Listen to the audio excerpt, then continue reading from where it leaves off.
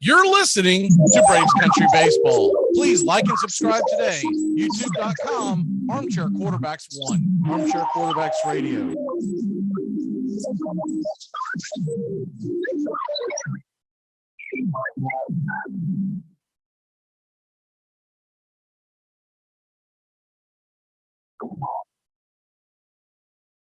You're listening to Braves Country Baseball. Please like and subscribe.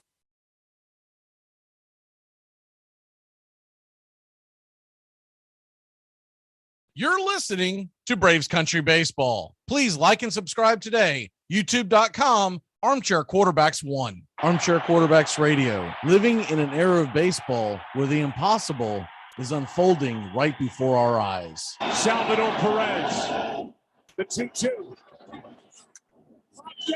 Sandoval in territory. Giants win. Series win for the San Francisco Giants for the third time in the last 5 years. And their hero, Madison Bumgarner. The 1-2 again. Inside. 2015 World Champion. This is going to be a tough play. Bryant. The series. Bryant makes the play. It's over. And the Cubs have finally won it all. The game right now is at the plate. High fly ball. He is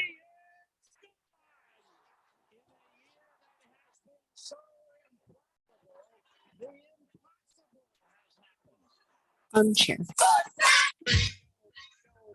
It's important to remember the value of taking time for ourselves to do the things that help us grow and explore, like learning something new. And now with the Great Courses Plus, it's never been easier to experience the joys of learning. The Great Courses Plus offers thousands of streaming videos that cover hundreds of fascinating topics, from World War II to choosing the perfect wine. You can even take a course on the U.S. government or dealing with stress and anxiety. And because the Great Courses Plus partners with world-class professors and experts, you're always receiving thoroughly vetted, high-quality content from every lecture. Plus, you can watch or listen anytime, anywhere with the Great Courses Plus app. So take a little time for you. Sign up for the Great Courses Plus today for a free month of unlimited access. Visit thegreatcoursesplus.com/radio to get started. That's thegreatcoursesplus.com/radio.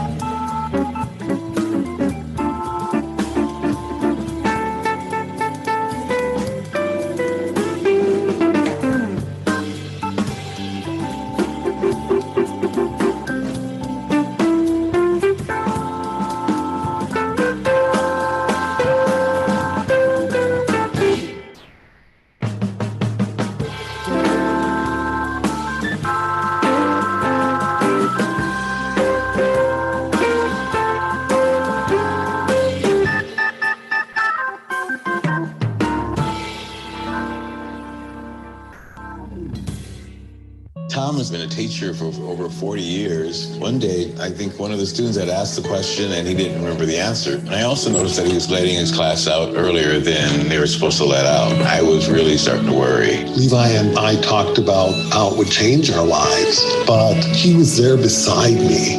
When something feels different, it could be Alzheimer's. Now is the time to talk. Visit alz.org/ourstories to learn more. A message from the Alzheimer's Association and the Ad Council. I'm Amy Lawrence, and I'm up late, always, after hours, hanging out with you on CBS Sports Radio.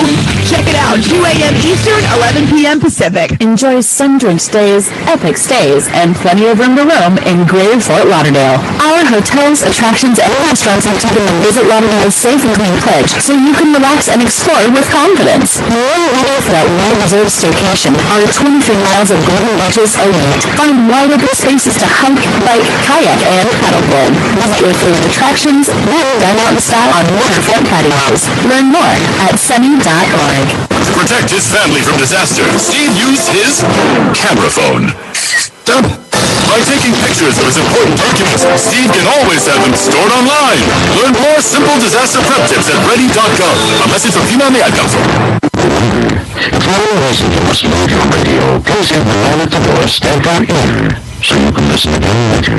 Armchair Quarterbacks on YouTube Live, covering the AFC South and NFC South along with the rest of the NFL. Subscribe and like us today. The first choice for sports talk live from the First Coast.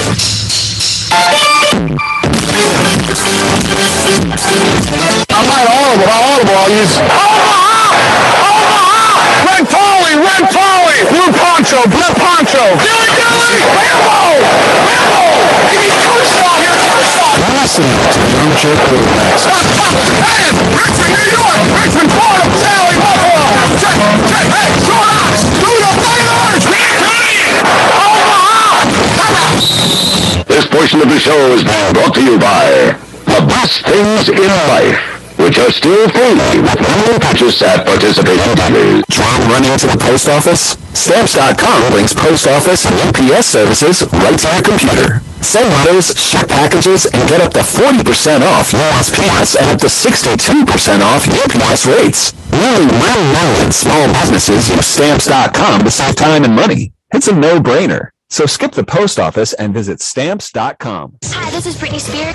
What up, this Jay-Z. This is Jennifer Lopez. Armchair. Hey, Braves fans, the Armchair Quarterbacks YouTube channel are bringing you Braves baseball all season long. Hi, I'm Mac McGee, and I'll be bringing you Braves baseball play-by-play for the Braves fans out there, for all of Braves country. So pull up an armchair and join us for Braves country baseball, first pitch to last pitch, Tuesday and Friday nights, right here on the Armchair Quarterbacks YouTube channel.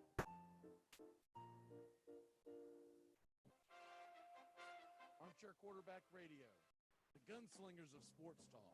And here's second-year quarterback Brett Favre out of Southern Mississippi by way of the Atlanta Falcons.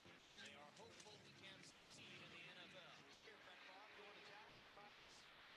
Over their best. 19 seconds left. Smart laughing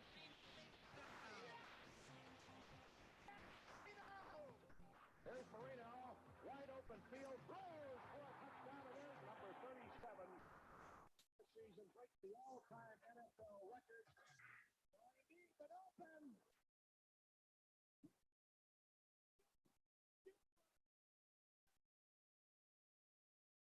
They are going to bring pressure again. Rodgers is going to roll away, throws it up in the air, says a prayer. Janet says, please.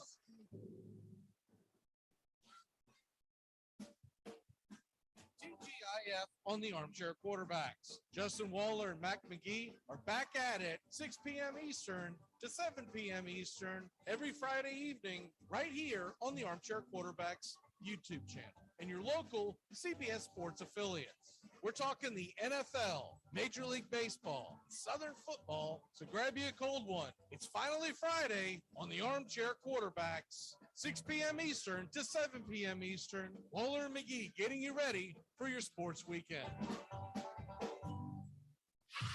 You're listening to CBS Sports Radio.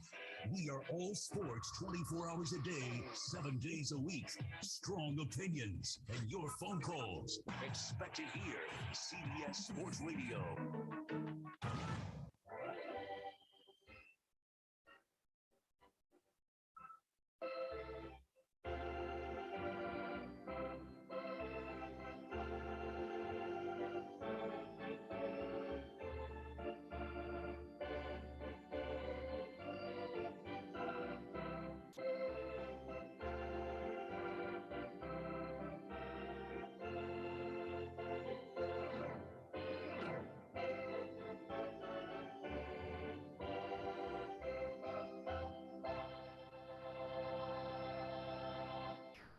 I think my jersey was one of the top-selling jerseys around the world.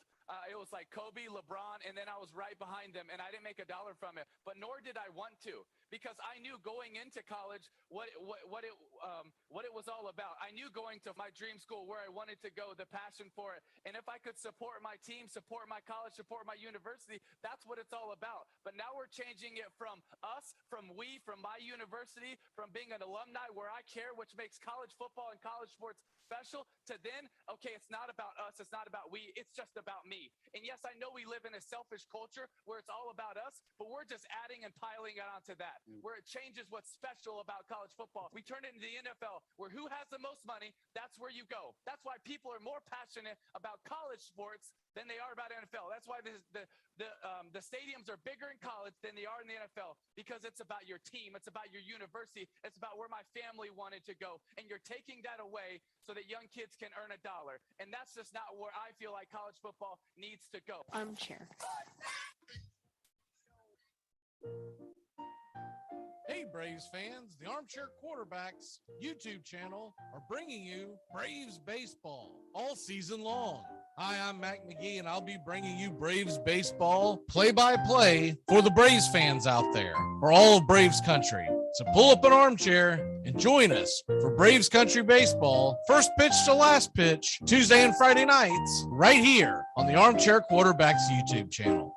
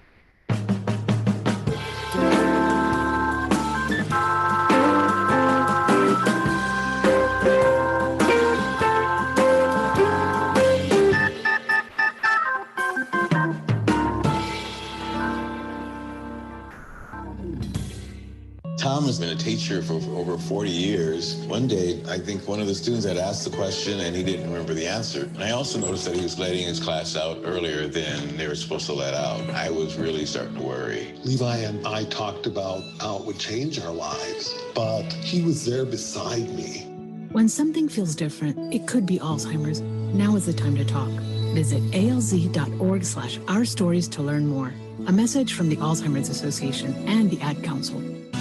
I'm Amy Lawrence, and I'm up late, always, after hours, hanging out with you on CBS Sports Radio.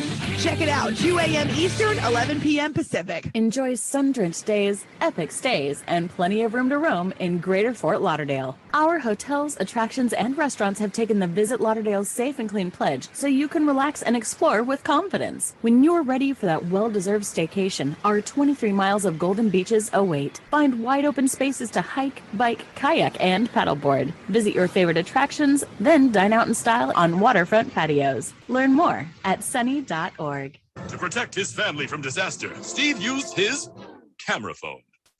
Done. By taking pictures of his important documents, Steve can always have them stored online. Learn more simple disaster prep tips at ready.gov. A message from FEMA and the Ad Council. Remember, if for any reason you must leave your radio, please have the man at the door stamp your ear so you can listen again later. The Armchair Quarterbacks on YouTube Live, covering the AFC South and NFC South along with the rest of the NFL. Subscribe and like us today. Your first choice for sports talk live from the First Coast.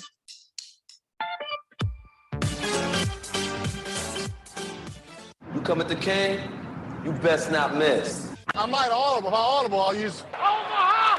Omaha! Red Polly! Red Polly! Blue Poncho! Blue Poncho! Dilly! Rambo! Rambo! Give me Kershaw here, Kershaw! You're listening to the Armchair Quarterbacks. Chop, Japan! Richmond, New York! Richmond, Florida! Sally, Buffalo! Check! Hey, Short Ox! Ludo Raiders! Red Lion! Omaha! How about? This portion of the show is being brought to you by The Best Things in Life, which are still free with minimum purchase at participating dealers. Dread running to the post office? Stamps.com brings post office and UPS services right to your computer. Send letters, ship packages, and get up to 40% off USPS and up to 62% off UPS rates. Nearly 1 million small businesses use Stamps.com to save time and money. It's a no-brainer. So skip the post office and visit Stamps.com. Hi, this is Britney Spears. What up, this Jay-Z. This is Jennifer Lopez. Armchair. Hey, Braves fans, the Armchair Quarterbacks YouTube channel are bringing you Braves baseball all season long. Hi, I'm Mac McGee, and I'll be bringing you Braves baseball play-by-play for the Braves fans out there, for all of Braves country. So pull up an armchair and join us for Braves Country Baseball, first pitch to last pitch, Tuesday and Friday nights, right here on the Armchair Quarterbacks YouTube channel.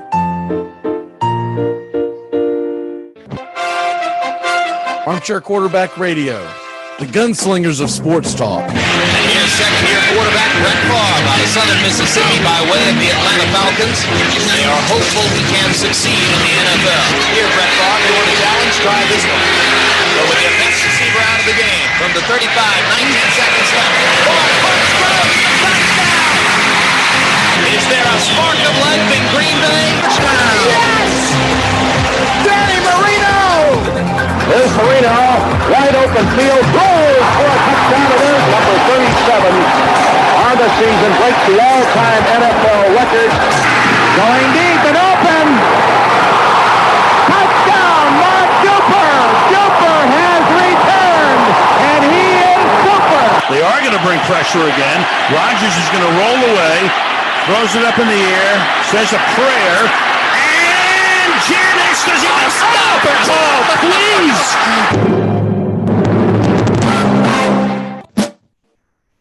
TGIF on the Armchair Quarterbacks. Justin Waller and Mac McGee are back at it 6 p.m. Eastern to 7 p.m. Eastern every Friday evening right here on the Armchair Quarterbacks YouTube channel and your local CBS Sports affiliates. We're talking the NFL, Major League Baseball, and Southern football, so grab you a cold one. It's finally Friday on the Armchair Quarterbacks 6 p.m. Eastern to 7 p.m. Eastern. Waller and McGee getting you ready for your sports weekend.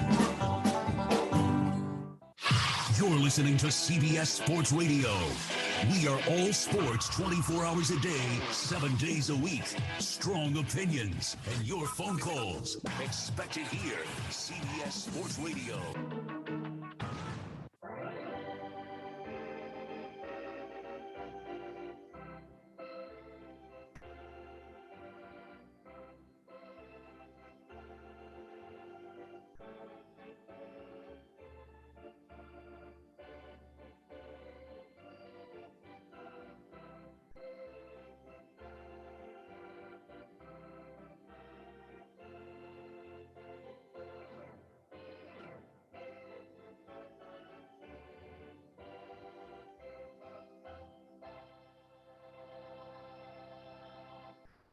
The outlook wasn't brilliant for the Mudville Nine that day. The score stood 4-2 with but 1 inning more to play.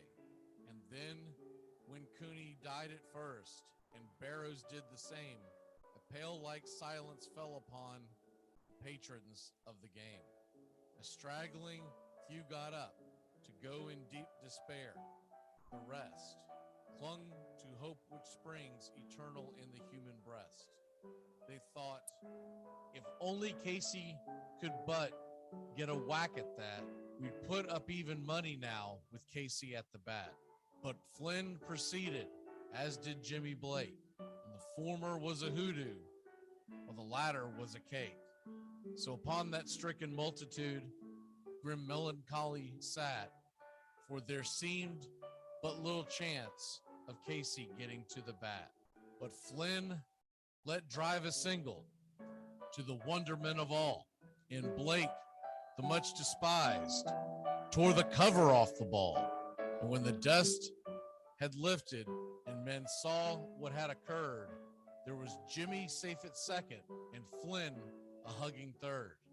Then from 5,000 throats and more, there rose a lusty yell. It rumbled through the valley. It rattled in the dell. It pounded on the mountain and recoiled upon the flat. For Casey, mighty Casey, was advancing to the bat. There was ease in Casey's manner as he stepped into his place. There was pride in Casey's bearing, and a smile lit Casey's face. And when responding to the cheers, he lightly doffed his hat. No stranger in the crowd could doubt 'twas Casey at the bat. 10,000 eyes were on him as he rubbed his hands with dirt. 5,000 tongues applauded when he wiped them on his shirt. Then while the writhing pitcher ground the ball into his hip, defiance flashed in Casey's eyes. A sneer curled Casey's lip. And now the leather-covered sphere came hurtling through the air, and Casey stood a-watching it in haughty grandeur there. Close by the sturdy batsman, the ball unheeded sped. That ain't my style, said Casey. Strike one, the umpire said. From the benches black with people, there went up a muffled roar, like the beating of the storm waves on a stern and distant shore. Kill him! Kill the umpire! Shouted someone on the stand, and it's likely they'd have killed him had not Casey raised his hand. With a smile of Christian charity, great Casey's visage shone. He stilled the rising tumult. He bade the game go on. He signaled to the pitcher, and once the dun sphere flew, but Casey still ignored it, and the umpire said strike two. Fraud, cried the maddened thousands, and echo answered fraud. But one scornful look from Casey, and the audience was awed. They saw his face grow stern and cold. They saw his muscles strain, and they knew that Casey wouldn't let that ball go by again. The sneer is gone from Casey's lip. His teeth are clenched in hate. He pounds with cruel violence his bat upon the plate. And now the pitcher holds the ball, and now he lets it go. And now the air is shattered by the force of Casey's blow. Oh, somewhere in the favored land, the sun is shining bright. The band is playing somewhere, and somewhere hearts are light, and somewhere men are laughing, and somewhere children shout. But there is no joy in Mudville. Mighty Casey has struck out.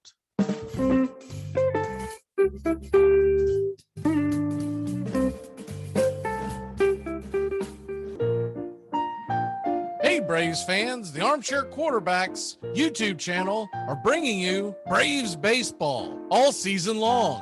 Hi, I'm Mac McGee, and I'll be bringing you Braves baseball play-by-play for the Braves fans out there, for all of Braves country. So pull up an armchair and join us for Braves Country Baseball, first pitch to last pitch, Tuesday and Friday nights, right here on the Armchair Quarterbacks YouTube channel. Your Armchair.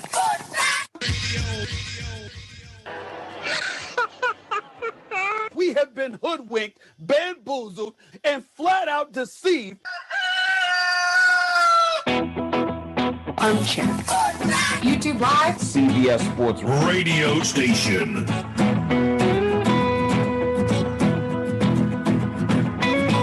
The radio station you can call your own. Do you know what listeners like about our station? It's everything. I like everything. It's always on my radio.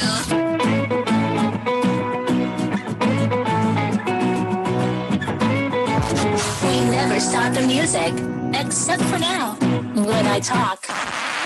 You're listening to the Armchair Quarterback Show. We're here weekdays on CBS Radio, YouTube Live, the Armchair Quarterback Show, your first choice for Southern sports talk. Good afternoon, Mr. Joey Ariola. Good afternoon, Mac. I don't know much, but I know one thing. Rob Gronkowski retired until Tom Brady needs somebody in week 12 or 13 for the playoff push.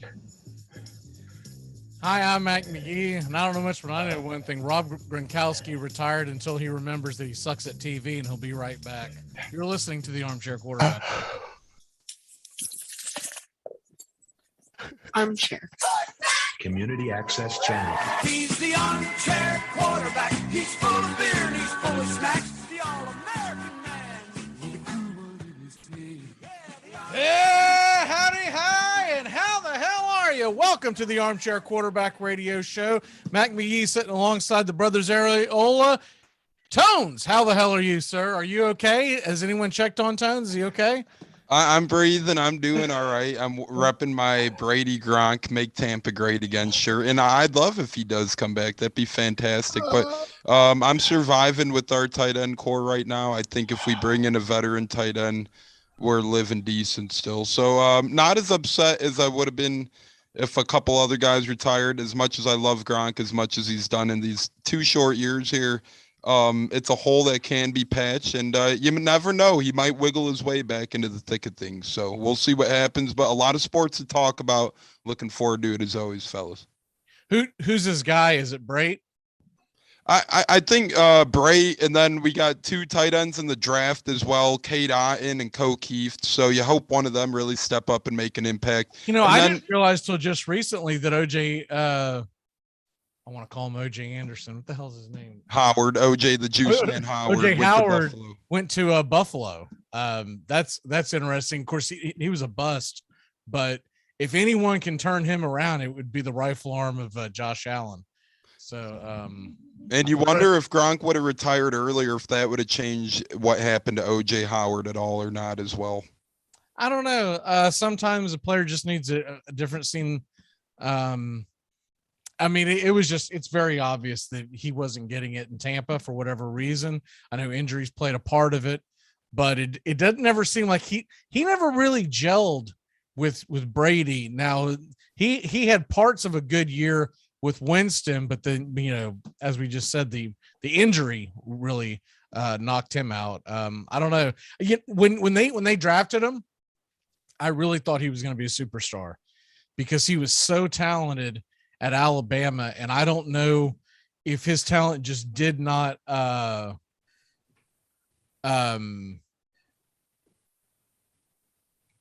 translate in the NFL, or if you just didn't get in the right system, because a lot of times with NFL players, it's whatever system you get into. So, but anyway, that was one thing with Howard. We'll see if it changes in Buffalo. All the talent is there. It's just if he could gel or not on game day, which he did at one point, but injuries. All right. Well, let's go ahead and get the show rolling today. We'll do the NFC North predictions here in 1 second. I do want to talk fantasy football. Have y'all done any drafts yet? Are you in any kind of drafts? I've been doing the underdog best ball drafts. Have y'all done any of those yet this year? I have not, but I mean, I did a fair share for what we're going to talk about today, and I'm very intrigued to hear not only mention my names, but hear your guys's as well, because man, fantasy football, everyone thinks consistency is going to keep happening. Boy, you never know. One injury could change the game. Quarterbacks change the game. It's going to be a lot of fun. I'm in 2 long drafts right now, meaning that you have 8 hours in between picks. Oh, I just got a notification that I'm on the clock. And in that draft, I'm in the second round, and I got Jamar Chase in the first round. Pick number 5. It's a half-point PPR. I like that. I went that direction. Now, what you'll really like is my first draft that I entered. It's a long draft. It's a small money draft, but I wanted to kind of get my feet wet on it. Let's see if I can find my team. And well, anyways, cut to the chase. I had the number 1 pick overall, and I took your boy Jonathan Taylor. Hey, that's a win in my book, obviously. Now, it's a best ball, and so a lot of people are going Christian McCaffrey first because of his explosiveness. Dude, I'm so tired of having this guy, Christian McCaffrey. And there's nobody else you have to worry about in Carolina. I mean, you play 3 games again. That's great. Oh, best ball, this best ball. They'll have him shut down by like early November. And so I want no part of Christian McCaffrey. So I'll get the ball rolling. That's my number 1 bust this year. I don't want any part of Christian McCaffrey. You can't give me Christian McCaffrey. I am tired of watching that guy get injured. That's the thing. You know, the old saying in fantasy, your best trait is availability, and he's never available anymore. So it's hard to rely on a guy like that. He never has been. You know, he's not durable. And look, he's a little guy and honest engine. He gets too many carries and too many touches, but that's what makes him valuable when he is healthy. But I do not want to hitch my wagon to him. Tones, give me your first bust. One guy that I'm down on this year, you've seen him decline a little bit last year. This year, he's going to take a big hit because of his quarterback, in my opinion, specifically. I would stay away from Tyler Lockett in pretty much all formats. Myself this year, they got gunslingers like Geno Smith and Drew Lock competing for quarterback. And at the same time, they still have DK Metcalf opposite to him. They brought in Noah Fant, the tight end, who's going to take targets away as well. And at the same time, I feel like they're going to start transitioning into a running-based team, because if you look at their depth chart, they drafted Ken Walker. They still have Chris Carson. They have Rashad Penny. They still have DJ Dallas. So their backfield is there with a lot of names to it. They tried to add to some offensive linemen this year in both free agency and the draft. They got Noah Fant. They don't got a quarterback. Tyler Lockett, I'd be wary of this year. Some people might look at him as perhaps a value pick. Last year, he had 1,100 yards, 8 touchdowns. That was a down year for him in terms of his overall career, but I think this year is much worse for him. I don't see high value out of Tyler Lockett on the Seahawks. Always a bust, man. So he'll go out and get 1,100 yards, but it'll be off of like the majority of it off of like 4 games, and so the rest of the season you're just sitting there going, God, what is this? 52 yards and no touchdowns? The hell?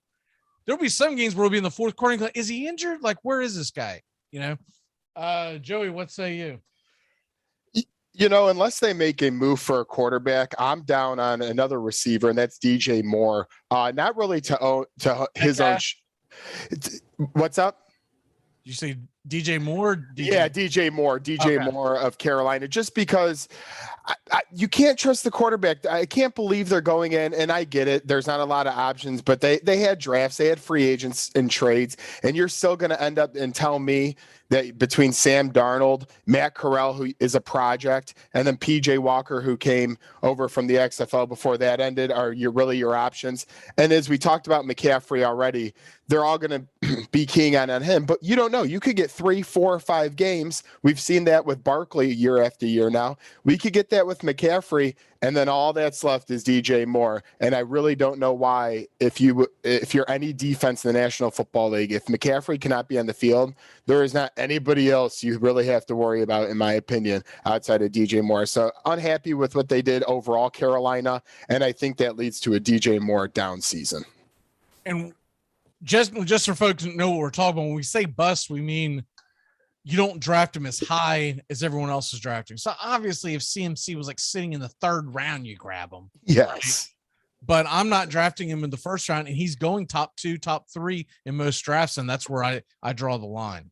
My next guy is AJ Brown. He is right now projected number 23 overall on most boards. Regardless, he's in the top 30. I'm not trusting him. Not with Jalen Hurts as his quarterback. We saw what wide receivers do in Philadelphia with Jalen Hurts at the wheel, and I just think you're going to have a lot. It's going to be very Tyler Lockett-ish. It's going to be very up and down. There's going to be weeks where you're going like, dude, I spent my 3rd round pick on this guy. What in the hell is going on? And I just refuse to do anything like that. So AJ Brown, and it's not because I'm a spurned Titans fan, blah, blah, blah, blah, blah. I think if he would have stayed with the Titans, he would have went incredibly high. And that probably would have been too rich for my blood. I want bang for my buck, and I think AJ Brown is going to be extremely overhyped. Guys that you'll be able to get in that same area. I'm looking at some of these receivers that are on the board, and just for instance, a Jalen Waddle's going much lower than him. I think Waddle's going to have a decent year. Look, he's going to be the number 2 in Miami, sure, but all eyes are going to be on Hill. So you can get DK Metcalf pretty late. Metcalf has got a crappy quarterback, we know that, but hey, he's going 40th overall in most leagues. That's not too shabby for a guy who you can pencil him in for around 10 touchdowns and a little over, 1,100 yards receiving. Tones, what is your number 2? Another guy who, of course, is going to slip a little bit out there just in terms of age and depth chart, perhaps. So I'm down on Melvin Gordon this year. I really think that Javonte Williams takes the upper hand in that backfield this year. He was a rookie last year who showed signs of life, especially on breakaway plays. Melvin Gordon didn't seem like he wanted to go back to Denver, ultimately ended up going back there. And at the end of the day, they got Russell Wilson too, who is also now a scrambling quarterback. So, he's going to take yards away from Melvin Gordon in totality, but he's had a couple effective years in Denver. I think this one is a downward trend with a guy like Williams back there and with a guy like Russell Wilson in town. Now, as you said, if he slips that much in your guys' draft, he's not a bad option, as he's still going to be a 2nd string running back. He's still going to get a handful of touches here and there, but last year I've seen him go as high as rounds 3, 4, 5. This year I just don't see any need of drafting Melvin Gordon that high personally. I think you got a lot of moving pieces there in Denver, and I think as Javonte Williams fades in, Gordon fades out a little bit. Joey, what say you? This is a really big name, and it's high up on receiver boards, but I'm actually going to go with Mr. Deebo Samuel, and I'll say why for a couple of reasons. We know he's a little unsatisfied already in San Francisco. We know the quarterback situation. Trey Lance, if you think highly of him, God bless, but until I see it and he proves it, Jimmy Garoppolo's still injured off the surgery he had. I know he wants to become more of a receiver rather than a running back. He kind of been saying that type of stuff too. I could see some games, whether it's injury, a little holdout, any little thing to screw up the season. And I feel like San Fran will have a down year. I think he's going to voice his opinion even stronger during the year, and it won't be the prettiest of outcomes. I'm taking a little bit of a risk, but as high as he goes with the quarterback situation they have, and you always got to look at that, of course, in fantasy, I just think it's a little rich for my blood. And of course, yeah, if you have a pick later in the rounds and you take him, for sure. But I'm worried about him this year because his 2 years prior, yes, he showed up in that Super Bowl loss, but nothing spectacular really until last season when he blew out the league. So I'm down on Debo this season. I am with you on that. And until I see that guy signed to like a multi-year deal, I don't want him, dude, because I have the fear that he's going to hold out, that he's going to say, correct, you know what, trade me, or I'm not playing. And so that would be my concern. If he signs a deal, if he gets moved, and obviously a part of that would be signing a deal, then I have no worries because he can touch the ball in so many different ways. I'm not really worried about Trey Lance as the quarterback. I'm worried about Deebo Samuel as the happy employee. And if he's looking towards the future and wanting to get paid, he may not be giving it his all, and he might come up with these fake injuries and, all that kind of stuff. My number 3, I'll go ahead and throw one out here. Let me look at the updated list here. This guy is going really high, and I get it. He's got some talent, but I'm a little concerned about age and attrition. I almost went DeAndre Swift from Detroit, but I'm going to go with Leonard Fournette. And I know Tones isn't going to agree with that because he's a big Tampa Bay fan. But 18th overall, I don't know if I can stomach that. I will say this: I would draft him before I drafted Saquon Barkley, who's going around the same area. And I think people are drafting Barkley. Of course, I'm hitting Tones where it hurts twice. I just realized that with the Barkley guy, but this is not intentional, Tones. But Barkley has never lived up to it. He's like, at least Fournette, when he's on the field, usually produces. I just feel like I'm worried about my fantasy team. I'm not worried about Leonard Fournette as a football player. And I see a team that's going to go through a 17-game season, and they're going to want Fournette healthy for the playoff run. How many touches is he going to get a game? And that would be my concern, a pitch count on a guy that I'm going to draft in basically round 2 in most leagues. Tones, who's your final guy? And they also did draft Rachaad White too in the 3rd round, who could add a little spruce there out of the backfield. And they have Keyshawn Vaughn. They brought Giovanni Bernard back. So, they're going to try and keep Lenny F fresh. Now, it's kind of funny. You mentioned him last. I was telling Joey, one of my guys, earlier today, and it's the same type of thing, not a shot at the Titans or any of that. But I think Robert Woods, he's being ranked around the 44th wide receiver right now. I think he's going to have a little bit lower year than that. I don't think he's going to have necessarily a bad football season for the Titans, but I think that Treylon Burks kid's going to emerge as their number 1 target. I think Austin Hooper is going to be their big red zone threat, so that takes away some potential there. Westbrook Ike, part of my friend, I'm not even going to try and pronounce his last part of his last name, but Westbrook Ikine, he's going to keep trying to emerge as one of Tannehill's top guys as well. And Robert Woods is working his way back from a big injury. Before he got hurt last year, he wasn't huge in terms of fantasy on the Rams. He was having a good football season, but when I look at some guys like a Michael Gallup in that range, who without Amari Cooper now could take a step forward, or perhaps a Christian Kirk who got paid a lot from Jacksonville, so his target share is going to be through the roof, or Mr. Top 3 wide receiver in football, Chase Claypool. There's a lot of intriguing names around there. I'm just not sure if Robert Woods is going to be reliable with the guy with maybe a quarterback problem and a guy like Treylon Burks, a new guy like Hooper there and whatnot. I just think Robert Woods has a good football season, but maybe not a great fantasy football season. I don't know what to make of the Tennessee offense, other than the fact, they're going to lean on Derrick Henry. I think Woods, you could find a diamond in the rough, but the only way I'm drafting Woods is if he falls in the draft. I'm not going to go reach for him. I'm a little concerned the fact that their first round draft pick has asthma. So what the hell is that going to be like on it? So that means Robert Woods better be out there playing. It's the same concern I have with Godwin. Is Godwin going to be ready for week 1, Tones? I don't think it, and my prediction is I don't think so. I don't think that Godwin will be ready week 1. And see, that's the thing. If you can't have a guy for an entire season, are you drafting him in your top 5, top 7, top 8 rounds? I have a hard time doing that because you're going to have to go through a slot. Because if they hold him out 1 week, they might hold him out several weeks, or when back he's on a pitch count, et cetera, et cetera. And then here we sit going, God, I gave this guy the fifth round pick. What the hell? I'm out here streaming. I agree with you. Jet wide receiver. It's just going to be that over and over again.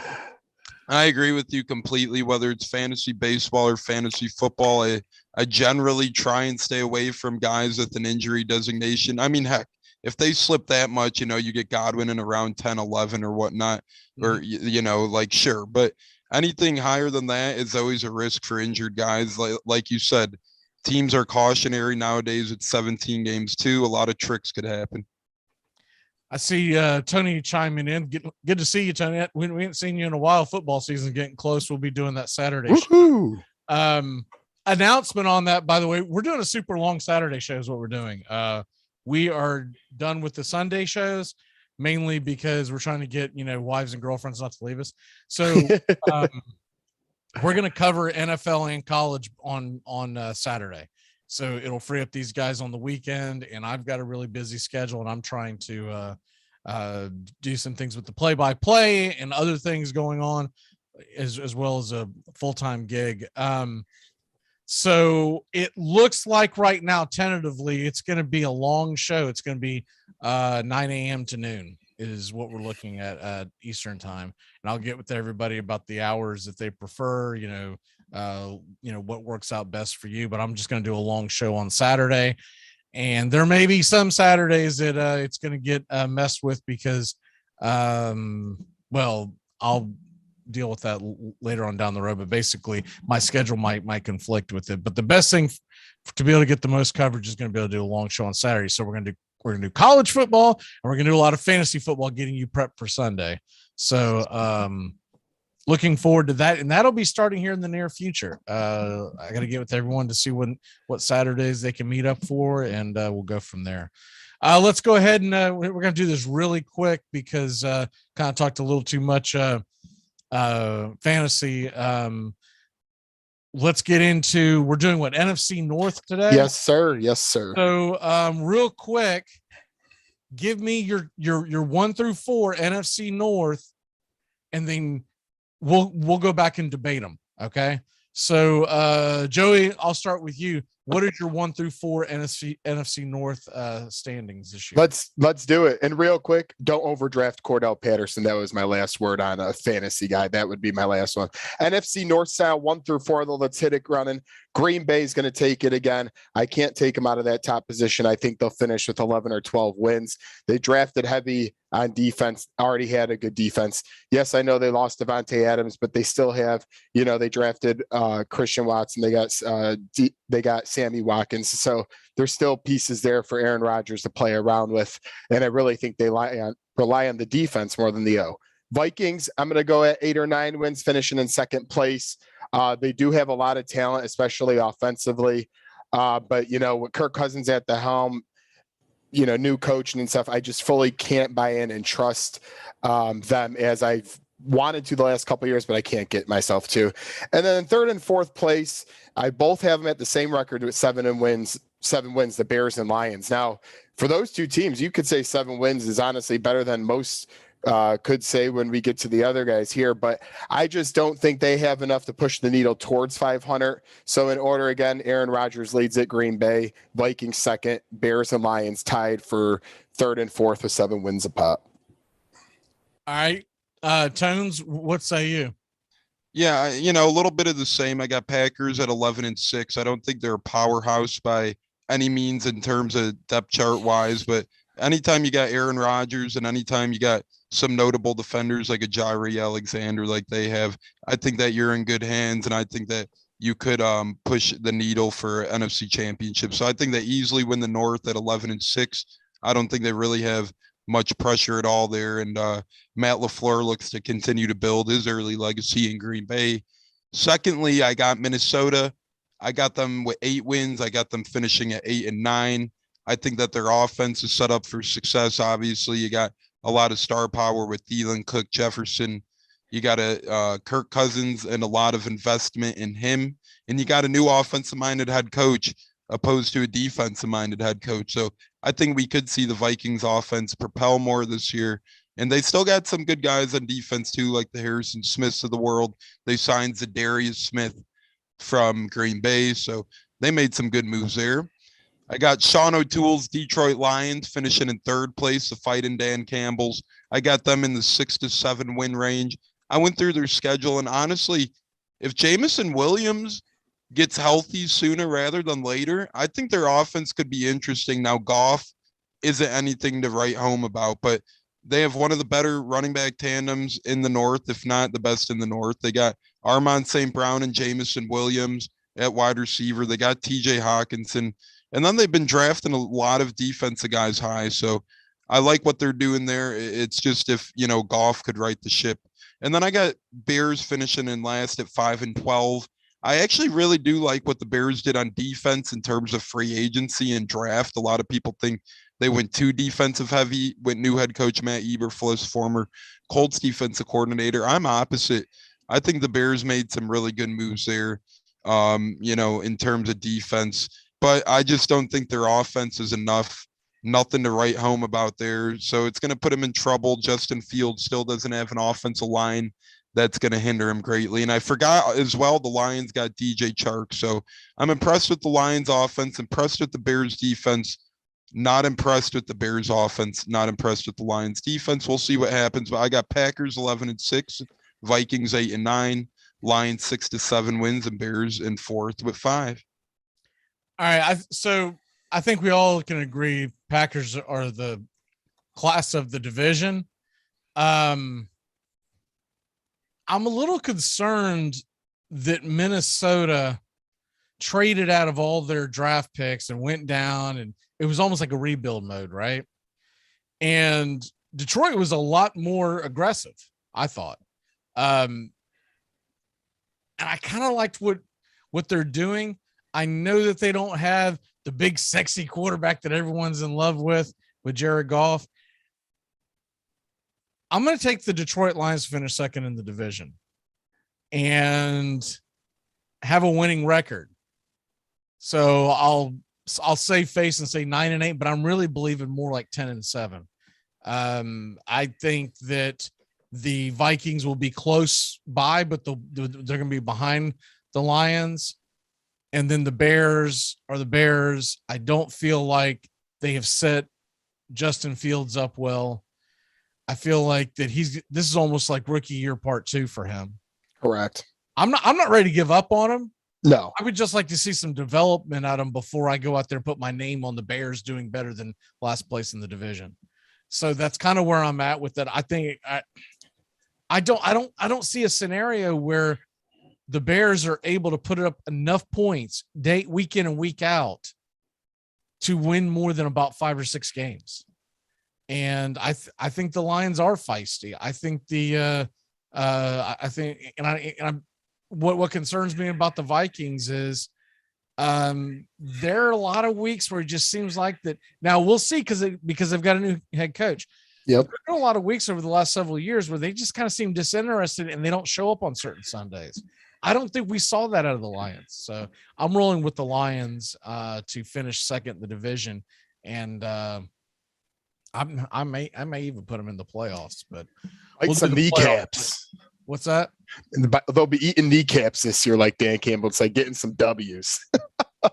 We'll do our actual predictions coming soon on the because of a work schedule. We're only doing a few more of these Tuesday shows, and then we'll be doing a lot more content on Saturdays to try to catch everyone up. It's going to be increasingly almost impossible for me to get here in time to hit all the buttons on Tuesday. It'll get to the point where like 2 minutes going, hey guys, all right, well, we got to go to break. All right, well, but anyways, we'll set that up. When you guys get off tonight, if you think about it, just kind of talk amongst yourselves. I'm giving you all's first shot. Let me know what time on Saturdays you would prefer. So it's 8 to 11 Central time. Cool. Okay. All right. Let's move on. Let's do a little baseball talk. We do have a Braves and Giants tonight and should be a hell of a game. Was a hell of a game last night. The Braves held on despite Snicker trying like hell to lose the game. Oh my God. Did y'all watch this game at all, by the way? I did not catch it. Max Fried was spinning a gem. Of course. Gem. Okay. He was shutting out the Giants. Okay. And I didn't have the big problem of the fact that they sent him back out there for the final inning. He and Logan Webb were going toe to toe. The difference in the game at that point was a solo shot by Travis d'Arnaud in the second inning. Other than that, both teams were going back and forth. It was absolutely unbelievable. I was so mad I didn't get the win from him. When you get 7 innings, 8 Ks, 1 run. Yeah, but you got the quality start. I know, yes, which is good. But I just. But it could have been much worse. So he goes out there. He's got 7 innings going, and they send him back out there for an 8th inning. And I'm like, oh my God, we got a 1-run lead. And this has happened to him a few times before. If Snicker wouldn't quit running him back out there that extra inning when he's up around 100 pitches, Max Fried's ERA would be below 2 right now. Because he did it in the very first game. Tones remembers because we were doing the game where it's just like he keeps sending him back out there. You're like, are you serious? He's really going to go out there? Now, the only thing you can give Snicker a pass for is the first guy gets on because of a drag bunt. The second guy gets off with a broken bat single. Okay. But the point is, next thing you know, the bases are loaded and nobody out, and we're bringing Will Smith in. I can't tell you how well that was doing for my mental dexterity. Somehow Will Smith got out of that, only giving up the 1 run that was charged to Fried. And then the Braves had the walk-off. But tonight we've got a really big game. It's going to be Spencer Strider, Quadzilla, heading to the mound, and he's going to be going up against Disco Stick. DeSclafani comes back. I didn't realize he has not pitched since April.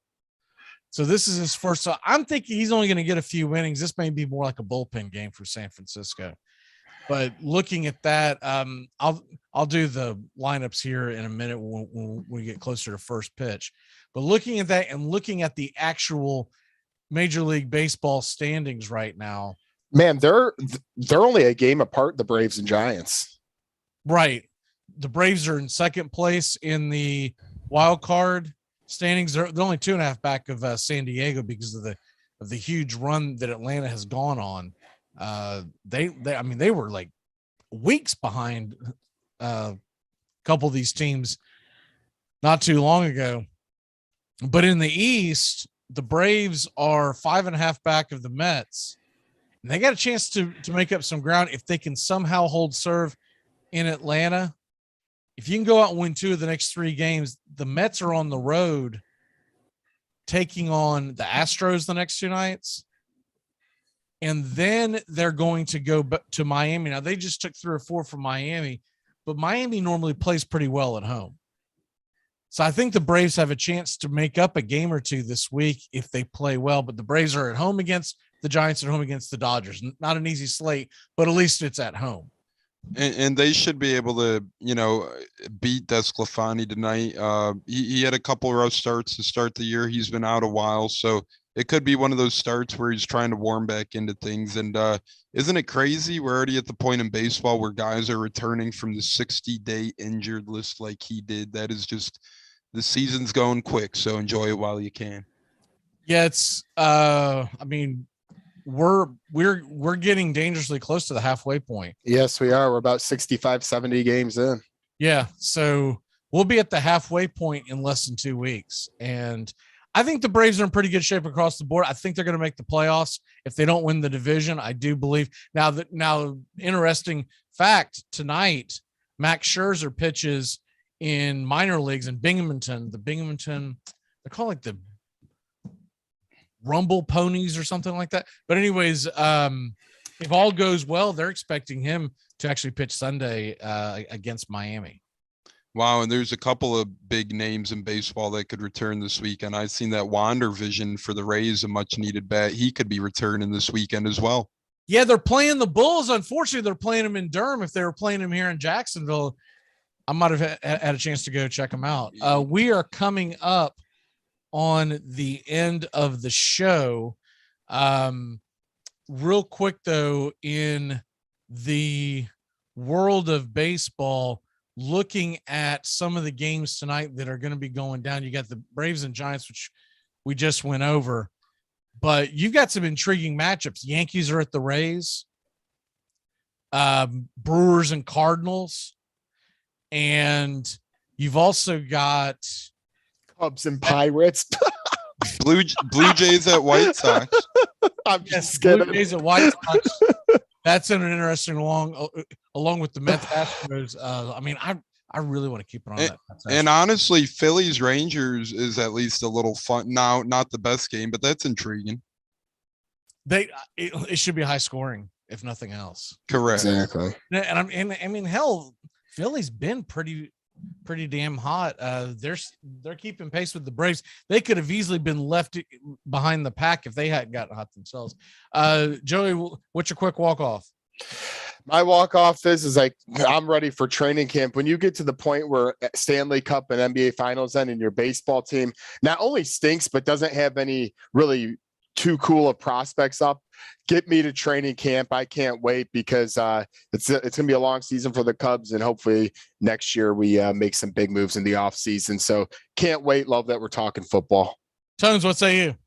I know we didn't talk a lot about it, but hold on, buddy. Pause the brakes. We still got a couple puck drops left at least. We got the Tampa Bay Lightning trying to go for 3 in a row. They came back last night. They were down 1-0. They won 6-2, and now they're down in the series 2-1, familiar territory. Don't count out the Lightning. Go Bolts. Bolts in 6, baby. I'm sticking with it. Yeah, I've been trying to keep up with it. It's a little difficult because of the way that, I mean, just the nights they're picking to put the games on. It drives me nuts. But, what can you do? But I am trying to keep up with it. Pulling for the Lightning, obviously, but that game was over before it was over. So the great thing about that game, it was over so quickly. I could go focus on the on the Braves. All right, we got to run. Hold on for a few minutes, and we'll be back with first pitch Braves Giants here on Braves Country Radio. Go get him. Goodbye, sweetheart. Well, it's time to go.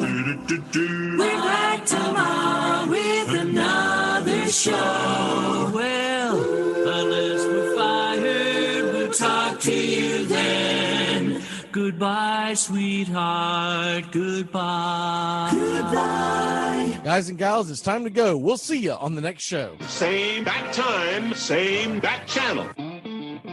Thanks for listening to the Armchair Quarterbacks on these CBS Sports affiliates and catching the show on YouTube Live. The Armchair Quarterbacks bring you Braves Country Baseball every Tuesday and Friday night, play-by-play with Mac McGee. Find Armchair Quarterbacks on YouTube Live today. Please subscribe and share and take us everywhere you go. The Armchair Quarterbacks, your first choice for Southern sports talk, live from the First Coast. Gonna get another cigarette, please. Can I get another cigarette, please? Yeah, I know I live to regret it. Just give me another cigarette, please.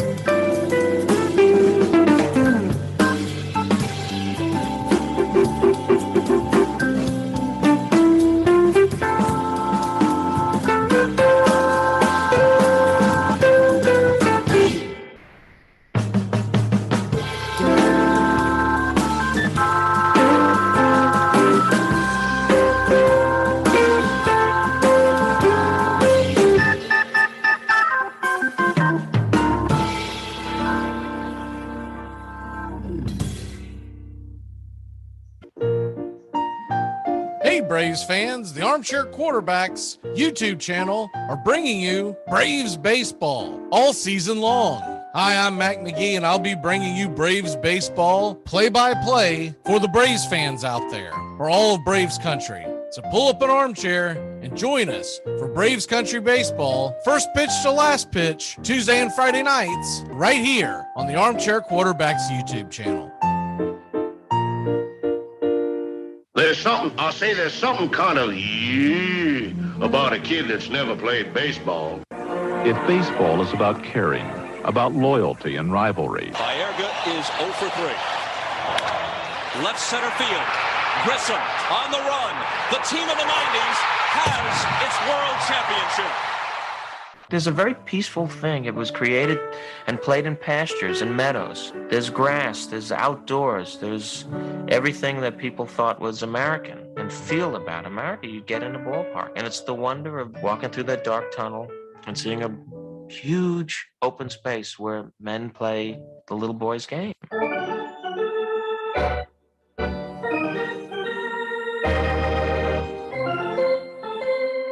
Touch 'em all, Joe. You'll never hit a bigger home run in your life.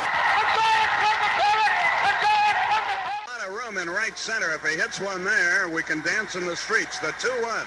Swung line drive left field. One run is in. Here comes Breed. Here's the throw to the plate. He is safe. Braves win. Braves win. Braves win. Braves win. You're in Braves country.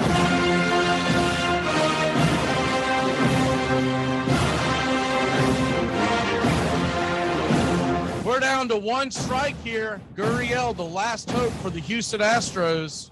Here's the 0-2 pitch. Swung on, bounced over to Dansby. Dansby fires it over to first. And here comes the dog pile. Fire the cannons in the battery. Do the job, baby. All throughout Braves country, pop that top. Your Atlanta Braves have won it all. Woo! Oh, say can you see by the dawn's early light what so proudly we hailed at the twilight's last gleaming, whose rough stripes and bright stars through the perilous fight o'er the ramparts we once were so gallantly streaming, and the rockets' red glare, the bombs bursting in air, gave proof through the night that our flag was still there. Oh, say does that star-spangled banner yet wave o'er the land of the free and the home of the brave? Play ball.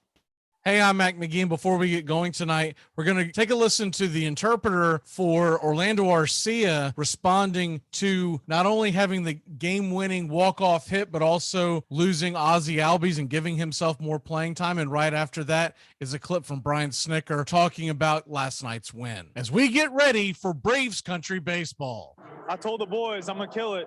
If I get the chance, I'm going to kill it. So fortunately, I was able to come up, get that at bat, and execute. It's like I've been saying this whole time. Obviously, no one on the team wanted to see Ozzie go down. But that's one of the things that's in God's hands. And as his teammates, we're in a spot where we're put here to be able to pick each other up and replace each other when the time comes. And, fortunately, we've been able to play well and do what we need to do and, make the team proud and also make Ozzie proud. Even though we want him to know that we miss him, we want to do right by him as well. He won a few games for us, and just his at bats are always controlled, and it's a big one tonight. No, absolutely. It's there's a lot of big moments. What Will did was unbelievable. In that situation to give up one, that's all you can. That's what you hope for, because you're strapped like that. Kenley, Max, God, is he good? Just it's a big hit by Marcel right there to keep that inning live. And yeah, it's huge. Yeah, it was a good ball game. I mean, we knew going in, you see this pitching matchup and it's kind of as billed. I mean, both of those guys just were throwing up zeros, and both of them went deep into the game, and it was just it was a really well pitched game by both sides. I can't say enough about Travis and the calm he brings, and what he means to this club is huge. I mean, we hung around last year without him, which is really, really good, and testament to all the guys that were filling in for him. But man, it's just sure nice to have him there with us.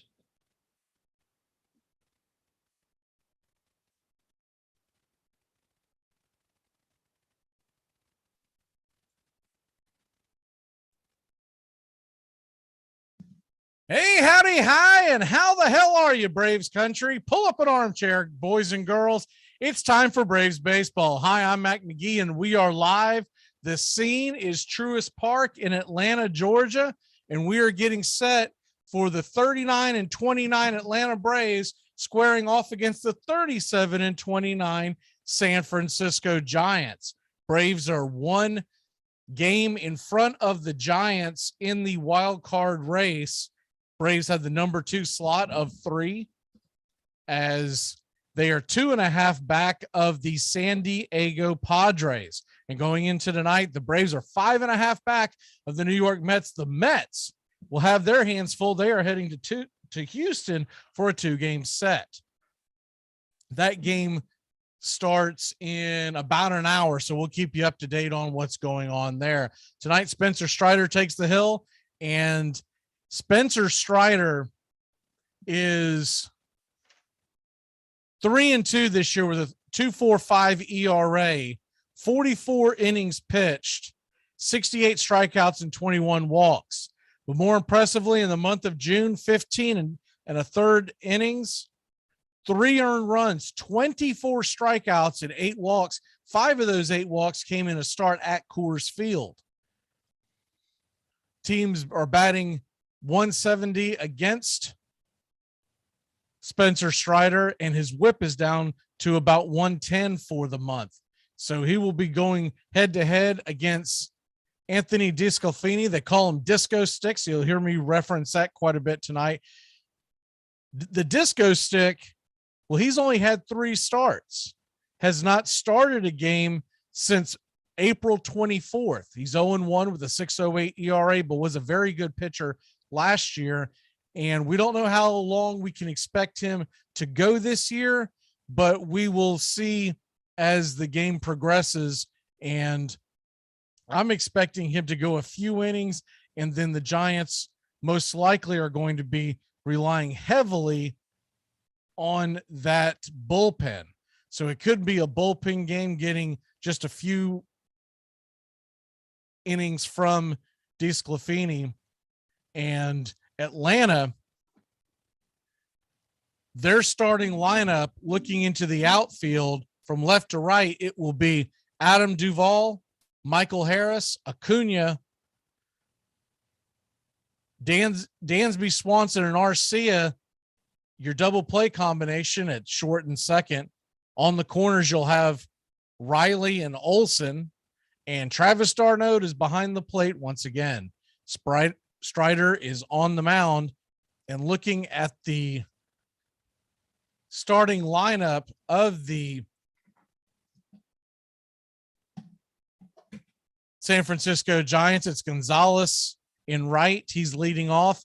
Yastrzemski, the grandson of the great caller Yastrzemski, Mike Yastrzemski, the Yaz, is in center field tonight. Longoria is at third. Young Jock Peterson is back in the starting lineup in Atlanta for the first time this year. He came in to pinch hit last night and got a standing ovation, in case you missed that. He is batting cleanup. Brandon Belt batting fifth and playing first base. Estrada at second. La Stella is your designated hitter, the ex-Brave. And Crawford is at short. Wynn is batting ninth and behind the plate. Luis Gonzalez will be leading this game off. He's batting .821 on the year, and you always have to worry about him dropping down a bunt. Gonzalez loves to try to drag bunt his way on. We'll be keeping an eye on that. as the game goes on. Spencer Strider's taking a few more warm-up tosses, and we're about ready for Braves baseball. The Atlanta Braves will be wearing their home whites with the red lettering, Braves across the chest, tomahawk underneath, outlined in navy, and the navy caps with the white A and the red bill. Your San Francisco Giants are wearing their road grays with the black lettering and orange outline. And we are about set for the first pitch. It's a beautiful night in Atlanta, Georgia, as it is also the first day of summer. Happy summer, y'all. And the first pitch is on the way. We're ready for Braves baseball. It's a 96-mile-an-hour fastball fouled back against the screen. It's 0-1. Gonzalez batting .308 on the year with 3 home runs. He asked for time for a second as he had to dive to get to that first pitch here. Strider, and he kicks and deals, and it's a 97-mile-an-hour fastball right past him, swung on and missed. It's 0-2. Game 2 of a 4-game set. Atlanta won it in walk-off fashion last night. Bottom of the 9th, 2-1. Here's the 0-2 pitch, fouled back 99 on the gun. We'll do it again at 0-2.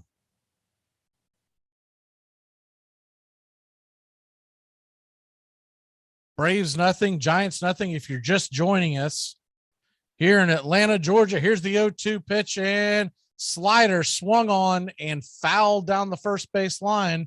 We'll do it again at 0-2.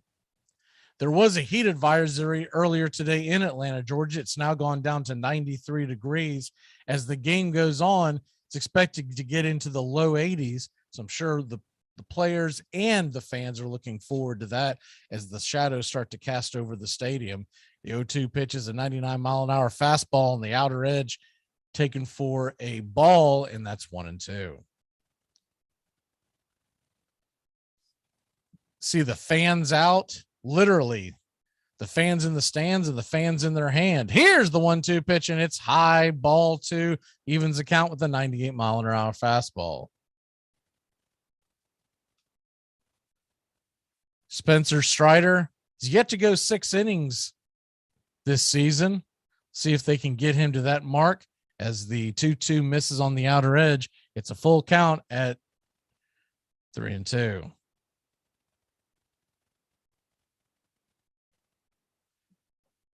Spencer Strider with his wide stance. Number 65 kicks and delivers, and it is a foul ball once again. Gonzalez hasn't been able to catch up with that fastball, but it hasn't gone by him either.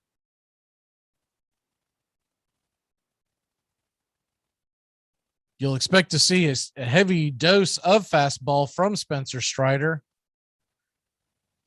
He throws the fastball over half the time. Here's the 3-2 pitch, and he'll foul that off. It's a fastball inside. We'll do it again. Full count to Luis Gonzalez.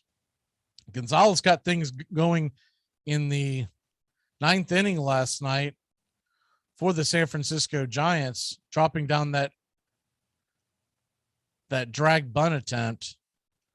3-2 pitch, and slider on the inner part, caught looking. He was looking for the express and caught the local, and there's one away. Spencer Strider with a 10-pitch strikeout. Good pitch by Strider. You just hope he doesn't have to exert that many pitches per batter, or this could be a very short evening.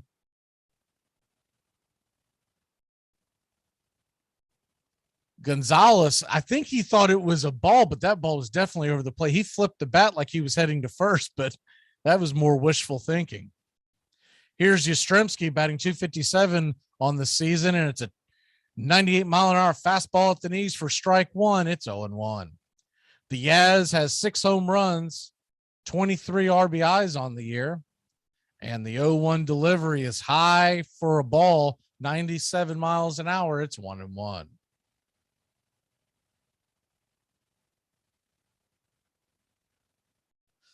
Yastrzemski digs in, righty-lefty matchup, and the slider is low and outside. Taken for a ball. It's now 2-1. It's National Seashell Day, as well as the beginning of summer, the longest day of the year. Here's the 2-1 pitch, and it swung on and hammered to the right side. Hot grounder right to Arcia. He's on top of it, flips it over to first, and there's 2 away, excuse me.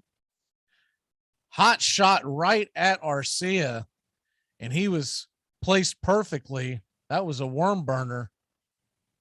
And that'll bring up Evan Longoria, who's batting .211 on the year, 5 home runs, 12 RBIs, and an OPS of 712. Fans still filing in here to Truist Park on a hot evening in Atlanta, Georgia. The first pitch is a slider outside, taken for a ball, and it's 1-0.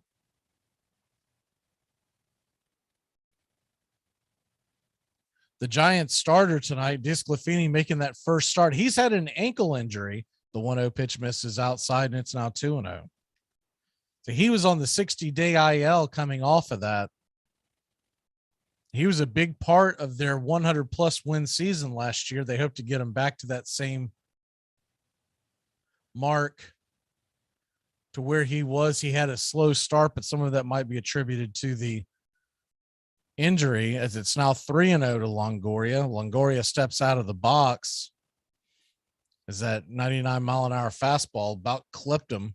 He had to bend out of the way. Here's the 3-0 and fastball inside, just misses off the plate, and it's a 4-pitch walk to Longoria, bringing up the cleanup hitter and a standing ovation for Jock Peterson. Jock Peterson, of course, he was a part of that Braves championship team last year, had a heavy hand in the ring that was made. We all know his slogan that was on the ring itself.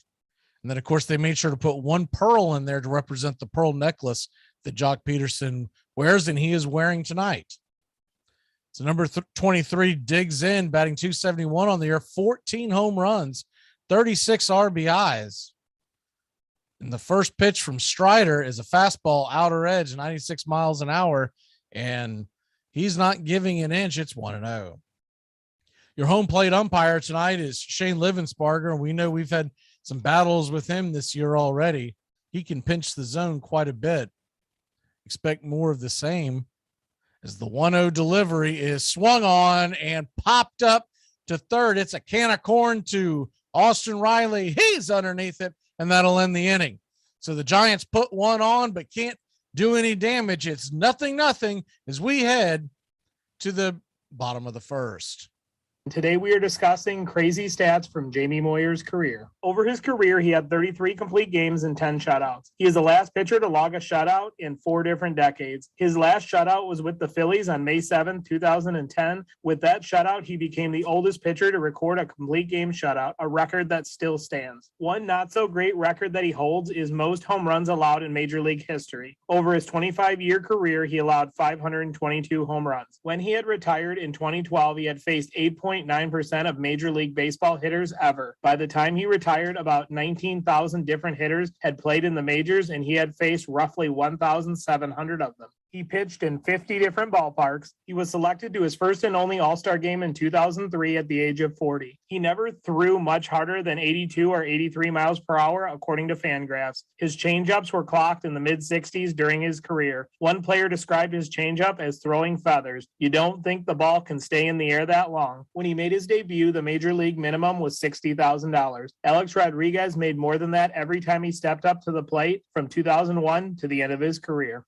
Baseball suits the character of this democratic nation. Democracy is government by persuasion. That means it requires patience. That means it involves a lot of compromise. Democracy is the slow politics of the half loaf. Baseball is the game of the long season, where small incremental differences decide who wins and who loses particular games, series, seasons. In baseball, you know going to the ballpark that the chances are you may win, but you also may lose. There's no certainty, no given. You know when a season starts that the best team is going to get beaten a third of the time. The worst team's going to win a third of the time. The argument over 162 games, that middle third. So it's a game that you can't like if winning's everything. And democracy's that way too.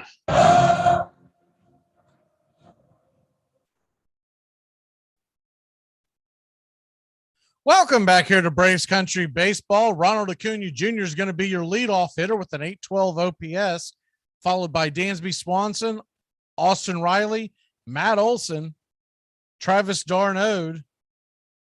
Ozuna will be your designated hitter. Duvall in left field, Arcia batting eighth, and your number 9 hitter is the red hot Michael Harris. Anthony DeSclafani gets the first sign, and he kicks and deals, and it is swung on and dropped into right field for a leadoff single for Acuna. Acuna, who's been scuffling a little bit, first pitch swinging, and he gets on base to get the Braves going here in the top of the first. Good pitch, but even a better swing by Acuna. He had to reach to the outer part of the plate and poked it into right field and drops it right in front of Gonzalez, who quickly got it back in. So there's one on, nobody out, and Dansby Swanson, batting .293, 9 home runs and 37 RBI, stands to the plate. Here's the first pitch to Swanson, and it is inside, fastball, 93 on the gun, and it's 1-0.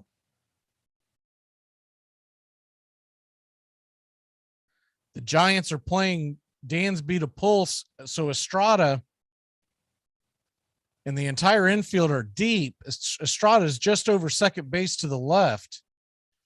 The 1-0 pitch is in the dirt. It's 2-0. That leaves Brandon Belt all by his lonesome on the right side, so there's no one standing in between first and second except Ronald Acuna Jr., as they have the right side wide open. Little surprised teams take that approach with Dansby. He is more than happy to go the opposite field. The 2-0 delivery is on the way and swung on, and he does pull it. And this might be a tailor-made double play. It is. Bang, bang play right there as Crawford scoops and flips it. It's a 6-4-3 put out. Acuna was only about halfway up the line, so he tailed out of the play pretty quickly. Estrada got it over there very quick. They got Dansby by about a half a step, and there's 2 away. So a good start goes by the wayside, and here comes Austin Riley. Austin Riley stands up to the plate and gets a first pitch fastball called for a strike. It's 0-1. Riley's batting .256 on the year, 18 home runs, 41 RBI. Here's the 0-1, swung on and missed slider outside, and it's 0-2. You'd like to see the Braves work the count and get a guy who hasn't pitched since April out of the game quickly. Here's the 0-2 pitch, and he's caught looking. That was a cutter right there down the heart of the plate, and that'll end the inning. So the Braves are 3 up, 3 down, nothing doing. We head to the top of the second. She got Sheldon to go to a psychic with her. A psychic? He considers them not just mumbo jumbo, but extra jumbo mumbo jumbo. Don't get me wrong, I'm glad they're friends. I just wish he'd be that comfortable around me already. It took him a long time to get comfortable around me, too. Really? What did you do? Something terrible in a former life, I don't know. Here are some baseball facts that you might not have known. On June 11th, 1938, Johnny Vandermeer threw a no-hitter against the Boston Bees. Just 4 days later, Vandermeer threw a second no-hitter, this time against the Dodgers. To this date, Vandermeer is still the only player in baseball history to throw 2 straight no-hitters. In 1970, the Cardinals signed a catcher out of high school named Randy Poffo. He played in the minors for the Cardinals and the Reds for 4 years before quitting baseball. He instead pursued professional wrestling, where he became the legendary Macho Man Randy Savage. All right, just wash your hands before you use it. I don't get your germs. Whoa, washing your hands is healthy? I did it because it felt good. I have so much to learn. You're listening to Braves Country Baseball. Please like and subscribe today. YouTube.com, Armchair Quarterbacks 1. After Cleveland's great pitcher Addie Joss died, His fellow ball players staged a benefit game to aid his widow. All the great stars came. Walter Johnson, Smokey Joe Wood, Napoleon Lajoie, and Ty Cobb. The game was a great success. They managed to raise $12,931, but it only increased the players' anxieties. With no pensions of their own, or job security, or grievance procedure with the owners, they felt powerless. They now formed a players' fraternity. It had two goals: to rid baseball of the hated reserve clause and to gain a larger share of the profits for the men who made those profits possible. At first, they got nowhere. The owners simply ignored them.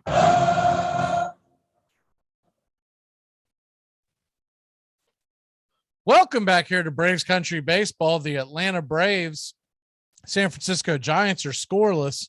Both teams put a runner on but failed to score in the first inning, and we are heading to the top of the second as Brandon Belt comes to the plate. He stands from the left side, and the lefty-righty matchup is on the way. First pitch swinging, and he's going to dump a single right over Riley's head. It was a rainbow shot. Riley was playing shallow right field on the shift, and he gave chase, but the ball just went over his head, and there's one on and nobody out. Broken bat, and it was a quail that just dropped over Austin's head. Piece of bat shattered and went flying all the way to the infield dirt in between first and second. So it went quite a way. Thankfully, nobody was hit by the shards of shattered wood. That brings up Estrada to the plate, batting .264 on the year, and the first pitch is swung on, and he's going to drive one into center field. It gets down, and Harris gets it. He fires it back into the infield quickly, and there's runners on first and second, and nobody out.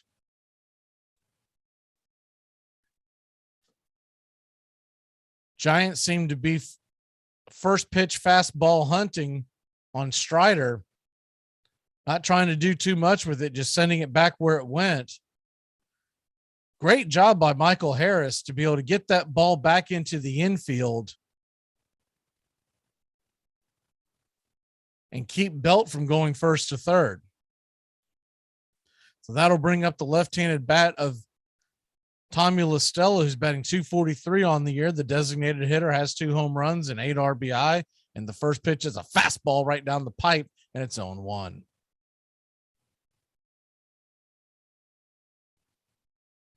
Braves nothing, Giants nothing. If you're just joining us, top of the second inning. Giants have runners on first and second, no one out.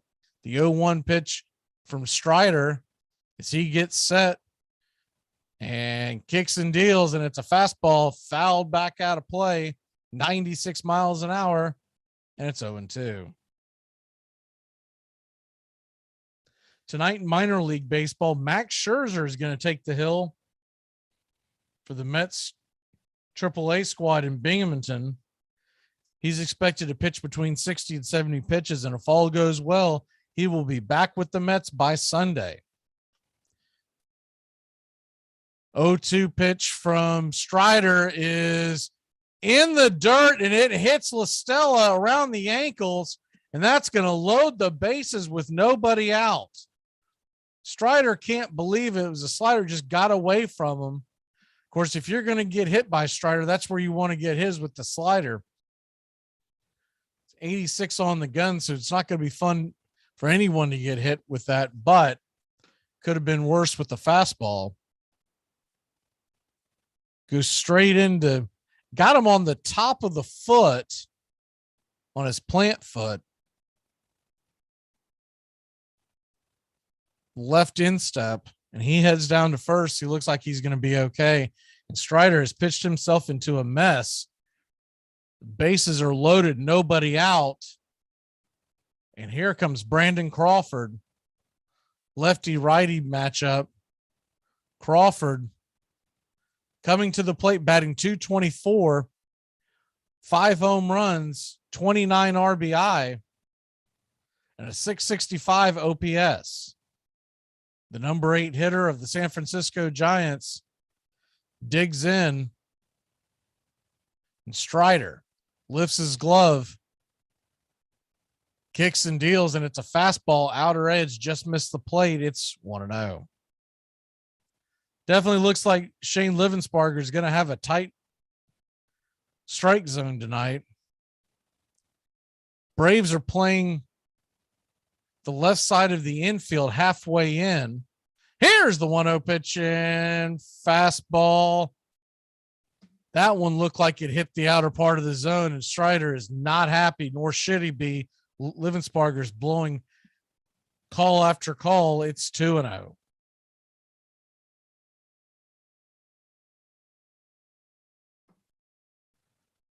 The 2-0 delivery from Strider, fastball high, and it is now 3-0.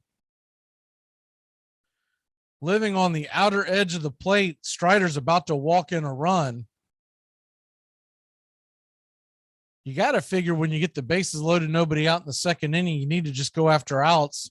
If they score a run or two, you can live with that. You got time to get back in the game. This could get him in trouble. Here's the 3-0 pitch. That ball is swung on and hit foul out of play, and we'll do it again at 3-1.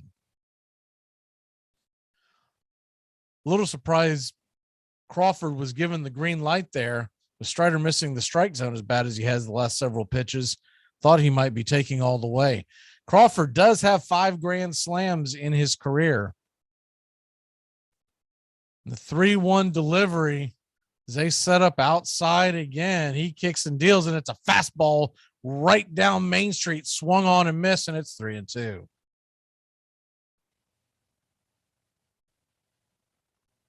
Braves nothing, Giants nothing. San Francisco has the bases loaded, nobody out. After a couple of blue pits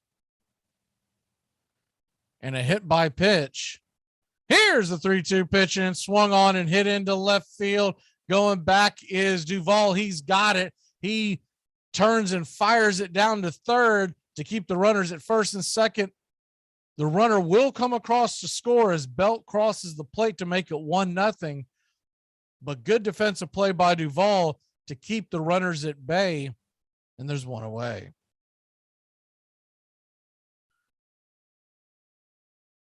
Strider will now face the number 9 hitter in the Giants order. San Francisco's catcher, Austin Wynns, 238 on the year. No home runs and RBI, 590 OPS. The Braves are set up in double play depth. A little bit of a shift. Here's the first pitch from Spencer Strider. He kicks and deals, and it's a slider in the dirt. It's 0-1. 1-0, excuse me. Chris Sale of the Boston Red Sox, he pitched in a minor league game yesterday. 1 inning pitched. So he's starting his long road back from injury. Red Sox hope to have him sometime in mid to late July. 1-0 pitch from Strider is a fastball swung on and hammered high and deep and out of here.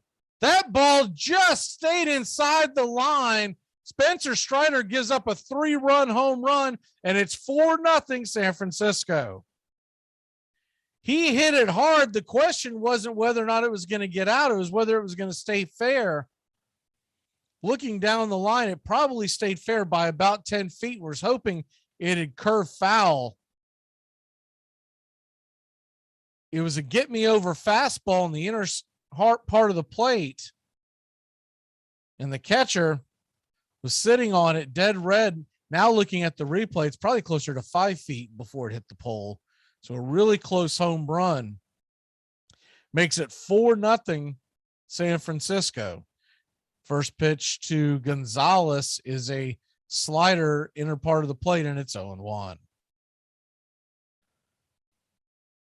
Wins his first home run on the season. Here's the 0-1 pitch, and swung on and missed. Slider inside, and it's 0-2. Slider dangerously close to where he hit La Stella.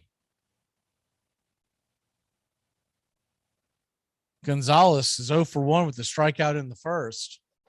0-2 pitch on the way, and it's a slider about 56 feet, bounces across the plate, and it's 1-2.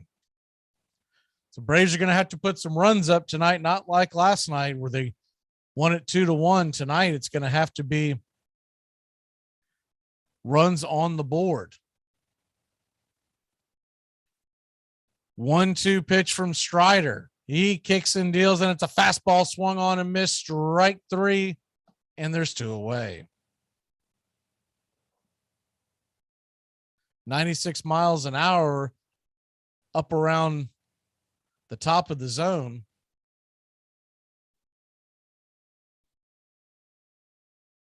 And that brings up Yastrzemski, the center fielder, with 2 away here in the San Francisco second inning.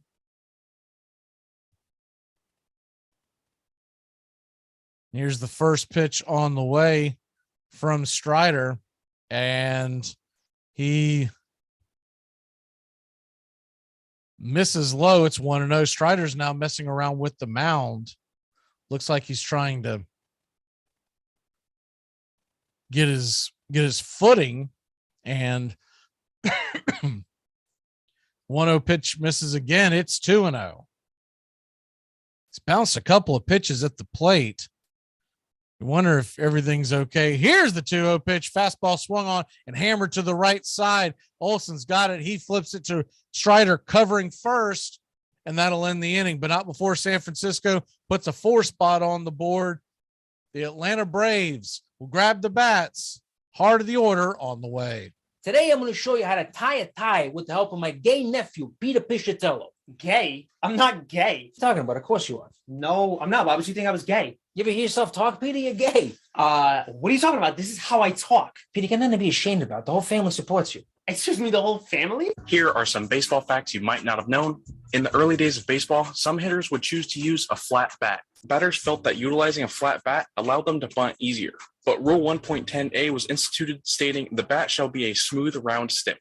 2021 Cardinals, Nolan Arenado, Paul Goldschmidt, Tyler O'Neill, Harrison Bader, and Tommy Edman all won a Gold Glove award. This made the 2021 Cardinals the first team in history to win 5 Gold Glove awards. So Deshaun Watson blocked me on Twitter. Guess I must have rubbed him the wrong way.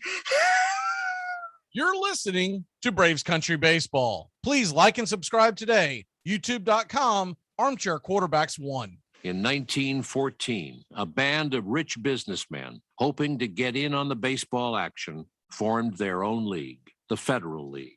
They began offering big money to big stars willing to sign up with their teams. They even gave the players the right to become free agents.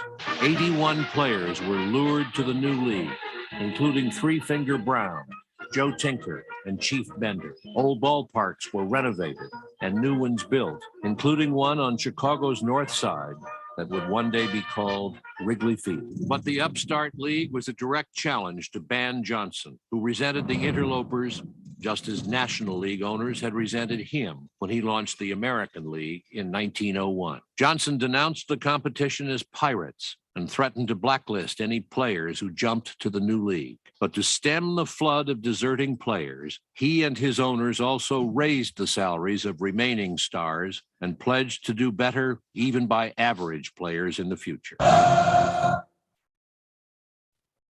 Welcome back here to Braves Country Baseball. The Atlanta Braves have a little hill to climb, but we got plenty of time to do it. Matt Olson, Travis d'Arnaud, and Ozuna are coming to the plate. And the first pitch to Matt Olson from DeSclafani, he kicks and deals, and it's a fastball just off the plate, misses it. It's 1-0. Wins the catcher, paused before he threw it back to DeSclafani. Now he's seeing what Strider was dealing with. 1-0 pitch on the way, and it's inside. Skips across the dirt. It's 2-0.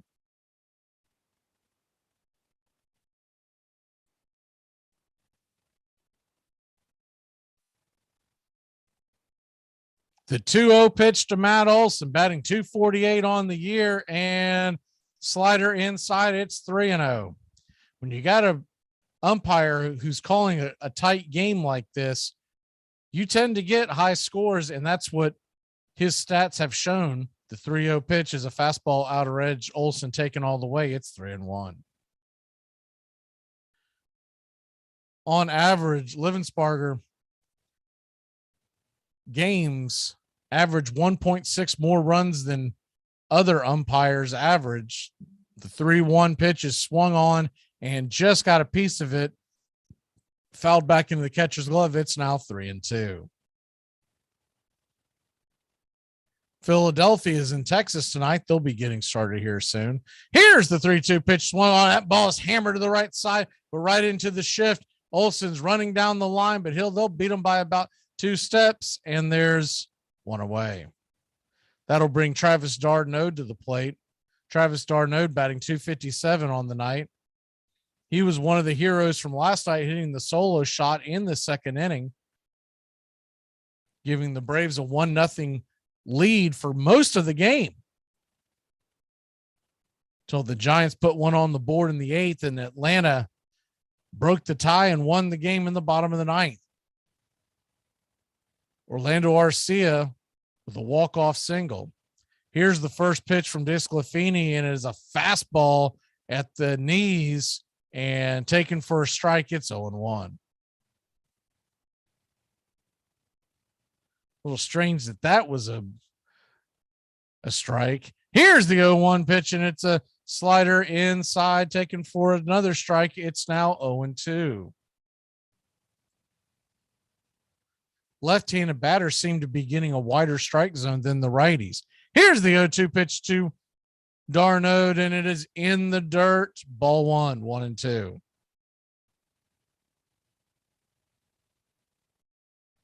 Braves trail 4-0, but still 8 frames left in this game.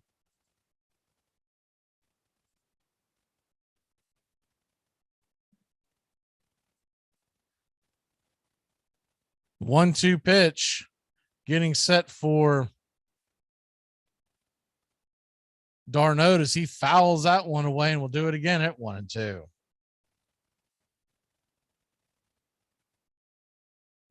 Mets and Astros getting started here in about 10 minutes. Here's the 1-2 pitch from Disco, and swung on and fouled back out of play. We'll do it again at 1-2.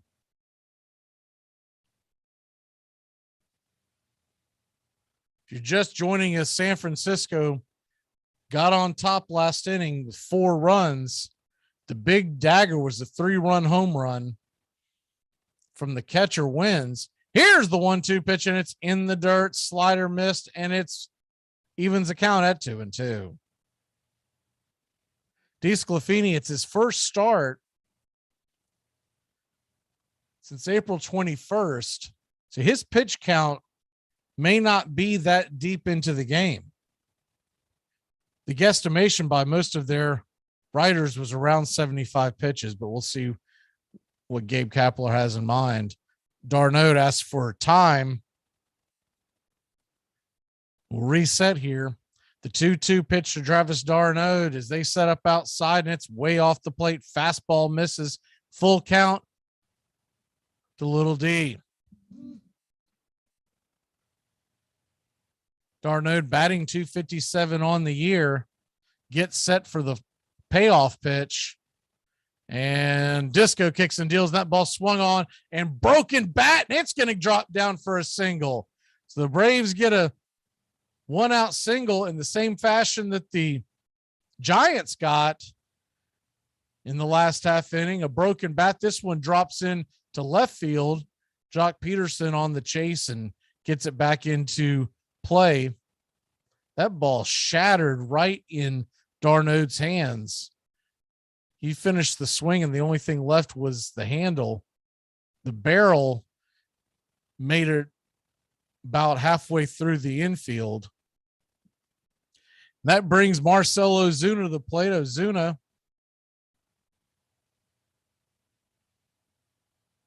.227 on the year. First pitch swing, and that ball's hit high. That ball's hit deep. That ball's going back. Jackpot, it's over the wall. It's a 2-run blast by the Big Bear. The Braves cut the lead in half to 4-2. Marcell Ozuna does his little shimmy dance right before he hits third base. Then the low 5 to Ron Washington, crosses the plate. The kick celebration with Travis d'Arnaud. And what a big, big shot in the arm for the Atlanta Braves and their fans. Down 4-0. He hammered that ball over deep center field. He had that timed perfectly. Went over the center field wall just left of the shrubs. And the celebration is on in the Braves dugout, and it's 4-2. So that'll bring Adam Duvall to the plate, and he takes the first pitch inside. Livensparger calls that a strike. It's 0-1. It's really odd. The same place where that ball is being called for a strike against right-handed batters, he's calling them for balls against lefties. Here's the 0-1 pitch, and that ball is much more inside, and it's evens the count at 1-1. San Fran 4, Atlanta 2. After the 2-run shot by Marcell Ozuna, here's the 1-1 delivery swung on, and he hits it over to the left side, but off his foot. So it'll be a dead ball scooped up by Longoria and put out of play. It's 1-2.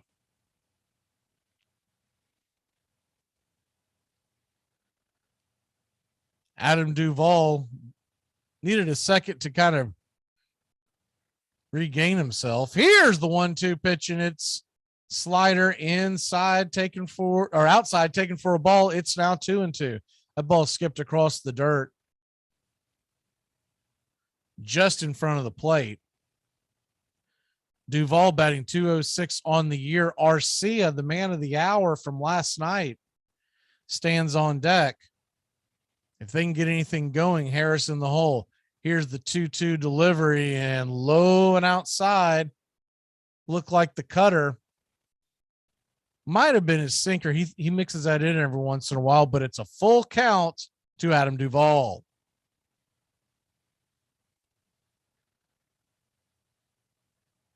DeSclafani, the 28th pitch of the game, and slider misses in the dirt. Ball 4. And that'll send Duvall down to first with one away, and Orlando Arcia coming to the plate.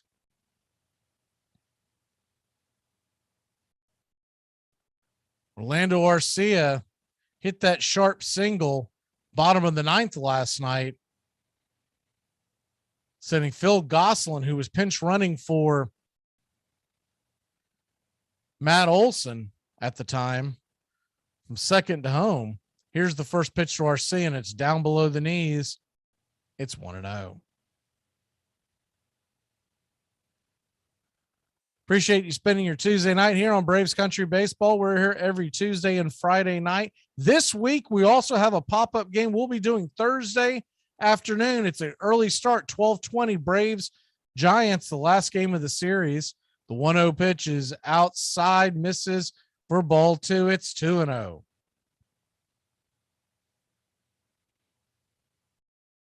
Orlando Arcia, last 7 games, has a .375 batting average, 667 slug, and a 1074 OPS.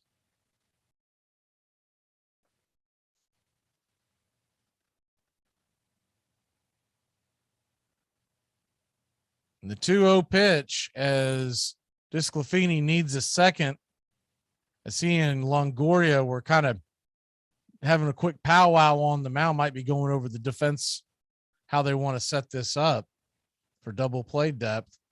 Duvall's on first, 1 on, 1 away. The 2-0 pitch to Arcia, and in the dirt, ball 3, 3-0. Standing on deck is Michael Harris. Arcia with his .338 batting average so far this year. Of course, that's with limited play, but he is set to be the full-time second baseman for Atlanta for the foreseeable future until Ozzie Albies comes back. He'll get a day off here and there with Phil Gosselin, but pretty much he's the starter. Here's the 3-0 pitch, and that ball is swung on and hit high, but not very deep, giving chases Peterson. Peterson gets it over in the corner of left field, and he'll catch the ball. And going back to first is Duvall, and there's 2 away. Arcia swung at a pitch that he probably shouldn't have. It was on the inner part, couldn't get the full part of the bat on it. And he knew it the moment he swung at it. And that'll bring Michael Harris to the plate. Kind of gifted that out to DeSclafani. He's struggling to find the strike zone. You thought he would have waited for a strike, but Michael Harris comes to the plate, batting .346, and the first pitch is way outside for a ball. It's 1-0. One of the biggest questions a lot of people keep asking is how much longer will Harris be at the very bottom of the order? It's a good question. It's hard to put him elsewhere because you want his speed in front of Acuna, but 1-0 pitch is inside, but called for a strike. Look like the slider. It's 1-1. Acuna has not done as well in other parts of the lineup as he has in the leadoff spot. So unless you move Dansby down to like 3, it's kind of hard to move Harris. Here's the 1-1 pitch, and that ball swung on and hit hard over to the right side, backhanded by Belt. He'll get it and step on the bag and end the inning, but not before the Atlanta Braves cut the Giants lead in half. It's 4-2 off the bat of Marcell Ozuna. We head to the top of the third. You're not out there. You can't be, because I am out there. And if I see you out there, there's not enough voltage in this world to electroshock me back into coherence. Tom has been a teacher for over 40 years. One day, I think one of the students had asked the question and he didn't remember the answer. And I also noticed that he was letting his class out earlier than they were supposed to let out. I was really starting to worry. When something feels different, it could be Alzheimer's. Now is the time to talk.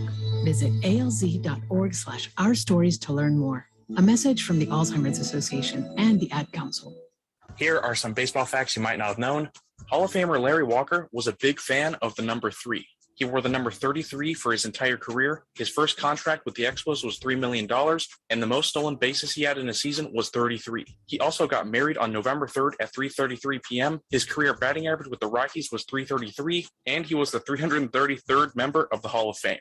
The Federal League owners fought back, charging that the major leagues constituted a monopoly, and they sued organized baseball in federal court in Chicago in 1915. The presiding judge was said to be death on trusts, but he was also a baseball fan.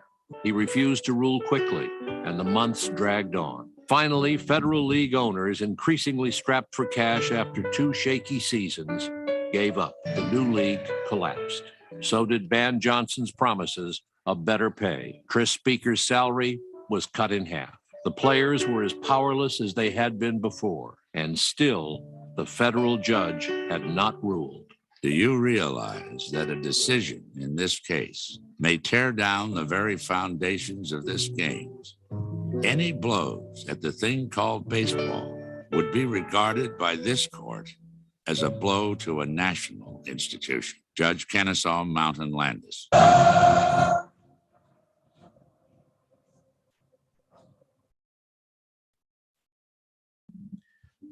Welcome back here to Braves Country Baseball. The Giants lead at 4-2. San Francisco got 4 runs in the top of the second inning. Atlanta cut the lead in half with their own home run, a 2-run blast by Ozuna. And we head to the top of the third. The first pitch by Strider is way high and out of the zone inside to Longoria. It's 1-0.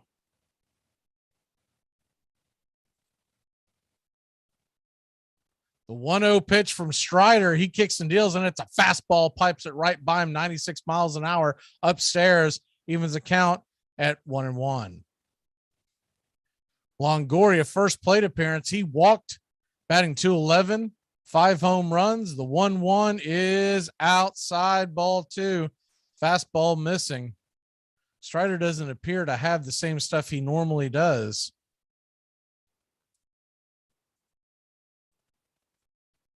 And here's the 2-1 pitch, and inside, ball 3-1.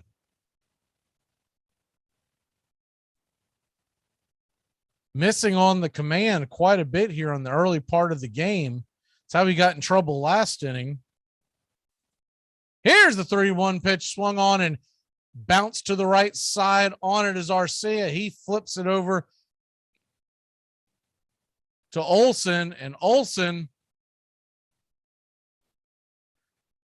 catches it, puts it away for out number 1.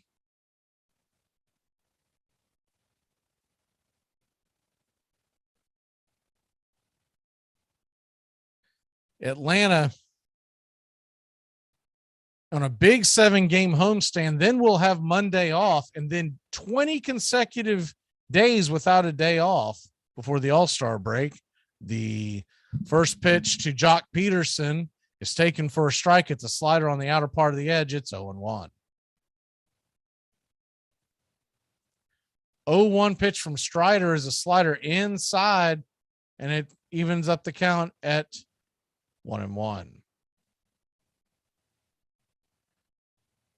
Braves take on these same Giants tomorrow night. 1-1 pitch is swung on and hammered to the left side, backhanded by Swanson. Great defensive play. He was at his knees. He was in the only spot Peterson could have hit it on that left side, and he hit it right at Swanson. Still had to make a great defensive play, backhanding it, and guns him down with plenty of time. Swanson was way over there by his lonesome. You wonder why he's playing so shallow if he's the only one over there. But a good play.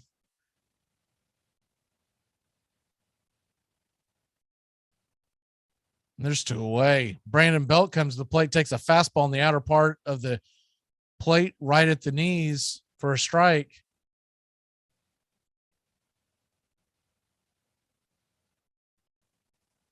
The 0-1 pitch is swung on and missed. Fastball right in his kitchen, could not catch up.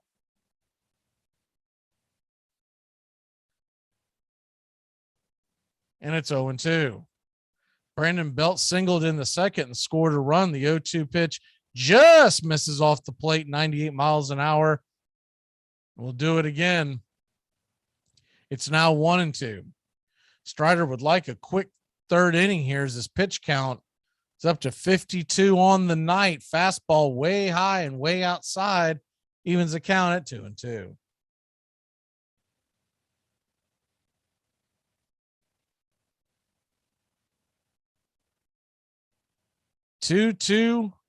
Two outs, a 2-run lead. Here's the pitch and swung on and missed. Strike 3. Slider just dropped out of the zone, and that'll end the inning. So the Braves will go grab the bats and try to tie this sucker up. It's Acuna, Swanson, and Riley heading to the dish. What kind of mortgage did you get? 10-year. Well, 10 over 30, so 30-year total. What? 10-year fixed, over 30-year total. Oh, 30 years. Okay. Wow, you'll be paying this off in your mid-70s. All right. Hey, I have an idea. You know that extra bedroom? If the whole girlfriend thing never happens, that's where the nurse can live. Okay, all right. Here are some baseball facts you might not have known. The 1960 World Series was between the Pirates and the Yankees and ended with a walk-off homer by Pirate second baseman Bill Mazeroski. The MVP of that series wasn't Mazeroski, but instead it was Yankees player Bobby Richardson. His 12 RBIs led him to becoming the only World Series MVP who was on the losing team. John Lester will be remembered as a very intense, consistent pitcher. He was so consistent that in 241 starts for the Red Sox, he had a 3.64 ERA, and in 171 starts with the Cubs, he also had a 3.64 ERA. So my boss told me I could start working from home a couple of years ago. He just called me and asked if I can go to the office. I moved. You're listening to Braves Country Baseball. Please like and subscribe today. YouTube.com, Armchair Quarterbacks 1. They have work to do, and they should be sleeping or eating, but they would rather do without sleep or without a square meal deliberately eaten. than miss a minute of a ball game, even if they go on their night turn in the mill or factory, minus the rest that should be theirs. Baseball has been a passion of immigrants because it is a way into the United States. It's a kind of citizenship perhaps more authentic than anything which can be on a piece of paper. Sometimes it was the youngster's rebellion against his father becoming less Polish, more American by taking up baseball. But it became an enormously important part of the American identity.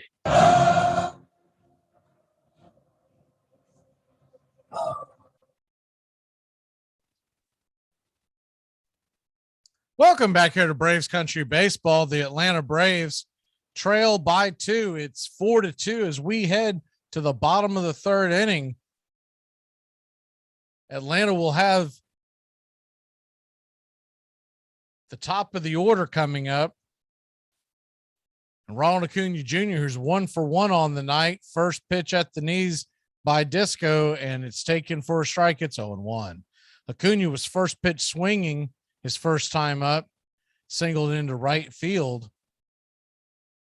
Here's the 0-1 from Disclafini. It's inside for a ball, evens up the count at 1-1. Braves enter tonight, play 5.5 back of the Mets in the NL East. The Mets and Astros just getting underway. Slider misses high and inside, and it's 2-1. Braves have a 1-game lead on San Francisco for the second wild card spot. If the season ended today, San Francisco would have the third, and the 2-1 pitch is in the dirt way outside. It's now 3-1 to Acuna. Dansby Swanson stands on deck. You missed the news earlier. The Rays got some hard news. Both Margot and Kiermaier headed to the IL, and they're expected to be fairly lengthy stinks. Here's the 3-1 pitch, hammered foul on the ground to the third base side, and we'll do it again. It's a full count to Acuna Jr. Brooks Koepka is leaving the PGA for the LIV. That is now 8 of the top 50, and they're expected 2 more. So 10 of the top 50 in the world of golf. 3-2 pitches swung on and missed just outside the zone, and Acuna went fishing. There's one away. Acuna decided to swing at that pitch before it ever left his hand. That ball was way off the plate. Looked like the slider. And Acuna's upset with himself. He knows he swung at ball 4. That'll bring Dansby Swanson to the plate. Dansby 0 for 1 on the night.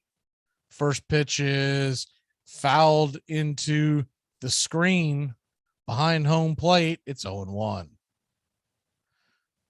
Swanson grounded into a double play in the top of the first inning and the bottom of the first inning after Acuna had gotten on with that single. The 0-1 delivery from Swanson swung on and missed, and slider drops out of the zone. It's now 0-2.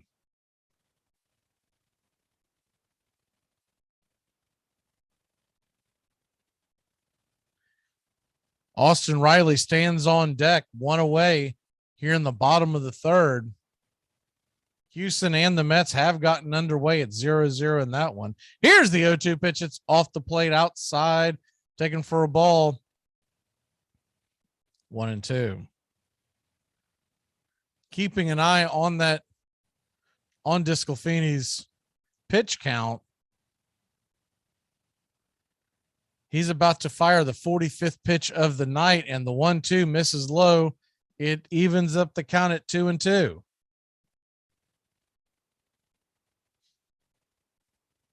Giants used quite a bit of their bullpen last night. Doval, I would be surprised if he would be available tonight. He's pitched in 3 of the last 4 days, but they do use him a lot. Here's the 2-2 pitch, swung on and hammered down the left field line, just foul. And I mean just foul. That was almost extra bases for Dansby.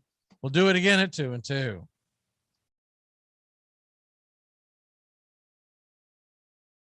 Deshaun Watson has settled 20 of his 24 lawsuits, according to his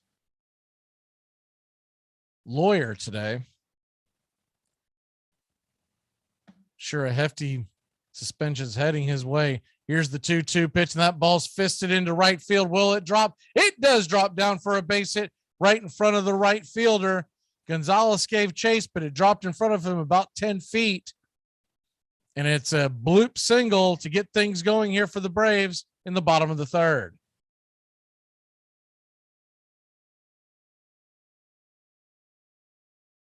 Manny Machado of the San Diego Padres, as the Braves chase the Padres for the number 1 seed in wild card race. He turned his ankle last night. They don't expect him to head to the IL, but keep an eye on that because he is a catalyst for that team, especially with Tatis out. The first pitch is low and away, missed for a ball. It's 1-0. They got bad news about Tatis recently. They originally were hoping to have him at the beginning of July. It's not looking like that. It looks like it's going to be well after the All-Star break for Fernando Tatis. The 1-0 pitch is swung on and hammered in the 5-6 hole into left field, and they'll have runners on first and third as Dansby turned the corner at second in a head first slide into third. The Atlanta Braves, aggressive on the base paths, have runners on the corners with 1 away. Great job of running there by Dansby. The ball was hammered in between the 5-6 of short and third. Jock Peterson, who's not known to have a very strong or accurate arm playing left field, they tested him. Peterson, because he's a left-handed thrower, had to turn and spin to get some momentum on that ball. And by the time he did, Dansby was standing on third. So that'll bring Matt Olson to the plate. Olson could cut this lead in half with a fly ball. Anything but a double play would probably get a run home. The first pitch on the way to Olson. He hits it hard. He hits it high. He hits it deep. That's a whopper into the right field stands. It's a 3-run jack by the Ice House. It's 5-4 Atlanta. His 9th home run of the season, and it looked like batting practice, baby. He'll take the grand tour as he touches home plate. 3-run blast by Matty Ice. Unbelievable. Braves come charging back after down 4-0. They lead it 5-4. Disco just laid a fastball, and it was about belt high. And that's all Olson needed. Hammered that right over the bullpen wall. If you're familiar with where the State Farm sign is, hit it right above that. And it's 5-4 Atlanta as Travis d'Arnaud swings at the first pitch off the plate and out of the zone. It's 0-1.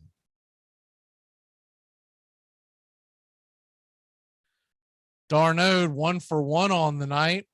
The 0-1 delivery is swung on and hit high and deep into right field, but back on the warning track is Gonzalez. He'll haul it in for out number 2. That was an out, but I'll tell you what, he gave that a ride.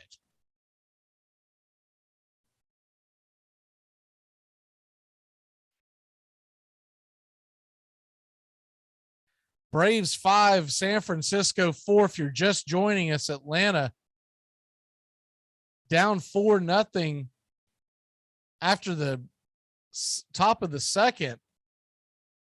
It scored 5 runs, and Marcell Ozuna hit a home run the first time up. He's at the plate, takes the first pitch for a strike. It's 0-1.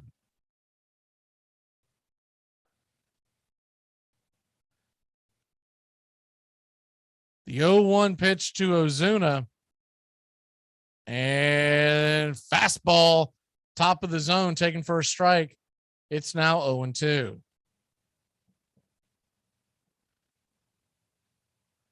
Little cat and mouse game going with Ozuna and Disco. I think he thought he was going to pitch around him, but he's been coming right at him. Here's the 0-2 pitch to Ozuna, swung on, and it's a slider in the dirt, strike three, and that'll end the inning. But not before the Atlanta Braves grab a 1-run lead, a 3-run jack by the Ice House. It's 5-4 Atlanta. We'll be back in a flash. Are you ready to eat? Oh, right. Let's go. It's time to eat. We're going to dinner. Dinner? Well, what time is it? It's 4:30. 4:30. Who eats dinner at 4:30? We got to catch the early bird. It's only between 4:30 and 6. Yeah, they give you a tenderloin, a salad, and a baked potato for $4.95. You know what that costs you after 6? We eat at a decent hour. I'll treat, okay? You're not buying us dinner. I'm not force-feeding myself a steak at 4:30 to save a couple bucks, I'll tell you that. Here are some baseball facts you might not have known. In 1995, a contest was held to name a future Arizona baseball team. The name Diamondbacks won, but there were some other choices. The Arizona Diamondbacks were almost the Rattlers, Scorpions, Phoenixes, or Coyotes. Big Sexy Bartolo Colon is a very fondly remembered player. When he hit a home run against the Padres in 2016, he actually set a record. He became the oldest player to hit his first career home run at 42 years old. Melky Cabrera, in 2012, after getting suspended for high testosterone levels, he made a fake website to try and challenge his suspension. He argued that this phony website he created had given him banned substances without his knowledge. Unsurprisingly, the plan didn't work. I'm Amy Lawrence, and I'm up late, always, after hours, hanging out with you on CBS Sports Radio.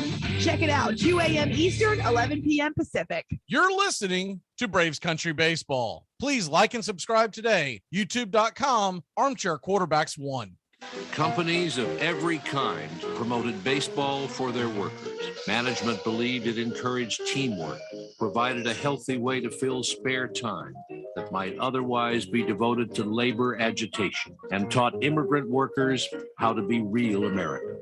Nearly every industry had a league: railroads, steel, electricity, coal and iron, textiles, meat packing, automobiles, and thousands of workers came out for factory games on the weekends.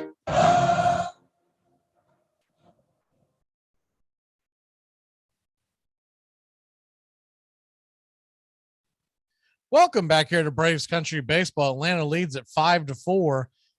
Braves have 5 runs, 6 hits, no errors.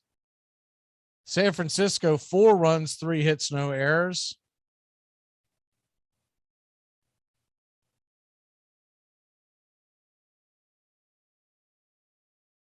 We head to the top of the 4th inning. It'll be Estrada, La Stella, and Crawford coming to the plate. The first pitch by Strider is a fastball down there at the heart of the plate. Taking for a strike, it's 0-1.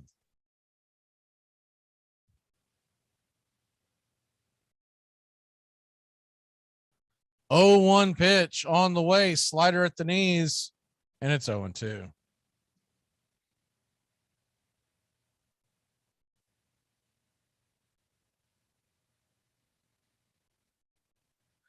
Oh-2 pitch is a fast slider right there on the outer edge, taken for a strike. La Stella never, excuse me, not La Stella. La Stella's coming to the plate. Estrada never got the bat off his shoulders. So 3 pitches, 3 strikes, and he goes, grabs some pine, and that'll bring Tommy La Stella to the plate, the designated hitter.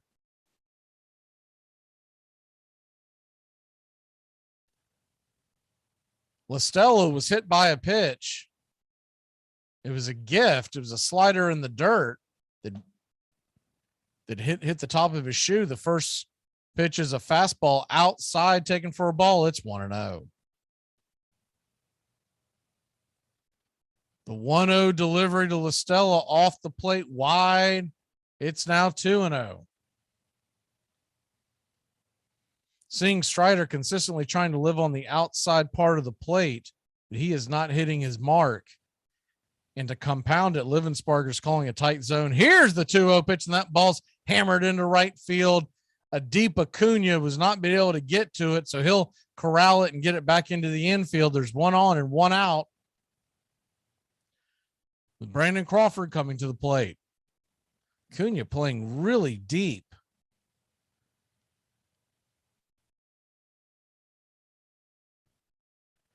For Tommy La Stella, who's got a good bat, but look, I mean, he was playing like Vladimir Guerrero Jr. kind of deep. So this brings Crawford to the plate. Crawford, the number 8 hitter. First pitch is swung on and missed. Fastball, top of the zone, 96, and it's 0-1. Crawford sack fly and an RBI the last time at a 224 batting average. 5 home runs. As the stash looks over to first, he kicks and deals, and it's a fastball swung on, and that ball is going to be blooped into center field. Michael Harris gives it chase. He corrals the ball, but not before it drops in front for a single, and there's runners on first and second with one away. Kind of fisted it over the head of the infield. Like I said, the Atlanta outfield is playing extremely deep. So anything's dropping in front of them, and that'll bring Austin Wins to the plate. Austin Wins 1 for 1. Hit his first home run of the year, 4 RBI. And Strider, 62nd pitch of the night, slider on the outer edge, called for a strike. It's 0-1.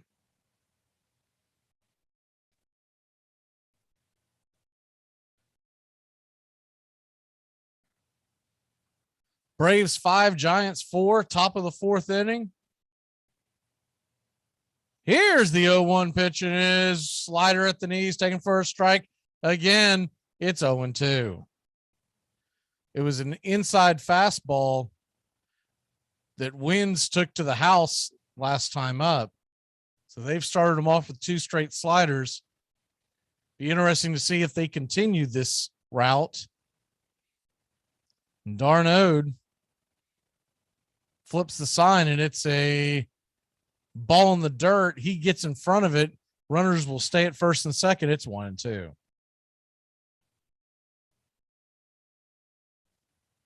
Trevor Williams on the mound tonight for the New York Mets. And your Quiddy is on the mound for the Astros. That all-important game. We'll keep you abreast of all the scores and hit the scoreboard here in just a second. The 1-2 delivery from Strider. Runners on first and second, 1 away. Looks over his shoulder, kicks and deals, and it's a fastball swung on. That ball's hammered down the right field line. Acuna's on it, gives it chase. He'll get it back into the infield. A runner will score, and the game is tied. It's 5-5.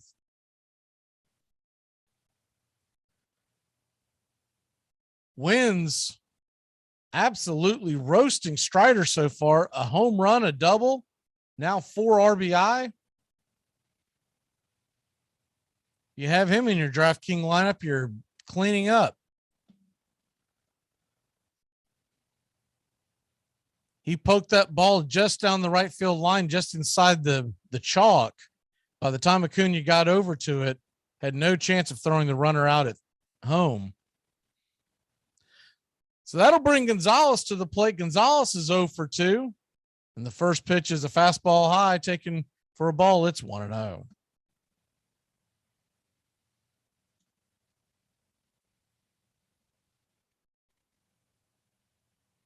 Five to 5 in a shootout in Atlanta. Still a lot of baseball to go. Here's the 1-0 pitch in. Fastball outside, right there on the edge of the plate. It's 1-1. Top of the second, the Phillies and Rangers are scoreless in Texas. Mets and Astros, they are scoreless. They head to the second inning. 1-1 pitch is outside, taken for a ball. It's 2-1, 96-mile-an-hour fastball. Standing on deck is Yastrzemski.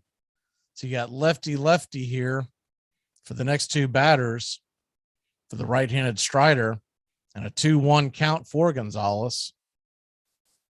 Tampa Bay Rays lead the New York Yankees 3-2. That game is in the 5th. Here's the 2-1 pitch. It's in the dirt. Slider, ball 3-1. Dodgers 4, Cincinnati 2. That game is in the 6th inning. Marlins lead Colorado 5-4 in the top of the 5th. The Battle of DC, Washington leads Baltimore 2-0. That game's top 5. The 3-1 delivery from Strider as he looks in, he kicks and deals, and it's a fastball swung on and hit high into center field, but underneath it is Harris. He gets it. He'll fire it down the home. And did they get him? He got him. He's toasted the plate, baby. What an absolute cannon from Michael Harris. He bangs Crawford as he comes across the plate. Darnode had the plate blocked perfectly, and that'll end the inning. So we'll head to the bottom of the 4th inning. We got ourselves an old-fashioned barn burn in Atlanta. It's 5-5. Could you imagine how hot I'd be if I ate right and took care of my body? I mean, I ain't going to do it, but could you imagine? Here are some baseball facts you might not have known. Kirk Gibson walking off Game 1 of the 1988 World Series is one of the most iconic home runs of all time. Despite how famous the play is, nobody knows where the home run ball itself is located. The bat, helmet, and jersey from that moment are all accounted for, but the ball has seemingly disappeared. The Steve Bartman incident was a very controversial play in which Bartman accidentally prevented a Cubs outfielder from catching a ball, which then spiraled into the Cubs losing the game and eventually the championship series. Cubs fans were livid with Bartman, but the actual Cubs team was apologetic. In fact, after winning it all in 2016, the Cubs decided to give Bartman a World Series ring. Guess what? We played basketball in gym today. I love basketball. It was 5-on-5. Did you guys win? Well, it was tied with like 10 seconds left in the game. Nice. And I was over there. I was like, Kevin, because Kevin had the ball. I was like, throw me the ball. I'm open. And he didn't see me, so I ran to the top. I was like, I'm open, Kevin. And then everybody on my team was like, Kevin. Gonna cut that short. The San Francisco Giants are challenging the play at the plate. It's bang, bang. I don't know. Typically, New York does not overturn these calls. You see Crawford's foot go across the plate, but as he's doing that, Darnode is hitting him with the tag. So it'll be interesting to see what they end up doing, and they are going to call him safe. That's surprising to me. That's very surprising because usually they don't overturn them. I mean, to the naked eye, it did look like he did beat it, but typically they do not overturn it. So that's going to make it 6-5. Still a hell of a throw by Michael Harris. What a throw. So we'll reset here. It's going to be 6-5. Snickers coming out to talk to Strider. He's already pulling Strider. He's going to have a very short leash for Spencer Strider. And that'll do it for Strider. You got a runner on second, 2 away, and Strider is heading to the showers. We'll be back in a flash on Braves Country Radio. Braves, wait a minute. Do you think you got me a tape of the show? What on earth for? Well, how often do you get to hear your son on the radio? I'm on the radio every day. Cause he's the armchair quarterback. He's full of beer and he's full of snacks. It could be like a government conspiracy, but it also could be something like, Bigfoot. What's your number one? We never went to the moon. I don't believe it. I think it's a hoax. All right. They filmed it in a studio. Why didn't we ever go back? All right. The crazies is coming out in us today. I'll see that and I'll raise you Area 51. I think there's I think there's little Martians and everything running around out there, and I think we're hiding something. We're hiding something out there. There's too many accounts of too many things that go wrong, and don't keep on telling me that it was a balloon that went by.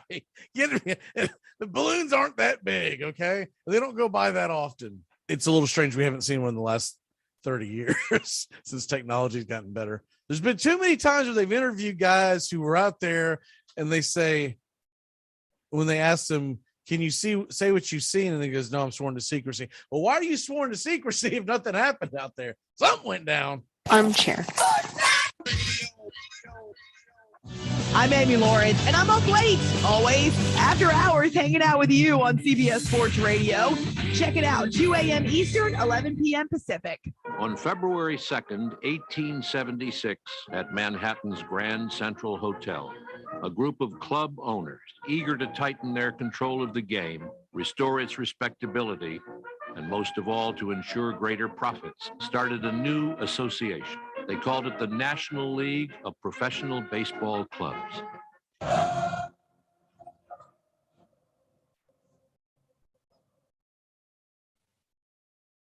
Welcome back here to Braves Country Radio.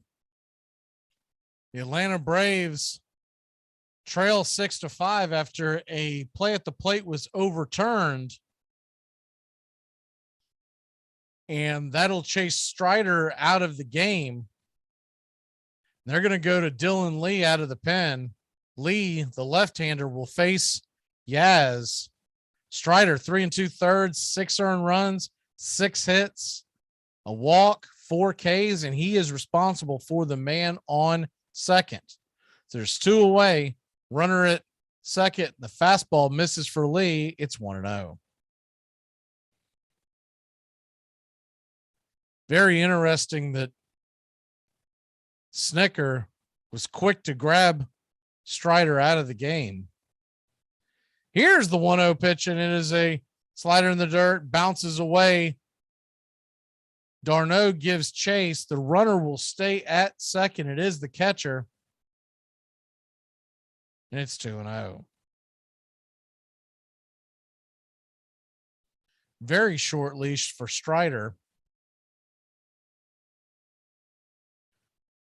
He doesn't want to fall any further behind. The 2-0 pitch from Lee to Yaz, and it's a slider inner part of the plate, called for a strike. It's 2-1.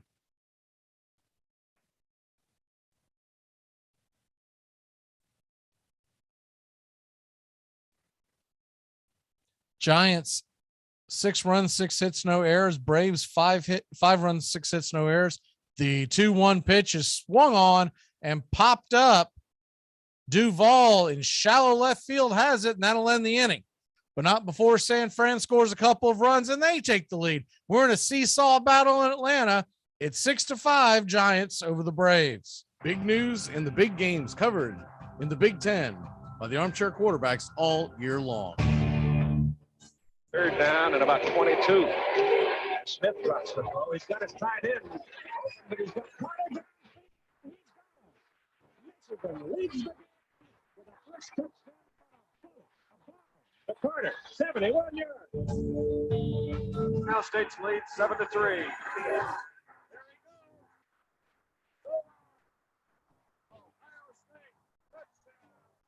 That old 1-2 punch we faked to him the first time. In his career, Lorenzo White 15 times rushed for 100 yards in a half. 5 of those this season. On 2nd and 10.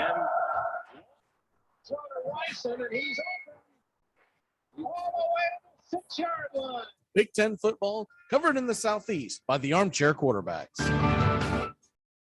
After a spectacular early season in 1877, the Louisville Grays of the new National League mysteriously lost 7 games in a row. Players bobbled the ball, seemed to slow between bases, swung suspiciously wide. The Grays lost the pennant. Afterwards, some were seen wearing fancy clothes and diamond stick pins. An investigation revealed that gamblers had bought off 4 players, including one of the National League's greatest pitchers, the popular Jim Devlin. When confronted with the evidence, Devlin confessed. Was introduced to a man named McLeod, who said when I wanted to make a little money to let him know was to use the word sash in telegraphing, and he would know what was meant. We made a contract to throw a game in Indianapolis, received $100 from McLeod for it, and gave it to my wife.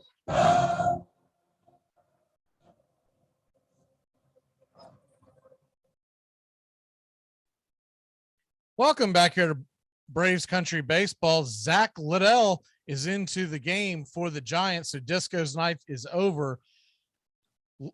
Liddell is 23 appearances, 25 innings, a 4.68 ERA, and 22 strikeouts and 3 walks.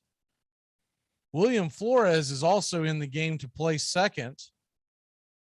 More on that in a second. So we get set for the first pitch to Adam Duvall. And the first pitch misses away for a ball. It's 1-0. Duvall walked the last time up.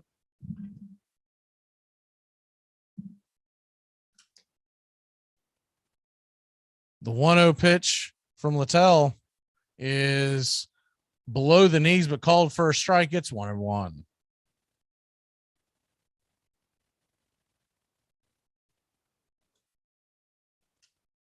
Duvall batting .206 on the year, 8 home runs, 26 RBI, a 641 OPS. Here's the 1-1 pitch, and that ball is hammered into left field. Jock Peterson sticks his glove out, ducks, and makes the catch, and there's one away. I don't know if Jock missed the ball in the lights.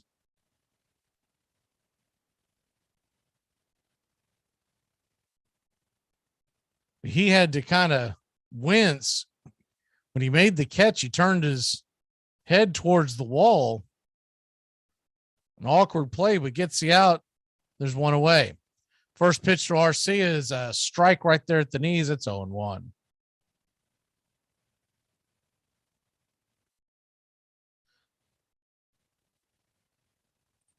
Oh, 1 pitch outside taken for a ball. It's 1-1.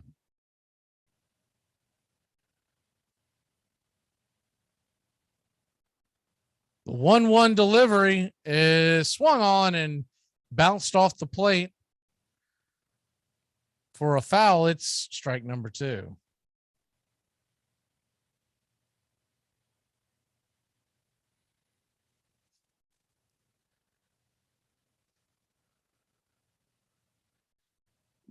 Brandon Crawford. Here's the 1-2 pitch, and it's low, just taken for a ball. It is now 2-2. Brandon Crawford was taken out of the game. The 2-2 pitch is on the way. High ball 3-2 to Arcia. Remember, he was the player that was at making that bang play at the plate, so they might have been taking him out for precautionary reasons. I don't see an injury update. Here's the 3-2 pitch, and that ball is hit to the left side. On it is the shortstop, Estrada. He gets it and fires it over to first, and there's 2 away. So on that switch, Estrada moved over to short, and Wilmer Flores comes into play second.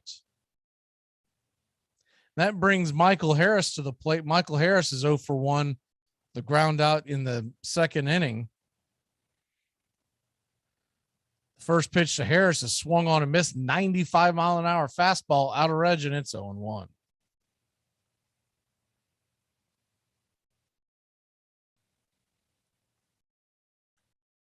Oh, 1 pitch to Michael Harris. Swung on and missed. Fastball inside. Strike 2. It's 0-2.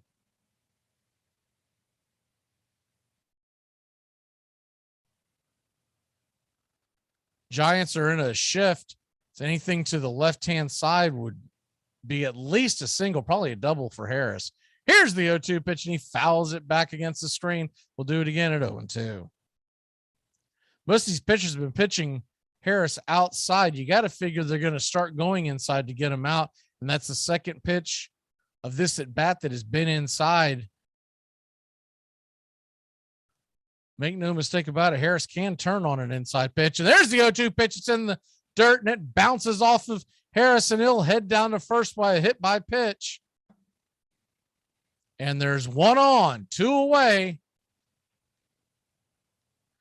for Ronald Acuna Jr. coming to the plate. That ball bounced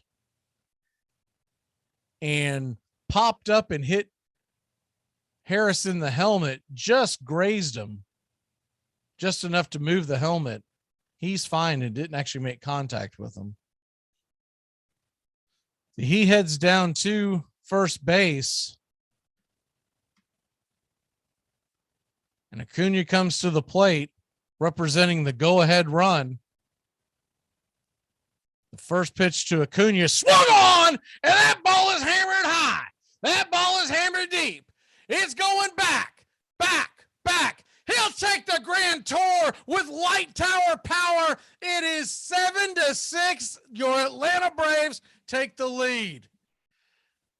Ronald Acuna Jr. does the rubbing of his arms as soon as he drops the bat, the new home run trot that he has taken on, imitating Trey Young's 3-point shot when he gets when he gets hot. That ball was about letter high, and he got around on it in a hurry. Absolutely tomahawked it. See how far that sucker went. It went up into the upper deck there in left field. And at 7-6 Atlanta, you took the over. You're in business. The first pitch is a strike to Swanson as he swings and misses the top of the zone. It's 0-1. 0-1 pitch. Fouled back out of play, and it's 0-2. What an exciting game this is. If you went to this game, you're getting your money's worth, and it's only the bottom of the fourth inning.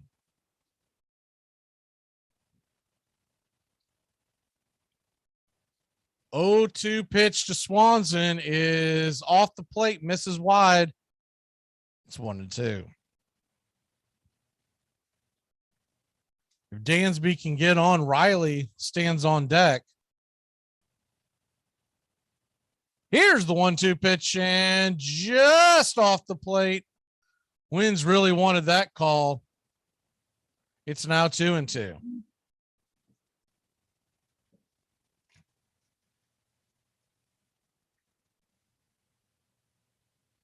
The 2-2 delivery to Dansby.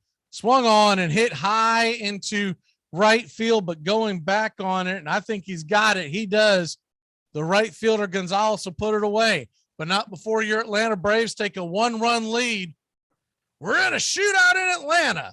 It's 7-6 Braves. Let me sum it up. Twitter is stupid, and Instagram is Twitter for people who can't read. To protect his family from disaster, Steve used his camera phone. Done. By taking pictures of his important documents, Steve can always have them stored online. Learn more simple disaster prep tips at ready.gov. A message from FEMA and the Ad Council. Hey, Braves fans, the Armchair Quarterbacks YouTube channel are bringing you Braves baseball all season long. Hi, I'm Mac McGee, and I'll be bringing you Braves baseball play-by-play for all of Braves country. So pull up an armchair and join us for Braves Country Baseball every Friday night, first pitch to last pitch, right here on the Armchair Quarterbacks YouTube channel. This year, choose a yogurt that's right for you. With 2 grams of sugar per 5.3 ounce serving, Too Good Greek yogurt is too good to be true. So Delicious dairy-free yogurt and Silk yogurt alternatives are delicious plant-based swaps you can enjoy by the spoon or add to recipes. Oikos 000 yogurt and Light and Fit yogurt are tasty, non-fat yogurt options.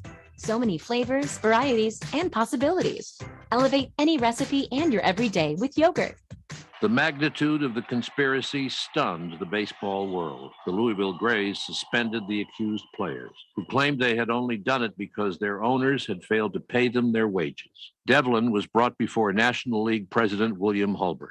Devlin was in tears. Hulbert was in tears. I saw Hulbert take a $50 bill and press it into the palm of the prostrate player. And then I heard him say, "That's what I think of you personally. Damn you, Devlin, you are dishonest. You have sold a game, and I can't trust you. Now go and let me never see your face again, for your act will not be condoned so long as I live. Albert Goodwill Spaulding."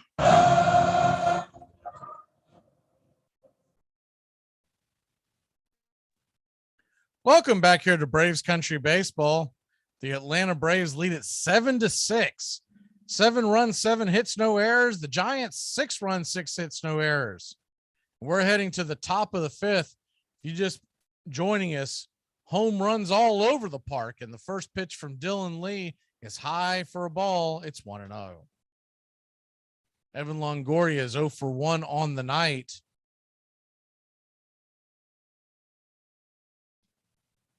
The 1-0 pitch to Longoria is off the plate, taken for a ball. It's 2-0.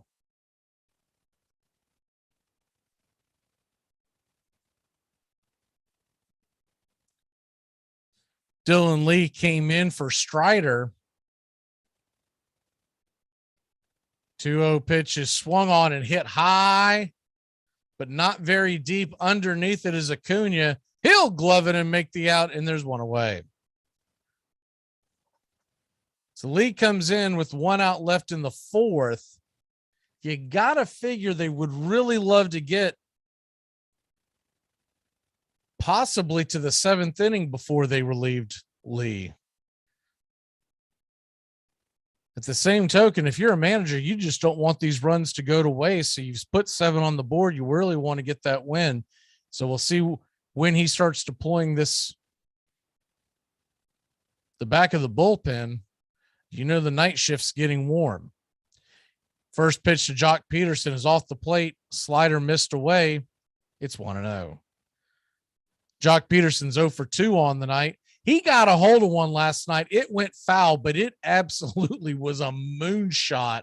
I thought he had yanked it out of the park. The 1-0 pitch swung on and missed. Slider just off the plate, and it's 1-1. Jock Peterson's still a fan favorite in Atlanta. I know a lot of Braves fans would love to see him traded back, but I doubt it happens. The Giants are going to be in it all year, and they're not trading Peterson. Here's the 1-1 pitch swung on and missed. Strike 2. It's 1-2. There's a better chance the Marlins fall out of it, and Soler heads back to Atlanta.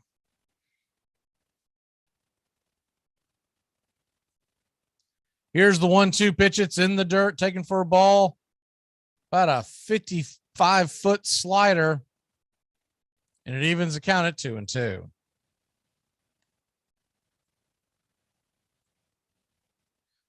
Real quick on the scoreboard, never got through it earlier, so I'm going to try to get to it now.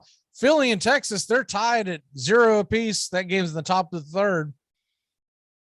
Mets and Astros are scoreless in the 3rd. 2-2 pitch is swung on and hammered to the right side, but right at Arcia. Arcia flips it over to first, and Peterson, doing the slow jog, is easily put away. There's 2 outs in the 5th.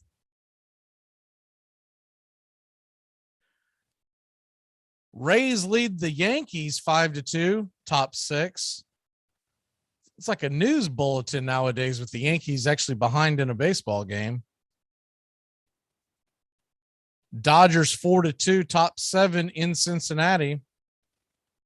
Miami leads Colorado 6-5 in the 5th. First pitch on the way to Belt. He swings and misses for a strike. Slider, top of the zone. It's 0-1.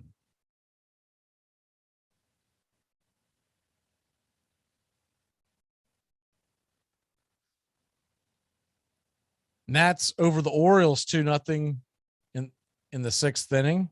The 0-1 pitch swung on and missed. It's strike 2, 0-2.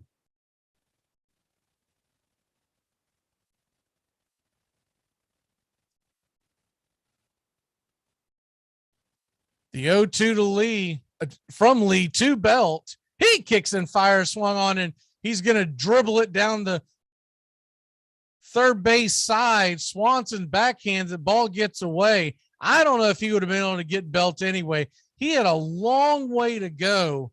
Would have had to have been a perfect throw and a perfect play. I think they'll probably give him a base hit on there. And there's a 2-out single for the San Francisco Giants. Kind of a cue shot, lefty-lefty matchup, and he hit it to the left side of the infield, so not a lot on it. If you had a traditional defense, the only way that's getting played is by a third baseman playing at a normal depth. The first pitch to Estrada is way outside, taken for a ball. It's 1-0.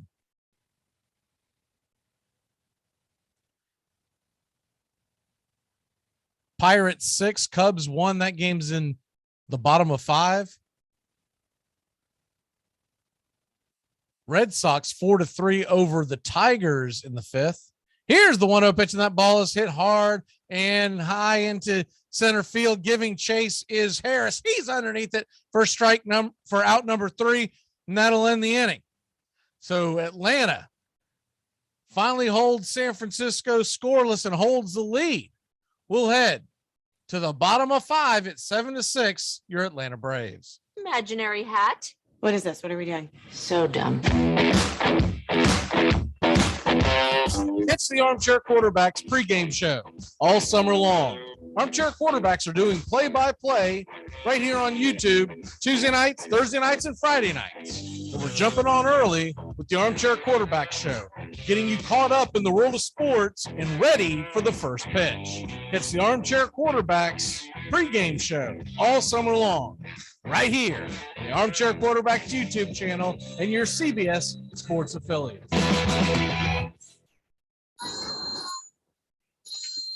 G'day. Hi, it's Dean, calling from Cyprus. Buongiorno, Dino. My mate wants me to rub sun cream on his back. Holy dooly. A delicate matter, but a bird wingman is useless. So there are rules. Okay. Only put cream where he can't reach. Between his shoulder blades. The safe zone. Like anything else? Whack it on thick, mate. Last thing you want to do is a second coach. And remember, Dino, the following things are not permitted. Eye contact. Scented candles. Power balance. And do not apply if he's wearing budgie smugglers. Are we all clear? Crystal. Cheers, fellas. No dramas. Armchair. Rose, what was your first impression of me? I thought you wore too much makeup and were a slut. I was wrong. You don't wear too much makeup. I'm Amy Lawrence, and I'm up late, always, after hours, hanging out with you on CBS Sports Radio. Check it out, 2 a.m. Eastern, 11 p.m. Pacific. Despite their pleas for forgiveness, Hulbert banned all 4 players from baseball forever. For 5 years, Jim Devlin haunted the corridors outside meetings of the National League club owners, hoping somehow to be reinstated. Desperate, he wrote to Harry Wright, still the most respected man in the game. Harry Wright did nothing.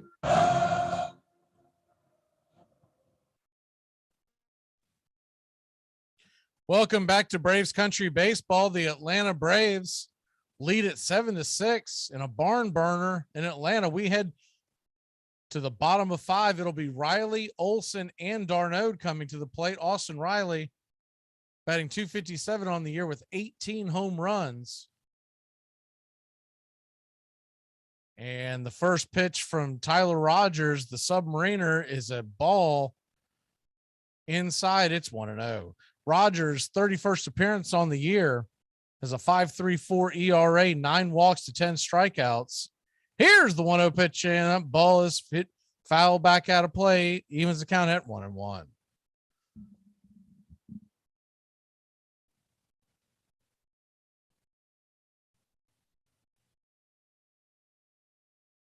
Braves 7, Giants 6. And a heck of a game so far. The 1-1 pitch is inside, and it's 2-1. If you've never seen Rogers pitch before, it's kind of like old Dan Quisenberry. His knuckles almost scrape the mound as he releases from the right side, comes away from third base. The 2-1 pitch is inside, ball 3. It's 3-1. Sure, I'm dating myself a little bit. Dan Quisenberry, the old reliever from the Kansas City Royals in the 1980s. Here's the 3-1 pitch. Ball is hit hard to the left side, but right at the shortstop, Estrada. He's got it, scoops and fires. And Riley is meat at first base. There's one away. You don't see a lot of Submariners anymore.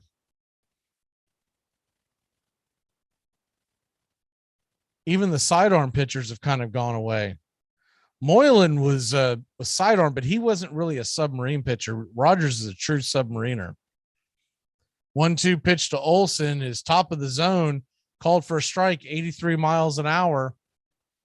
His fastball, Rogers, tops out in the mid 80s. He tries to get you on movement and delivery. Here's the 0-1 pitch, swung on and hit back up against the screen. It's 0-2.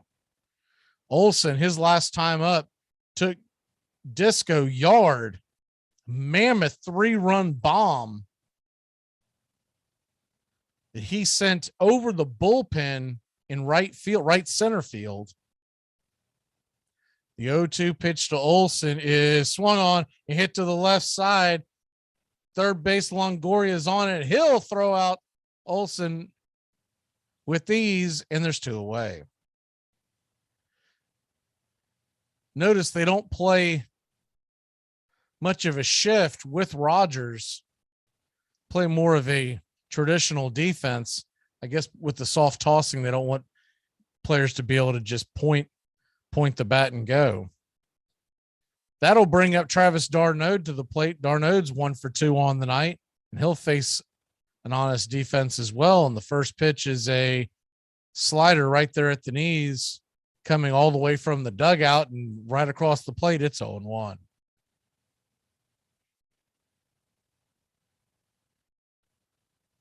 The 0-1 pitch to d'Arnaud, he hits it foul up against the screen, and it's 0-2.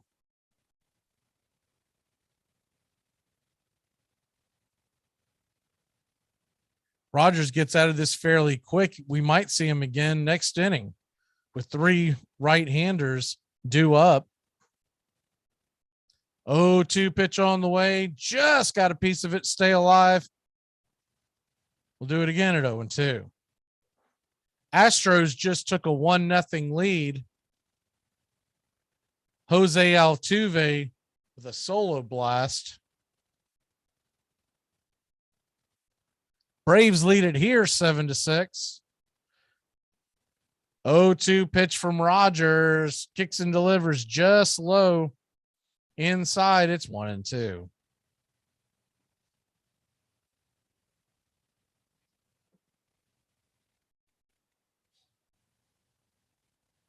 The 1-2 delivery to Travis d'Arnaud. Here's the pitch, and he pops it up high. Will it stay in play? Catcher wins, gives it chase, gets it right before the on-deck circle, and he'll put it away for out number 3. So a clean inning, 3 up, 3 down. We'll head to the top of the 6th. Atlanta leads it 7-6. This time I'm going to kick that football clear to the moon.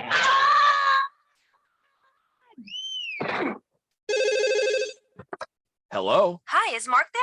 Yeah? It's me, Shannon. We met at Jack's party. Yeah! How can I forget? Wow, how you doing? I haven't heard from you in, 9 months. Armchair. These are the good times. You hear people talk about the good old days all the time, right? Lately, if we just go back to the good old days. The good old days. Are you kidding me? These are the good old days. The good old days? We're just figuring out how to do stuff now. And we don't even have it figured out yet. You want to go to the good old days? They didn't know how to do anything back there. Nothing. You ever see the first bicycle ever made? I don't know how to make anything. But I know you don't take the smallest wheel you can find and put that in the back. And the biggest wheel on earth and put that up front. It's a bad bike. You couldn't even get in the seat by yourself. Your friends had to fling you up there by the ends of your handlebar mustache. Hope you landed on the seat. And once you started pedaling, you couldn't stop. You pedaled till you died. And that was okay, because your life expectancy in the good old days, 28 years old. My name is George. I'm unemployed and I live with my parents. I'm Victoria. Hi. Welcome to the jungle. Jim Rome on the air, noon to 3 Eastern, only on CBS Sports Radio. Devlin got a job as a policeman in 1880. Died of consumption just 3 years later.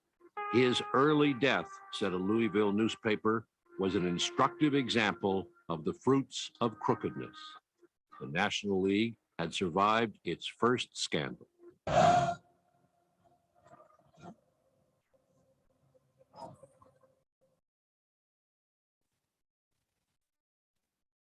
Welcome back here to Braves Country Baseball. The Atlanta Braves lead at 7-6. San Francisco Giants are grabbing the sticks, and Tommy La Stella will lead it off. It'll be La Stella, Flores, and Wins. La Stella is 1 for 1 on the night with 2 run scores, also a hit by pitch. Flores will be taking his first swings as he comes up as Brandon Crawford exited earlier in the game. The first pitch from Lee is a ball off the plate and low. It's 1-0. La Stella has scored 2 runs as well. The 1-0 delivery from Lee right there at the knees on the outer edge. It's 1-1. It's time to turn back time here. Braves Country Baseball. On this date in 1916, the Red Sox, Rube Foster, throws the first no-hitter in Fenway Park history. Here's the 1-1 pitch, and it is low and outside. Did he go around? He did not. It's 2-1. The legendary Rube Foster throws the first no-hitter in Fenway Park, shutting out the Highlanders 2-0. Of course, the Highlanders would change their name to the Yankees just a few years later. Here's the 2-1 pitch at the knees outside for a strike, and it's 2-2. On this date, 1921, on the Polo Grounds, which was home of the Giants, the then New York Giants, Dave Bancroft hits for the cycle. 2-2 pitches swung on and hit to the right side. On it is Arcia. He gets it and flips it over to first, and there's 1 away. Bancroft of the then New York Giants hits for the cycle in the Polo Ground in an 8-3 victory over the Philadelphia Athletics.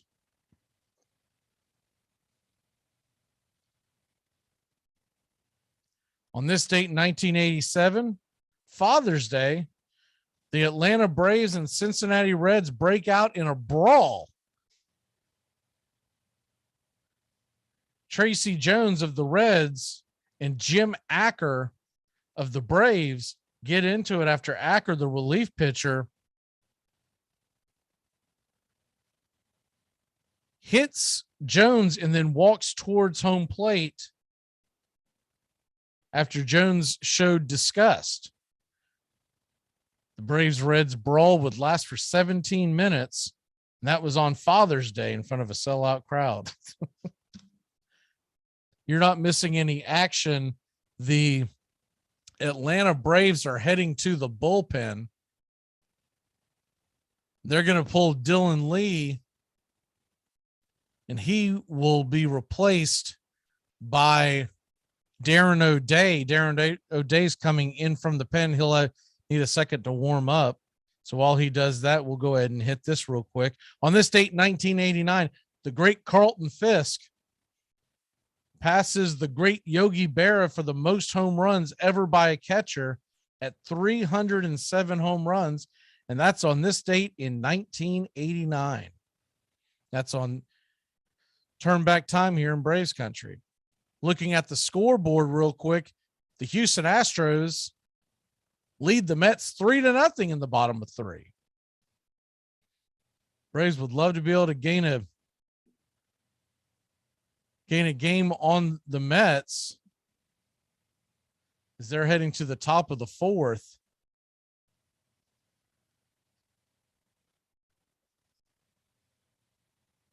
If you missed the news, the Dodgers made a trade for cash with the Detroit Tigers, getting Trace Thompson, outfielder, to try to help spell Mookie Betts. Mookie Betts went to the IL this weekend with cracked ribs. They expect him to be out several weeks. That name sounds familiar. Trace Thompson, the younger brother of Klay Thompson of the Golden State Warriors. Here's the first pitch by O'Day to Flores, and it's called for a ball. It's 1-0.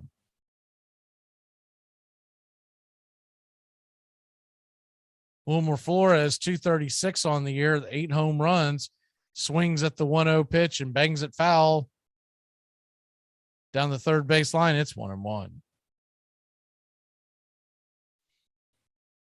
Also in moves, Jeter Downs. Remember Jeter Downs? He was a big part of the Red Sox trade with the Dodgers a few years ago. Jeter Downs, the number 5 prospect in Boston's, as the 1-1 pitch is slider for a strike. And it's 1-2.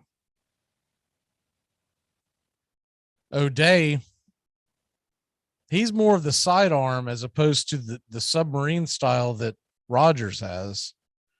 As the 1-2 pitch to Flores, and fastball high, 86 miles an hour up around the eyes and over the plate. It's 2-2. Jeter Downs is the Red Sox number 5 prospect in their organization. He will make his big league debut tomorrow. He's spelling for a lot of injuries with the Red Sox in their infield. Here's the 2-2 pitch, and that ball is dumped into right field on a bloop single. 1 on and 1 away for the Giants. And yes, Jeter Downs, though a Boston Red Sox, he is named after Derek Jeter. His parents were big Derek Jeter fans and named him after Derek Jeter.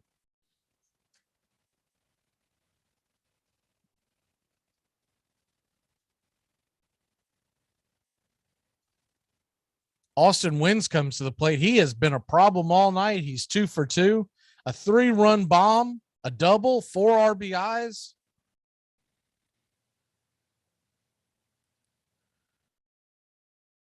The number 9 hitter has wreaked havoc. The first pitch is at the knees on the outer part of the plate, called for a strike. Nice slider by O'Day. It's 0-1.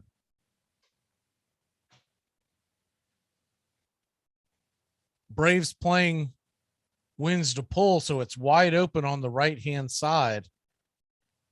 If he can poke it to the right side, only Matt Olson stands there, and he's holding the runner close. Here's the 0-1 pitch. Inside, misses for a ball. It's 1-0. It's 1-1.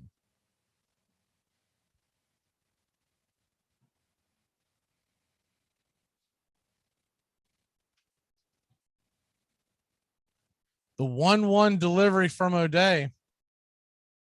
He kicks and deals and swung foul down the right field line, well out of play, and it's 1-2. If this score holds and the score in Houston holds, the Braves could pull within 4.5 games of the New York Mets. They could also take a 2-game lead over the Giants for the second wild card spot. Giants currently sitting by their lonesome for the third wild card spot. Here's the 1-2 pitch, swung on and fouled back out of play. Fastball high. We'll do it again. It's 1-2. Never too early to start looking at that wild card picture, especially now with 3 wild card teams in the mix. It is going to be an absolute war of attrition in the National League. The 1-2 pitch just gets a piece of it, bangs it foul. We'll do it again with Wins. It's 1-2. You get Wins to pull it to the right side, the Braves would be set up for a good double play combination.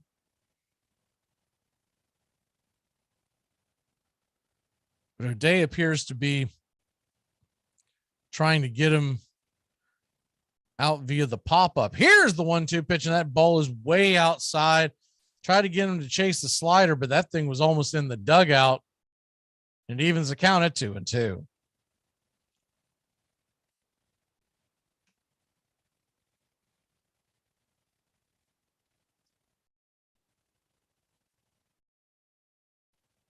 The 2-2 delivery from Darren O'Day, his 12th pitch of the inning. And Wynn hammers it to the right side. There's nobody over there. And on the shift, He'll get through for a single. And you got runners on first and second with one away. And the top of the order for the Giants. That's the big danger of doing these shifts with the soft tossers. Wins did a great job, and he's now just a triple away from the cycle himself. Homer the first time up, double the last time up, and now they get through single. And that'll bring Gonzalez to the plate. Gonzalez always a threat to drop a bunt. He's 0 for 2 on the day. Had a sac fly earlier.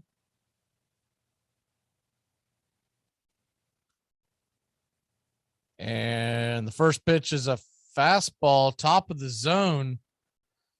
Blue called it high. I don't know about that one. It's 1-0.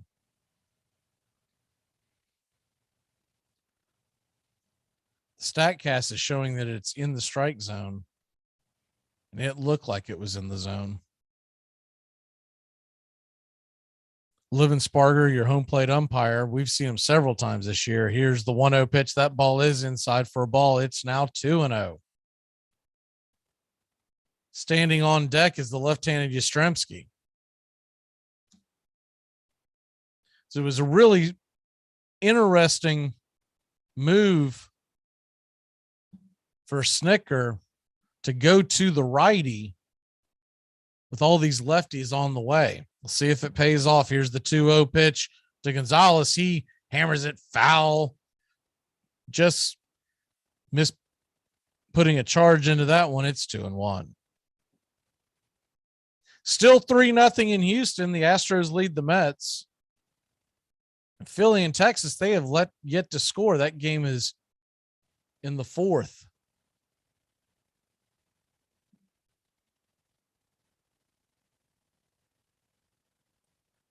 Two-one pitch from O'Day. Runners on first and second, one away. Here's the pitch, and did he go around? He did not. Slider inside. It's ball 3, 3-1.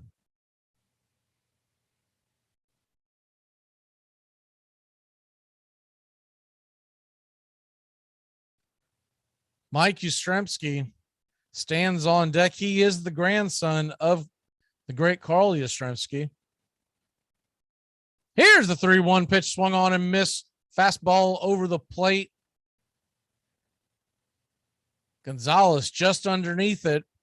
Now a full count at 3-2. 86-mile-an-hour fastball. That's about where O'Day tops out at.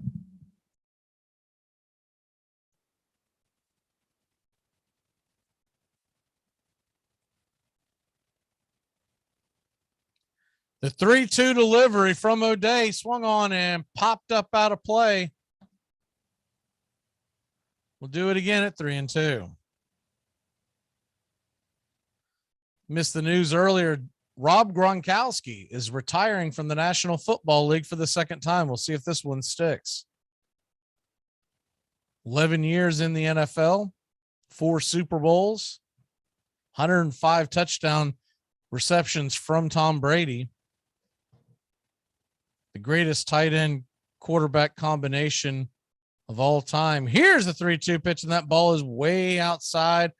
Ball 4. The bases are now loaded. And O'Day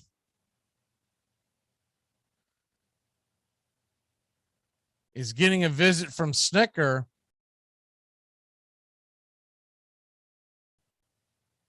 And looks like he's going to pull the plug. We'll see what happens here. And O'Day is heading to the shower, so we'll be back in a flash. When we come back, Colin McHugh will take, it's his turn on the merry-go-round. It's 7-6 Atlanta. Okay, you guys, look, I know this is none of my business, but I have to ask, what's Sheldon's deal? What do you mean deal? You know, like, what's his deal? Is it girls, guys, sock puppets? To protect his family from disaster, Steve used his camera phone. Done. By taking pictures of his important documents, Steve can always have them stored online. Learn more simple disaster prep tips at ready.gov. A message from FEMA and the Ad Council. Hey, baseball fans, the Armchair Quarterbacks YouTube channel is going to bring you the baseball game of the week on Thursday nights. Tones Areola and Mac McGee bringing you the action, the biggest game of the week in all of Major League Baseball. That's Thursday nights this baseball season, the MLB game of the week, right here on the Armchair Quarterbacks YouTube channel.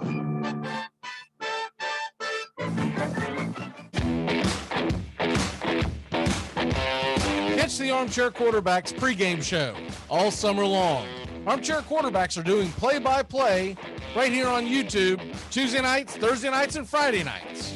And we're jumping on early with the Armchair Quarterbacks show, getting you caught up in the world of sports and ready for the first pitch. Catch the Armchair Quarterbacks pregame show all summer long right here on the Armchair Quarterbacks YouTube channel and your CBS Sports affiliate.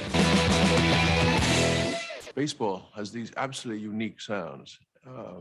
The sounds of spring, of summer, drift out across the fields. You know, the sound of the ball against the bat is absolutely extraordinary. I don't know any American male that doesn't hear that in the springtime and get called back to some moment in the past or summer days in the past.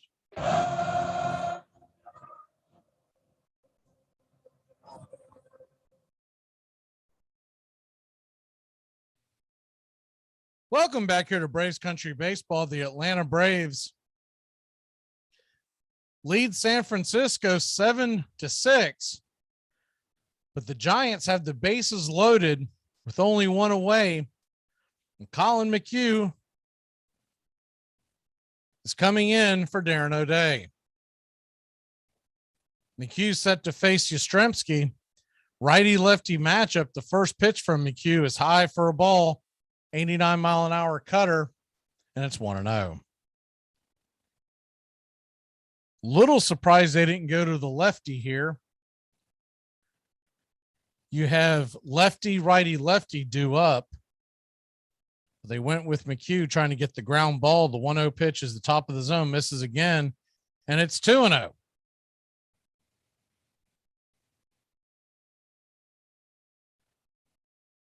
Braves 7, Giants 6. Second time the Giants have had the bases loaded tonight. The 2-0 pitch from McHugh. Swung on and fouled back out of play. We'll do it again. It's now 2-1.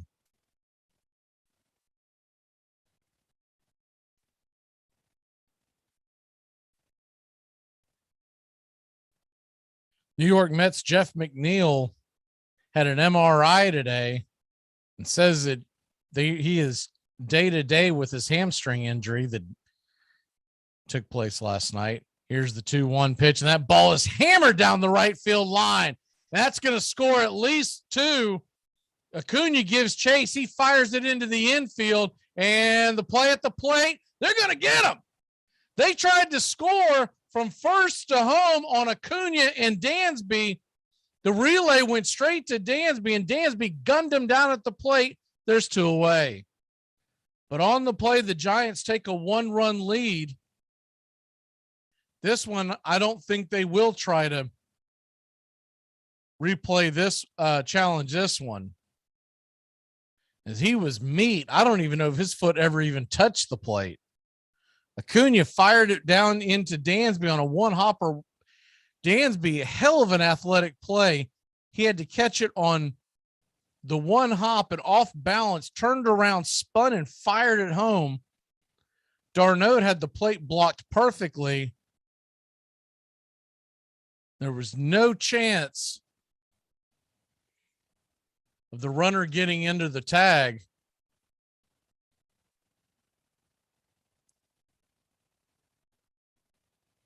Luis Gonzalez out on the play, and that'll bring Evan Longoria. He's got an 0-1 count now after the first pitch strike. Runner on second, 2 away. McHugh fires a slider swung on and missed, and it's now 0-2. Good pitch by Colin.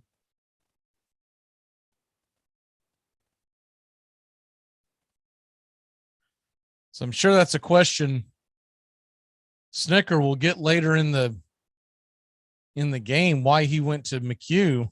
The bases loaded facing a lefty. The 1-2 pitch in the dirt. Did he go around? He did not go around. It's ball one.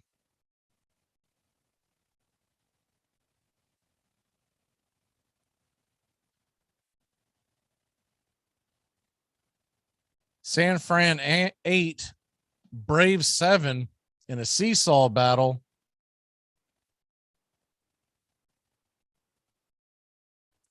The 1-2 pitch on the way from McHugh, swung on and missed strike three. Nice slider across the plate, top of the zone. And that'll end the inning, but out before San Fran grabs a 1-run lead. It's 8-7 Giants. We head to the bottom of the sixth. It's the Armchair Quarterbacks pregame show all summer long. Armchair Quarterbacks are doing play-by-play right here on YouTube, Tuesday nights, Thursday nights, and Friday nights. So we're jumping on early with the Armchair Quarterback show, getting you caught up in the world of sports and ready for the first pitch. It's the Armchair Quarterbacks pregame show all summer long, right here on the Armchair Quarterbacks YouTube channel and your CBS Sports affiliate. Lager, the beer that brought the forest down. I drive an exotic imported sports car. I eat exotic foreign food like frankfurters and pizza. But when it comes to numbing my mind, I'm a patriot. I drink the beer that brought the forest down. I'm a lager man. And with the new 80-bottle trunk pack, you've got enough for the evening. Hey, it's happy hour somewhere. Lager brings out the patriot in you. At Shell, we know from the time you get up to the time you wrap up, Good night. there's a lot of meetups, eat-ups, and hurry-ups. So come to Shell and get 3 things done at once. Fill up with Shell V Power Nitro Plus, save up with the Fuel Rewards program, and snack up to save even more at the pump. Make the most of the stop you need to make with Shell. Every little town out there on the prairie had its own ball team and ball grounds, and we challenged them all. It wasn't easy to win those games. Each of those towns had its own umpire, so you really had to go some to win. We were gone 3 or 4 weeks. We'd take up a collection at the games, pass the hat, and that paid our expenses, or some of them anyway. One of the boys was the cook, but all he could cook was round steak. We'd drive along the country roads, and if we came to a stream, we'd go swimming. Came to an apple orchard, we'd fill up on apples. If we were near some fairgrounds, we'd slip in there. If we were near a barn, well, Sam Crawford, Wahoo, Nebraska.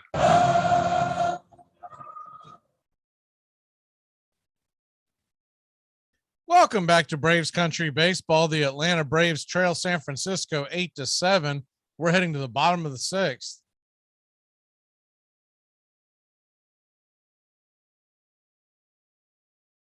And we're going to have Ozuna, Duvall, and Arcia coming to the plate. Ozuna is 1 for 2 on the night with a 2-run blast back in the second. The first pitch almost clips Ozuna. Rogers is back out there for a second inning. It's 1-0. Astros still lead the Mets 3-0 in the fourth. The 1-0 pitch is swung on and hit high and deep into center field. Going back is Yastrzemski. He's got room right there at the warning track, and there's one away. He hit it in one of the deepest parts of the park. Just a little too much air underneath it. Gave it a ride. That'll bring Adam Duvall to the plate. Duvall's 0 for 1 on the night. Also reached via the walk in the second.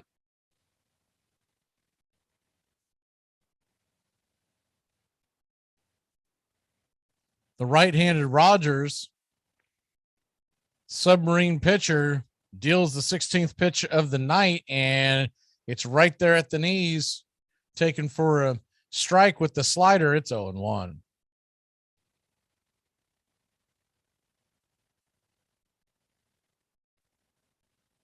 If you missed it earlier, here's the 0-1 pitch inside, taken for a ball. It's 1-1. We will be doing our normal Friday night show against the Dodgers. Of course, that's Freddie Freeman and the Dodgers coming to Atlanta for the first time this year. We're also doing a pop-up show on Thursday as the 1-1 pitch is swung on, comebacker to the mound. Rogers backhands it, flips it over to first, and there's quickly 2 away. That game on Thursday, it's the 4th game of this 4-game series against the Giants. It's a 12-20 first pitch. Arcia's 0 for 2 on the night. The fly out and a ground out.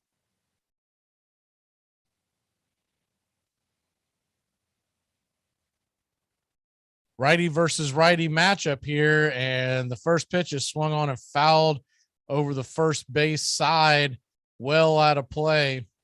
It's 0-1. Catcher and first baseman gave it chase. Don't really know why. That ball was way out of the picture. At least a dozen rows deep. The 0-1 pitch to Arcia on the way, and just below the knees, called for a ball. It's 1-1. That one looked like it may have been in the zone.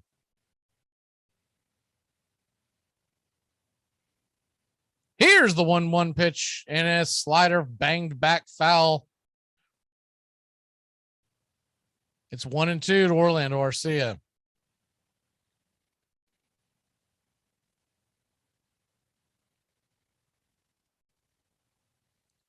Braves trying to get the lead here, or at least tie it up. We've had a game that has shown 1-2 pitch on the way, fastball top of the zone, taken for a ball, good eye by Orlando, and it's 2-2.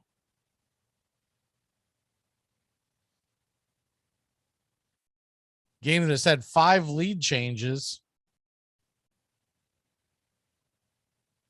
2-2 delivery, swung on and just gets a piece of it, knocks it foul. We'll do it again at 2-2.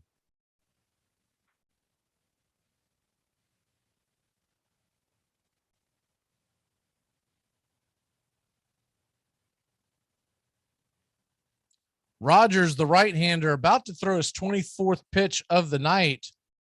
Kicks and deals, swung on and missed. Slider totally whiffed on that one, just out in front, and strike number 3.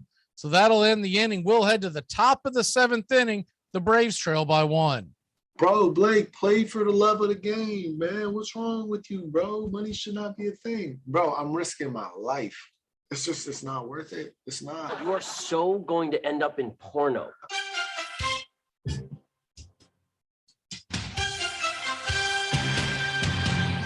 Stay locked in on Armchair Quarterbacks Radio. Always just moments away from the big play. There's Cunningham. Dodges left and puts it way downfield for Fred Barnett, who has the catch. And the race is on. There are no flags.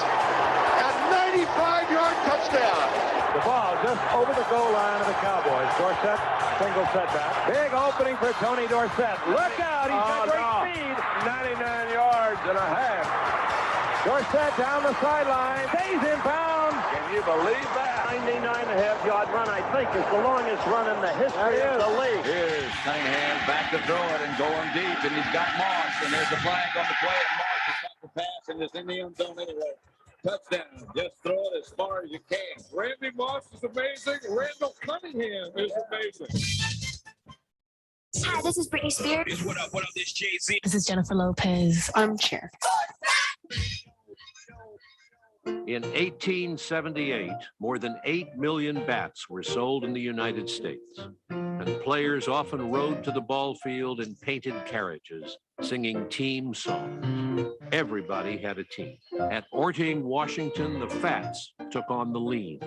Whalers, frozen in at Herschel Island above the Arctic Circle, played too, naming their teams the Hoodlums, Walruses, and Blubbers.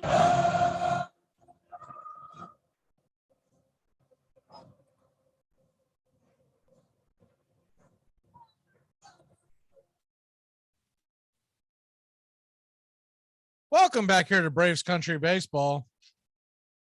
I'm Mac McGee bringing you the action. The Atlanta Braves trail the San Francisco Giants 8-7. 8 runs, 10 hits, no errors for the Giants. 7 runs, 7 hits, and no errors for the Braves. It's a war of attrition in the bullpens tonight. The starters were knocked out early.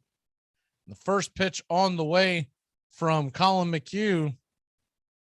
Taking for a strike, it's 0-1 to Jock Peterson. Peterson's 0 for 3 on the night. The 0-1 pitch kicks and fires, and that ball's hit high and deep into right field, going back against the wall. Over the wall, Jock Peterson makes it a 2-run game for the Giants. Colin McHugh hung one, and Peterson got enough lift to get it over the wall. It's 9-7 San Francisco. Peterson hit it just over into the bullpen. If that ball's about 5 feet to the right, it goes off the wall. Brandon Belt steps in and takes the first pitch high and away for a ball. It's 1-0.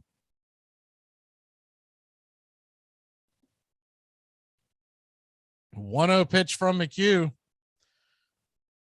Swung on and banged foul. Evens up the count at 1-1.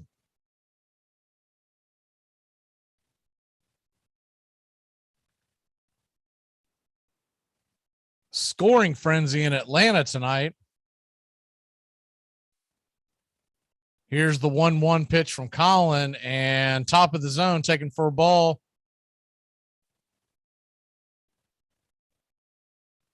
It's now 2-1. In the bottom of the 7th, the Braves will have Harris, Acuna, and Swanson coming to the plate. The 2-1 pitch is a slider taken for a strike. Belt was taking all the way.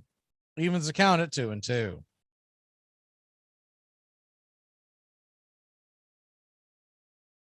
Two-two pitch from McHugh. Swung on and missed strike 3. Fastball outer edge.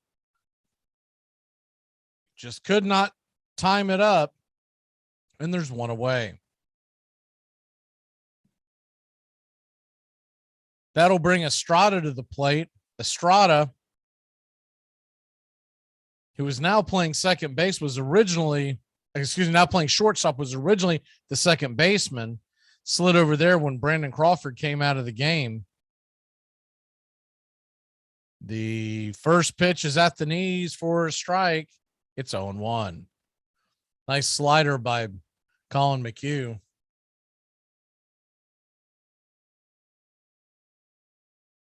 Here's the 0-1 pitch, and it's a slider outside, way off the plate. Evens up the count at 1-1.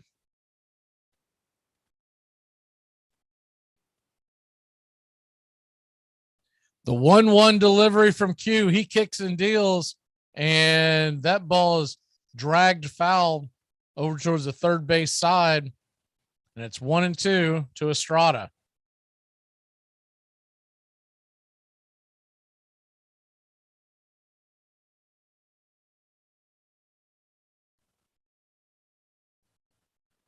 McHugh looks in, gets the sign. He kicks and deals and swung on and missed strike 3. Slider drops off the edge of the table. And Estrada could not make contact with it. There's 2 away.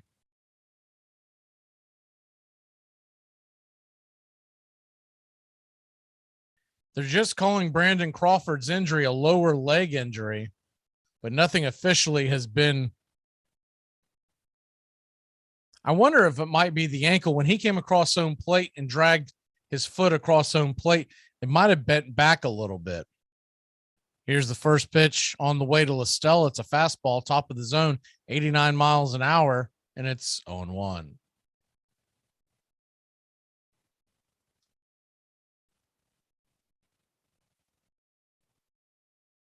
The 0-1 pitch on the way from McHugh, and LaStella tries to drop down a bunt. A slider goes inside. He bangs it way foul. And he'll do it again at 0-2. Giants will try anything to get on, and he was going against the shift, so he was really trying to get that ball to the left-hand side, even though it was an inside pitch.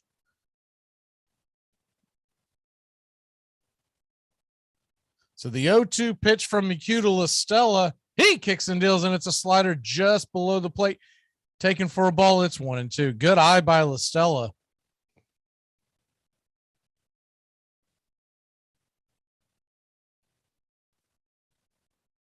McHugh with the 23rd pitch of his outing. And the 1-2 delivery swung on and missed. Yak 'em, strike 3, and that'll end the inning. But not before the Giants and Jock Peterson put another run on the board. The Atlanta Braves trail just 9-7. They're grabbing the bats, and the top of the order's on the way. There's quickly 2 away, just 7 pitches into the inning, and Freddie Freeman comes to the plate.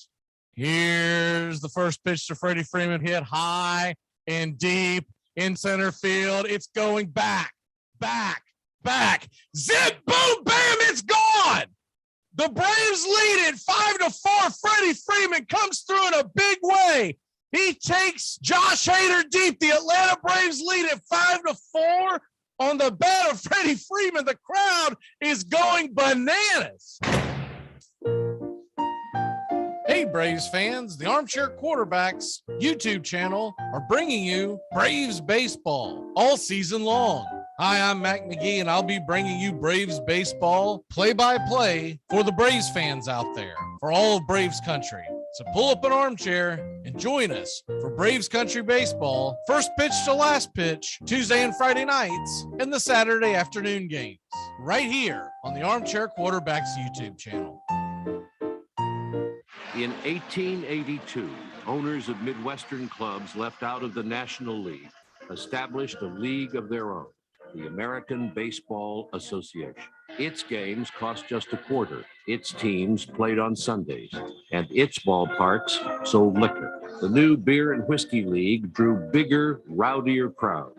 The stands filled with working men and immigrants, not the middle-class, native-born fans who followed the National League. It was baseball's heyday. Competition flourished, play improved, attendance skyrocketed, and huge wood and iron grandstands were built in all the big cities. The 2 leagues staged an end-of-the-season championship for fans who could not get enough baseball.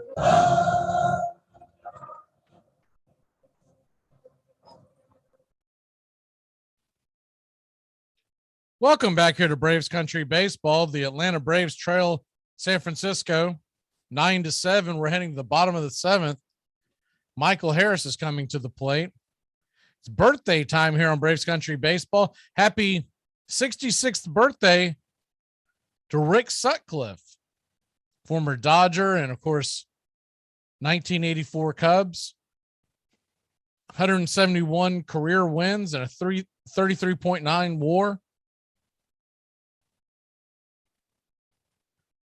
The first pitch is on the way to Michael Harris, and it's top of the zone, taken for a ball. It's 1-0. John Brebbia is in for the Giants. 2.89 ERA, and the 1-0 pitch is popped up into center field. Harris hit that at the end of the bat. Not much on it. And there's one away. Happy 41st birthday to former Pittsburgh Pirate Garrett Jones. He was drafted by the Atlanta Braves in 99, but played most of his career with the Pittsburgh Pirates. Those are your baseball birthdays. Derek Coleman of the Syracuse Orangemen and later New Jersey Nets. The first pitch to Acuna swung on and rifled up the middle. That'll be a 1-out single for Acuna. He just got the bat through the zone and pushed it in between the second baseman and shortstop right past the leg. It actually went off the belt of the pitcher. I thought it missed him altogether, but it just brushed off his belt. He appears to be okay. I don't even know if the San Francisco dugout knows that that the ball touched him. That'll bring Dansby Swanson to the plate. And the first pitch to Swanson is low and inside, slider in the dirt. It's 1-0. Dansby, 1 for 3 on the night. Derek Coleman, 55 years old, and Richard Jefferson also played for the Nets. He's 41 years old. Happy birthday to them. We got a few more here in a second. The 1-0 pitch is swung on and missed. Slider right across the plate. It's 1-1. Chris Pratt of Jurassic Park fame. He is 43 years old. Juliette Lewis, the actress, is 49 years old. Jim Brewer, the comedian and lifelong New York Mets fan, is 55 years old.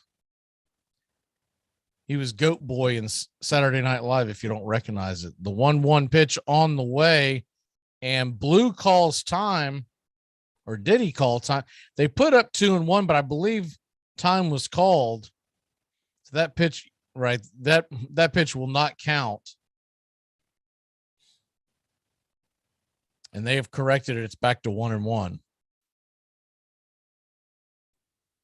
Livensparger put up the fingers to assure everyone it is a 1-1 count. So a 1-1 count to Swanson. Acuna leading off of first. He looks antsy. Looks like he is going, and swung on and fouled back out of play. It's 1-2. The fastball at the top of the zone. You get why Dansby swung at it, but I think Acuna had that base stolen. Probably should have took that pitch.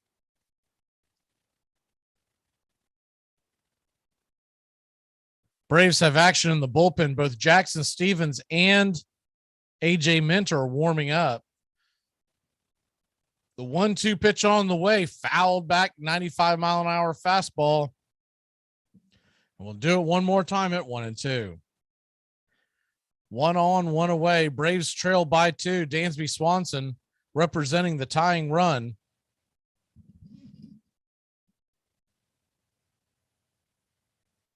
It's still 3-0 in Houston. Astros leading the Mets in the 5th. The Giants are playing the infield defense on a shift, but close to double play depth. Brebbia tosses it over to first to keep Acuna close by. Ronald's in there easily. We'll do it again. It's 1-2.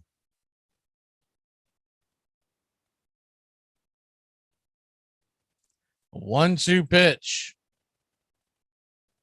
And swung on and hit high, but not very deep into center field. Underneath it is the center fielder, Yastrzemski. He'll put it away for out number 2.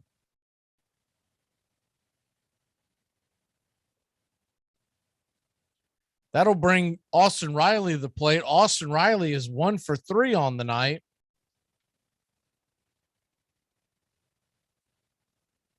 A single in the 3rd, and he also scored a run,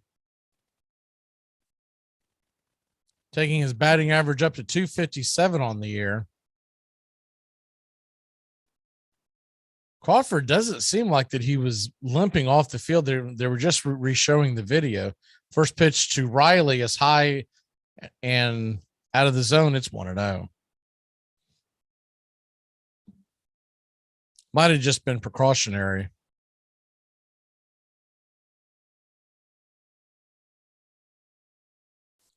The 1-0 pitch from Brebbia to Riley is way off the plate. Slider misses, and it's 2-0. If Riley can continue this inning, Matt Olson, who's already got a 3-run bomb in the books, is standing on deck.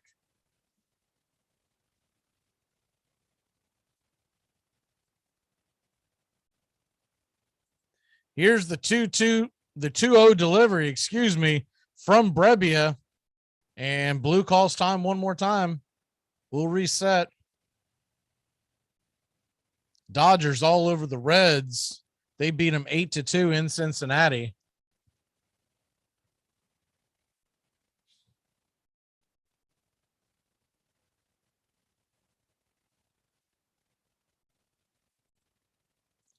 The 2-0 pitch from Brebbia as he looks in. And another called time. It's a cat and mouse game between Riley and the pitcher. Brebbia is taking an abnormal amount of time to deliver the ball. I don't know if he figures that's going to throw off Riley's timing, but Riley, after standing there for a second, has called time. Here's the 2-0 pitch from Brebbia. It's like a statue. Here's the delivery, swung on and fouled back out of play. It's 2-0. Brebbia is the reason why they're talking about a pitch clock. Most of your major league pitchers work pretty quickly. It's him and a couple of others that you'll see take long amounts of time in between pitches, and Major League Baseball is trying to speed the game up. I don't know if I'm in favor of a pitch clock, but I understand where it's coming from. Here's the 2-1 pitch, swung on and missed. Strike two. Slider, top of the zone. Riley was trying to tie this one up with one swing and got underneath it. Let's see if he shortens a swing here. There's one on, 2 out, 2-2 pitch to Riley, and it's a fastball, misses high inside, ball 3. So Acuna will definitely be off to the races now.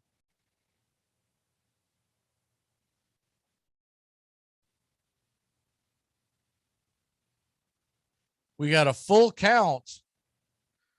And Acuna's off and running, ball 4. The ball gets away. So Riley's going to walk, and Acuna dives into third. He didn't really need to. I think he did it just for show. And so having the runner on the move and the ball popped out of the top of the glove, that's got to be a pass ball. Wasn't that bad of a pitch. You'll have runners on the corners with 2 away. And Matt Olson coming to the plate. But not before Gabe Kapler comes in and makes a pitching change. We'll be back in a flash. Braves Country Baseball. Smoking, that's another one. Try to stop smoking. That's a beauty, huh? Well, with cigarettes, my wife and I, we made a deal, my wife and I. We only smoke after sex. I got the same pack now since 1975. What bothers me is my wife. She's up to 3 packs a day. TGIF on the Armchair Quarterbacks. Justin Waller and Mac McGee are back at it 6 p.m. Eastern to 7 p.m. Eastern every Friday evening right here on the Armchair Quarterbacks YouTube channel and your local CBS Sports affiliates. We're talking the NFL, Major League Baseball, Southern football, so grab you a cold one. It's finally Friday on the Armchair Quarterbacks, 6 p.m. Eastern to 7 p.m. Eastern. Waller and McGee getting you ready for your sports weekend. Here's the 1-2 pitch, and it is swung on and hit high and deep down the right field line. Is it fair? Is it? It is gone, baby. Ram-a-lam-a ding-dong, zit, boom, bam, a 3-run shot by Eddie Rosario. That thing looked like it was curving foul. Eddie Rosario makes it 4-1 Atlanta. Hey, baseball fans, the Armchair Quarterbacks YouTube channel is going to bring you the baseball game of the week on Thursday nights. Tones Ariola and Mac McGee bringing you the action, the biggest game of the week in all of Major League Baseball. That's Thursday nights. This baseball season, the MLB game of the week, right here on the Armchair Quarterbacks YouTube channel. Baseball is the very symbol, the outward and visible expression of the drive and push and rush and struggle of the raging, tearing, booming 19th century. Mark Twain.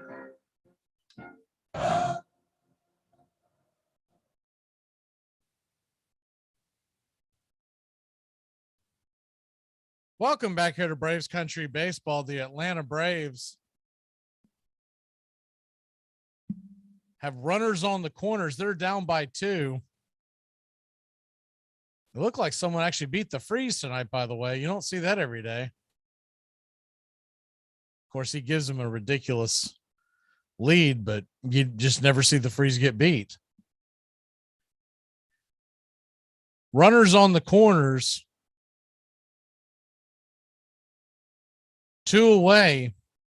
And a tough lefty, and Jake McGee stands in to face Matt Olson. The first pitch on the way from McGee, and that ball is hammered into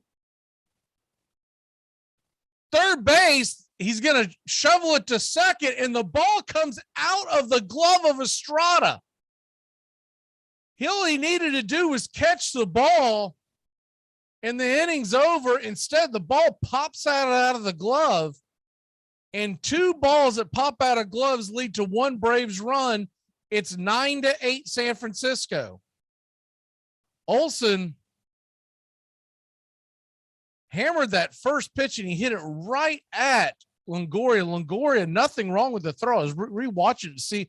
Might have been a little high, but it was right there at the head of Estrada. And I think Estrada was worried about where the actual bag was. One of those, he was looking for the bag before he had the ball in his hand. So the Braves have new life, trailing by 1 run, and that'll bring Travis d'Arnaud to the plate. d'Arnaud comes up to the plate, 1 for 3 on the night. Runners on first and second. To reset it, there's runners on first and second. 2 away. d'Arnaud asks for time, and he'll get it. Riley's on second. Olson's on first. So it would take a lot to get Olson from first to home other than a dinger. Here's the first pitch on the way, and it's a fastball right down the pipe, swung on and missed. d'Arnaud is down 0-1.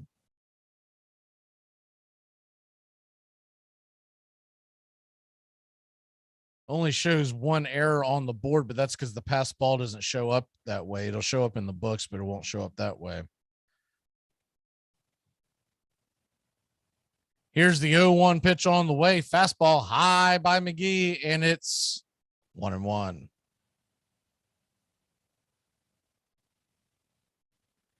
San Francisco 9, Atlanta 8 in an absolute shootout.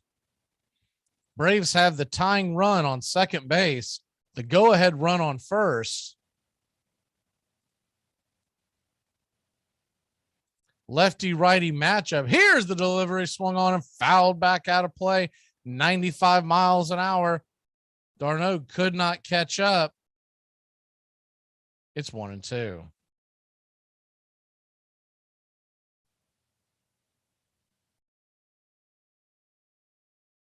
Jake McGee trying to end the Atlanta rally. San Fran should be out of the inning, if not for the bobbled ball at second. Here's the 1-2 pitch, and swung on, and Baltimore chopper over to the left side, giving chase is the shortstop. He'll fire it over to first and just beat Travis d'Arnaud on a photo finish as d'Arnaud's helmet went flying through the bag, probably got him by a half step. So that'll end the inning, but not before the Braves cut the lead to 1. It's 9-8 Giants over the Braves. Being number 2, being number 4. That'll bring Austin Riley to the plate. Austin Riley had the big home run earlier. And Austin Riley lifetime is 0 for 2 against Treinen. In Atlanta, a single could win this game. Austin Riley stands at the plate. Peterson is on deck. Jock Peterson, by the way, is 2 for 4 lifetime versus Treinen. Here's the swung on, and it is roped down the line. It It's going to rattle around. And oh, baby boy, here comes Ozzy Albies. He's going to score. The Braves walk it off in fine fashion. Oh, my word. The first pitch, and it is absolutely scoop-a-doop down the line. How about that? How about that? Thirsty Thursdays, it's the Armchair Quarterback Show. Joey Antone's Areola, Mac McGee, and the rest of the guys dropping by, talking baseball, football, and everything in between. Catch the Armchair Quarterbacks on Thirsty Thursdays, 6:30 Eastern, 5:30 Central. In 1882, William Hulbert died, and control of the National League and his old team, the Chicago White Stockings, passed to his second in command, A.G. Spaulding. The magnet must be a strong man among strong men. Everything is possible to him who dares. Albert Goodwill Spaulding. The railroads had Commodore Vanderbilt. Big Steel had Andrew Carnegie. Big Oil, John D. Rockefeller. Baseball had Albert Goodwill Spaulding.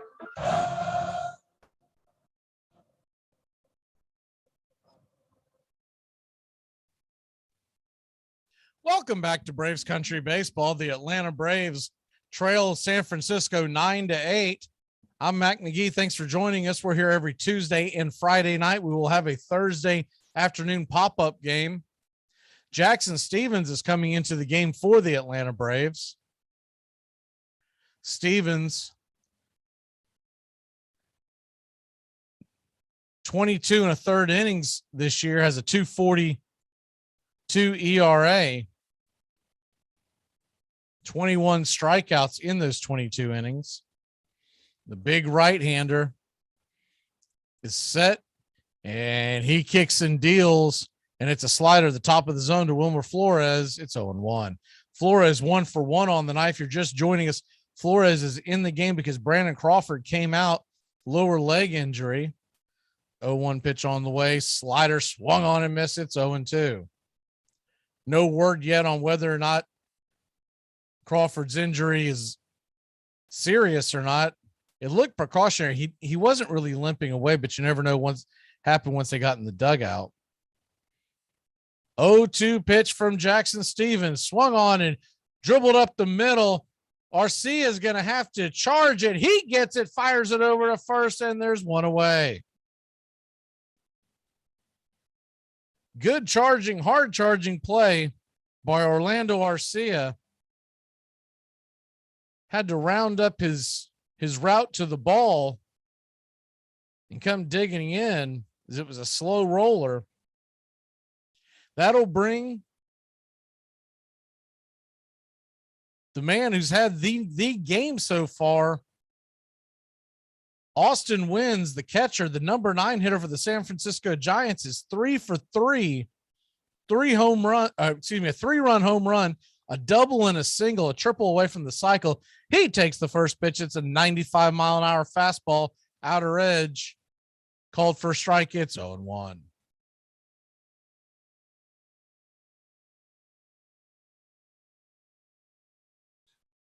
San Fran leads it 9-8. The 0-1 pitch is swung on and hammered to the left side. Riley will charge, and he fires it over to first to Olsen, and there's quickly 2 away in the San Francisco 8th.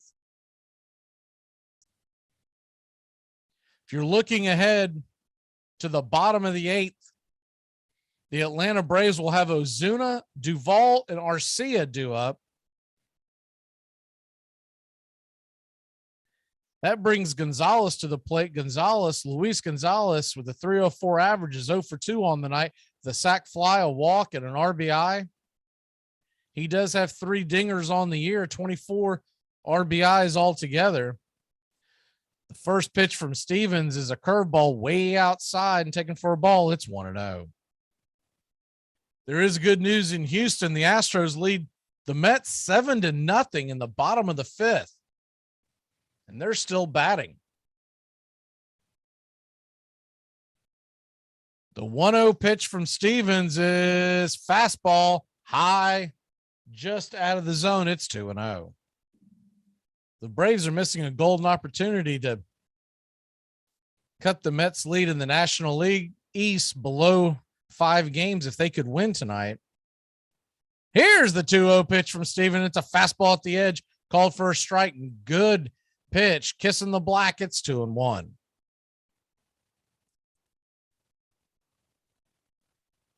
Stevens lifts the glove. He kicks and deals, and it's a curveball inside. A little too close for comfort for Gonzalez. It's 3-1. That curveball almost went in and clipped Gonzalez. That's the last thing you want to do. Hit someone with the curveball. Here's the 3-1 pitch, and Stevens kicks and deals, and he hits it high, but not very deep. It's playable for Acuna. He's underneath it, and that'll end the inning.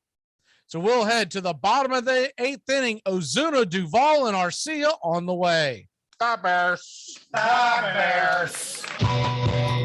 Thirsty Thursdays, it's the Armchair Quarterback Show. Joey Antone's Areola, Mac McGee, and the rest of the guys dropping by, talking baseball, football, and everything in between. Catch the Armchair Quarterbacks on Thirsty Thursdays, 6:30 Eastern, 5:30 Central. It's important to remember the value of taking time for ourselves to do the things that help us grow and explore, like learning something new. And now with the Great Courses Plus, it's never been easier to experience the joys of learning. The Great Courses Plus offers thousands of streaming videos that cover hundreds of fascinating topics, from World War II to choosing the perfect wine. You can even take a course on the U.S. government or dealing with stress and anxiety. And because the Great Courses Plus partners with world-class professors and experts, you're always receiving thoroughly vetted, high-quality content from every lecture. Plus, you can watch or listen anytime, anywhere with the Great Courses Plus app. So take a little time for you. Sign up for the Great Courses Plus today for a free month of unlimited access. Visit thegreatcoursesplus.com/radio to get started. That's thegreatcoursesplus.com/radio. Albert Goodwill Spaulding. He had been the finest pitcher of the 1870s.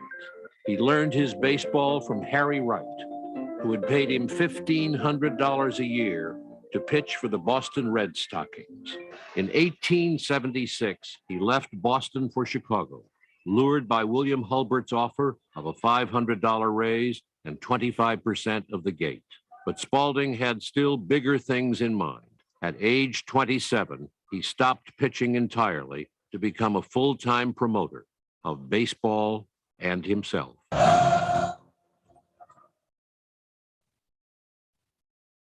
Welcome back to Braves Country Baseball. The Atlanta Braves trail by just 1 run. One swing of the bat, and this game could be tied. And the man that could do it is Marcell Ozuna, who's heading to the plate. Ozuna already with the home run tonight. He'll be facing Dominic Leone. Leone, a 2.45 ERA in 27 appearances. Righty-righty matchup. And the first pitch from Leone, he kicks and deals, and it's a fastball fouled back against the screen. It's 0-1. If you missed it earlier, Marcell Ozuna hit an absolute bomb over the center field wall. It was a 2-run dinger that scored him and Travis d'Arnaud. The 0-1 pitch from the fireballer is a slider outer edge. Swung on and missed. It's 0-2. The Rays did hold on and beat the Yankees tonight 5-4.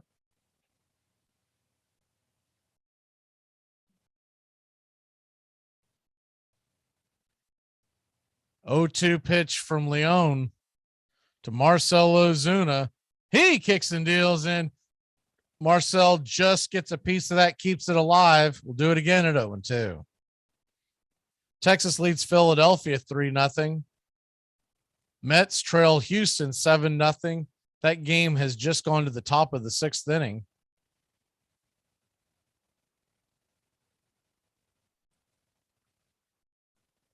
Marlins 9, Rockies 8. That game is in the 8th.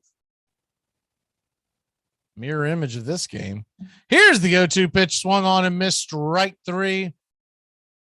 That's the first out of the inning. And that'll bring Adam Duvall to the plate. Duvall is 0 for 2 on the night. He walked in the second inning. Cleveland and Minnesota are tied at 5 in the 8th. White Sox 2, Toronto nothing. Bottom of 6. Cardinals 3-2 over the Brewers. Top 6. Here's the first pitch to Duvall. Did he go around? The ball was high. He did not. It's 1-0. Royals just getting going against the Angels. Kansas City leads at 3-0 in the second.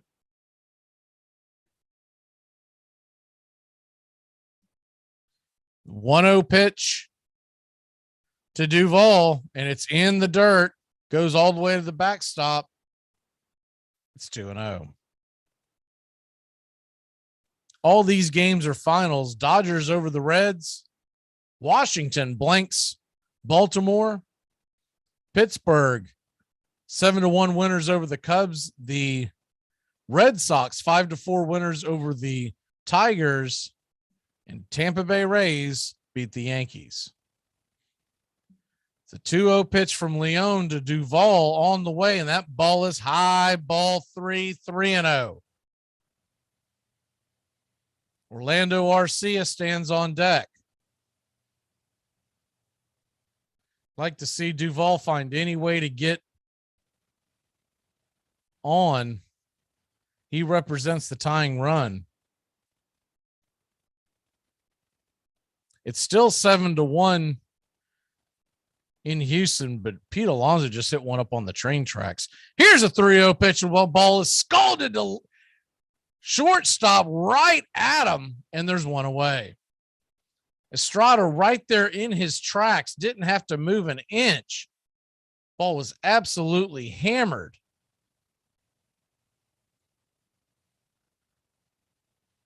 I mean, he could have sat there on a stool and caught that.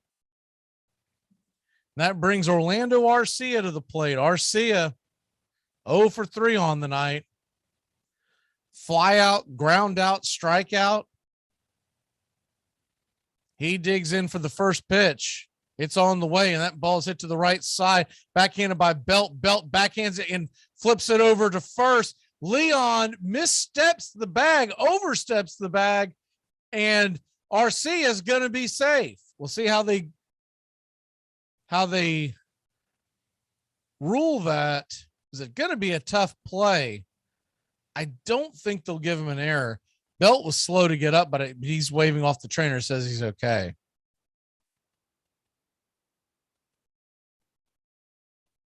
Belt had to dive to his right. Now he's a left-hander, so his glove was on the right side. So he just had to dive for it, didn't have to backhand it. He jumped up and flipped it over to first, and Leon had plenty of time, but he just missed the bag. He missed it to the left of the bag. And you can see the dirt come up. He did not touch the bag.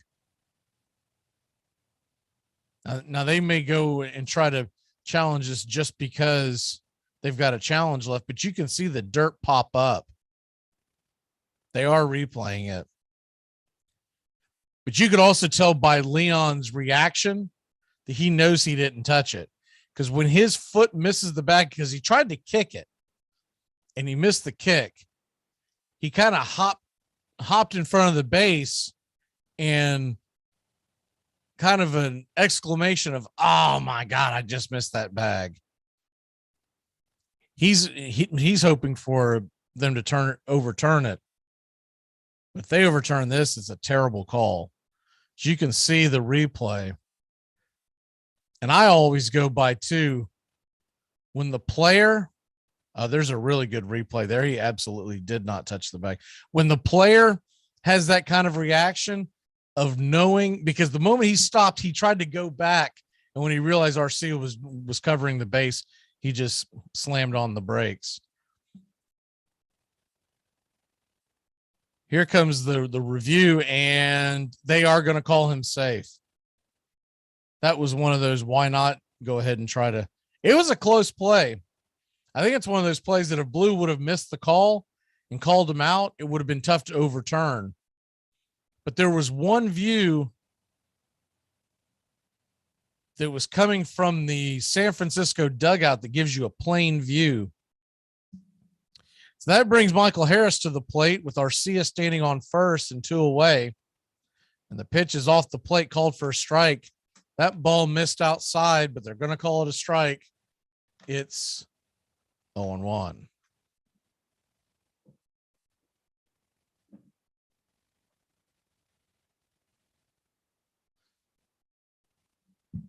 The 0-1 pitch to Michael Harris. As Leon kicks and deals in, he rifles it into left field. It's going to get over there for a single. Arcia will stop at second base, and there's runners on first and second. 2 away, and that'll bring Ronald Acuna Jr. to the plate. Harris took a fastball that was on the outer edge and just hit it against the shift.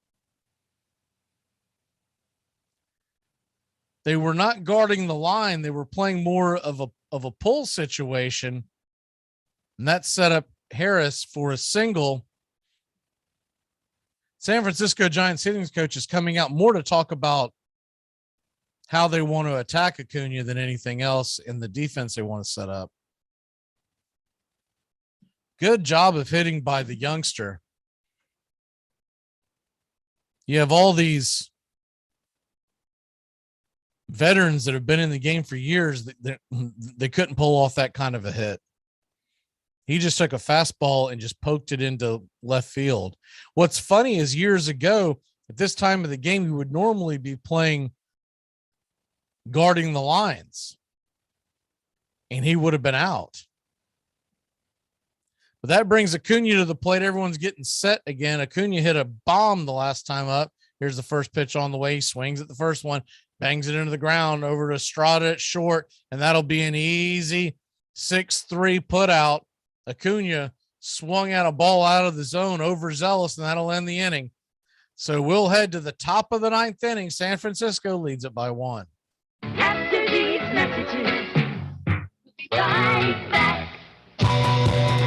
Thirsty Thursdays, it's the Armchair Quarterback Show. Joey Antone's Areola, Mac McGee, and the rest of the guys dropping by, talking baseball, football, and everything in between. Catch the Armchair Quarterbacks on Thirsty Thursdays, 6:30 Eastern, 5:30 Central. You get a whole lot of something with Farmers Policy Perks. So much, I'm going to have to speed things up. You can get the Farmers Signal app, and that could get you up to 15% off your auto policy. That's just for using the app and driving like the normal speed limit, hearing, full stop, making lane change, signaling human being you are. Get a whole lot of something with Farmers Policy Perks. Start with a quote by calling 1-800-FARMERS. We are farmers. Bum, bum, bum, bum, bum, bum.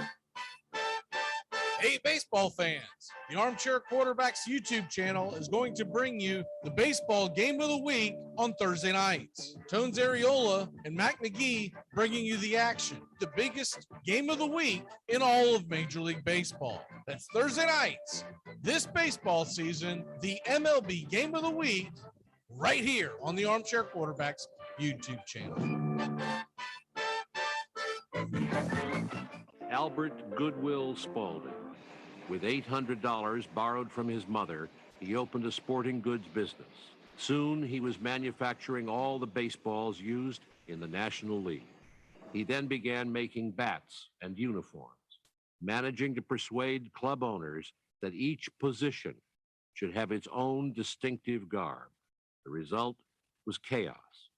The team looked like a Dutch bed of tulips, a Chicago sports writer said, and the experiment was quickly abandoned.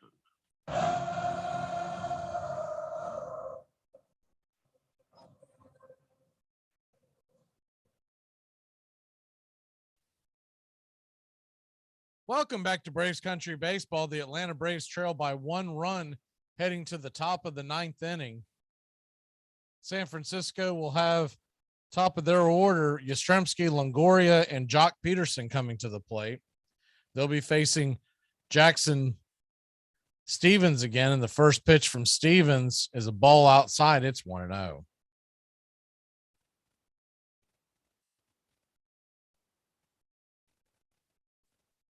The 1-0 delivery from Stevens is slider missed way outside. It's 2-0.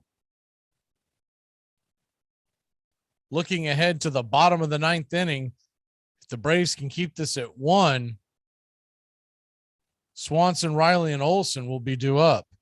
The 2-0 pitch is a fastball high, top of the zone, called a strike. Yaz doesn't like it. It's 2-1.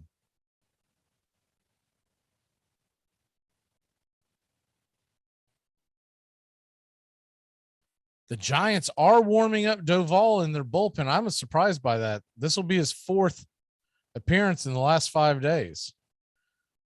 The 2-1 pitch is a fastball, missed a high outside. It's now 3-1.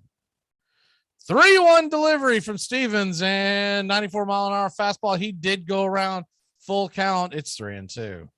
Fastball was the top of the zone, just above the letters. Yaz couldn't hold off. That'll bring Riley over into the shift into shallow right field. So Yastrzemski will have the whole left side. Here's the 3-2 pitch and fastball. Doesn't matter. It misses high and wide. It's ball 4.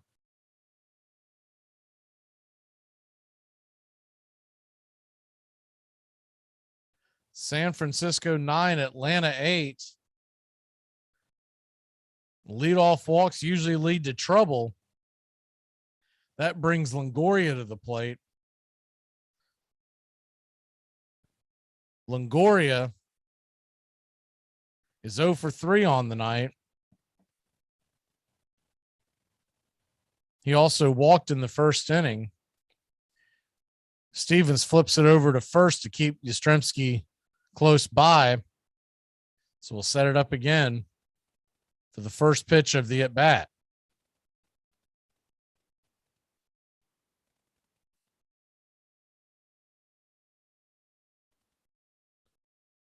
First pitch on the way. It's a curveball at the knees, inner part of the plate. Good pitch by Stevens. It's 0-1.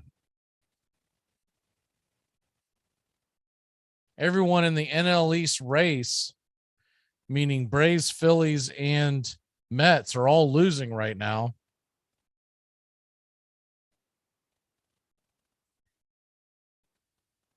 Oh, 1 pitch. Curveball way outside. Missed for a ball. It's 1-1.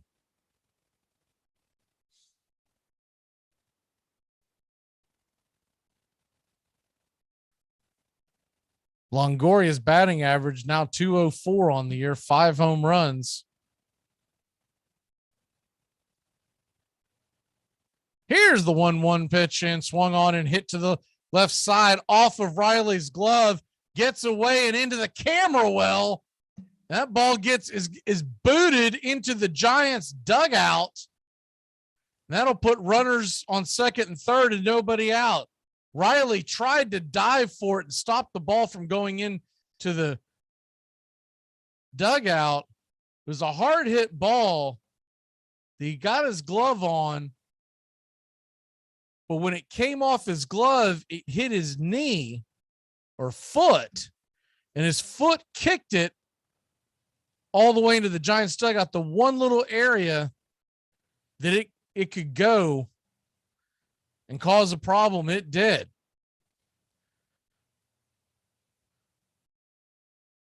So a walk in an error sends runners on second and third, nobody out, and that'll bring Jock Peterson to the plate. They're going to go ahead and walk Jock to cause a traffic jam on the bases and put a force at every single base.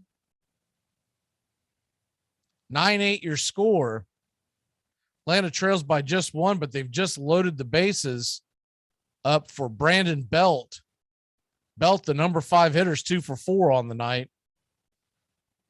That was a tough luck error by Austin Riley. If that ball just goes off his glove, he grabs it, it's probably just going to be a base hit. 1-0 pitch misses wide and high. It's 1-0.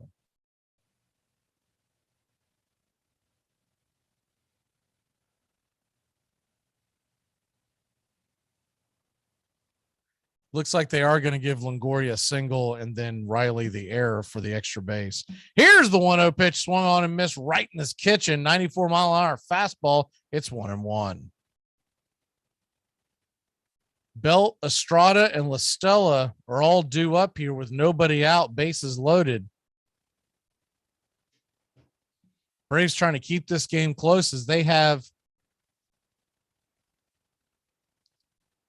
middle of their order due up next inning. Here's the 1-1 pitch, swung on and fouled back out of play. It's 1-2.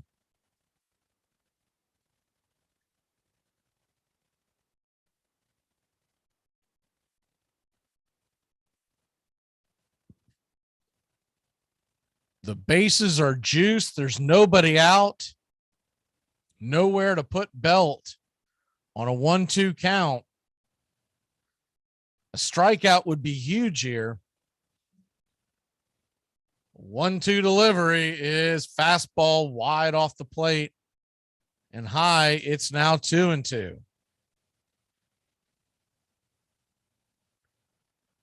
See a lot of the pitchers, Stevens included right now, having to dig clay out of their shoes. It's probably the humidity in Atlanta. Strider had to do it a few times. Don't know if that affected his delivery or not. He had a quick night tonight. Here's the 2-2 pitch from Stevens, swung on and fouled to the first base side. It looked like the curveball just got a piece of it. 77-mile-an-hour Uncle Charlie will do it one more time at 2-2.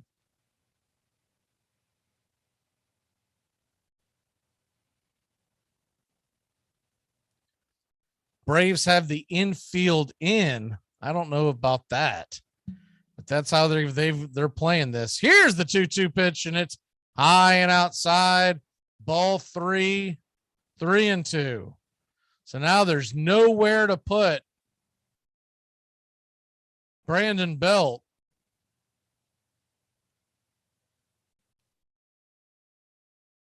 With a full count and bases juiced. Here's a 3-2 delivery from Stevens, and it's a fastball fouled back out of play behind home plate. We'll do it one more time at 3-2.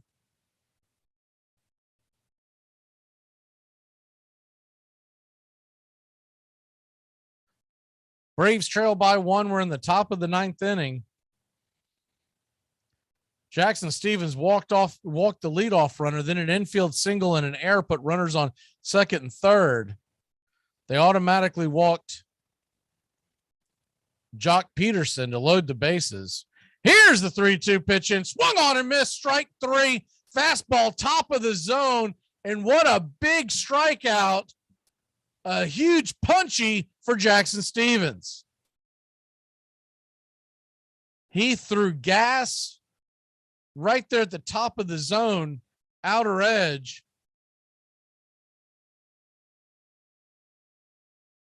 And Belt just could not catch up with it. He must have been looking for the off-speed pitch. After seeing that 77-mile-an-hour curveball, that 94 must have looked like lightning. Austin Slater is now coming into the game. He is going to be the pinch runner at first for Jock Peterson.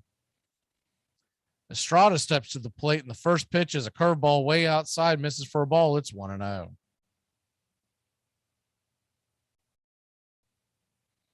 The Mets have hit another home run, but it's another solo shot. It's still 7-2 Houston in the 7th.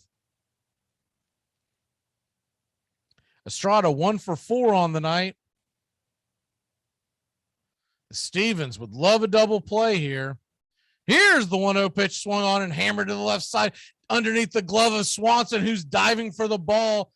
Duvall gets the throw back in, One run will score, but that'll be it. Good defensive play by Duvall. Kept the Giants at station to station baseball. Dansby Swanson dove for the ball. If he makes the stop, I don't know if he gets anyone out anyways. Just went past the diving glove. If he gets that, I don't know who he could have thrown out. So the bases are still loaded. One away. And LaStella, the left-handed hitter, comes to the plate. First pitch is a curveball on the outer part of the edge, called for a strike. It's 0-1. Good pitch by Stevens. Looks like this is his game to win, lose, or draw. Another game tomorrow and a day game on Thursday. Snicker's going to roll with Stevens. Here's the 0-1 pitch. Swung on and hit down the left field line. Just foul. That might have cleared the bases as that ball was going to rattle up against the wall over by where the ball boy sits. Over there in that corner, that crevice right before you go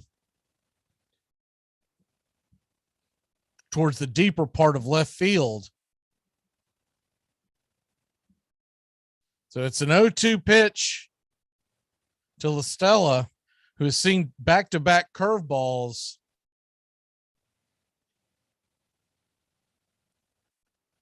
Here's the 0-2 pitch, swung on and fouled back out of play off the screen behind home plate.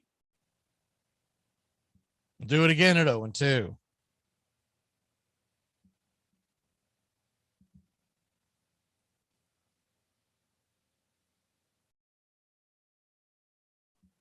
Delivery from Jackson Stevens to LaStella. Lefty-righty matchup. Stevens looks to runner back over third. He kicks and deals. Fastball swung on and popped up high, deep into left field, giving chase is Duvall. That ball go up against the screen and out of play. We'll do it again at 0-2. I don't even know if you want to make that catch if you're Duvall. It would have been a tough play to try to get the runner at home with his momentum going away from the ball. You don't want to get more than 2 runs down here. The Giants go to Duvall again. You wonder what kind of steam he's going to have left after being used so much over the last several days. Here's the 0-2 pitch, and that ball is hammered foul out of play. That ball was right inside his kitchen, just fought it off. I think LaStella was looking outside. Good idea to go in a little bit. We'll do it again at 0-2. Meanwhile, while this is going on, Jackson Stevens is at 34 pitches in this outing. So will he show some wear and tear? The 0-2 delivery on the way to LaStella. Fastball swung on and missed, strike 3. That heater climbed the ladder and LaStella could not make contact with it. He swung at a ball, but the way that ball was rising, you can't blame him. There's 2 away. Hell of a pitch by Jackson Stevens. And that'll bring Wilmer Flores to the plate. Flores 1 for 2 on the night, a single and a run scored. Braves defense now backs up and they're playing Flores to pull. Here's the first pitch, and that ball is swung on and popped up into left field, giving chases Duvall. That ball just makes it into the seats and out of play. We'll do it again. It's 0-1. Thought Duvall was going to get underneath that one. The ball just carried over into the left field corner and about 2 rows into the seats.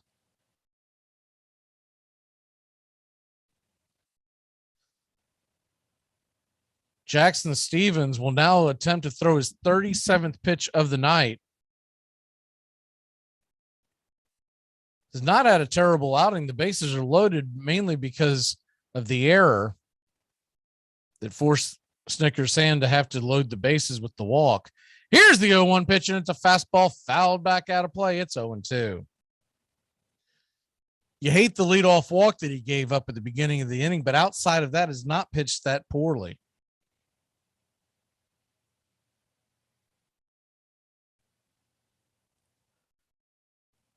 Giants 10, Braves 8, top of 9.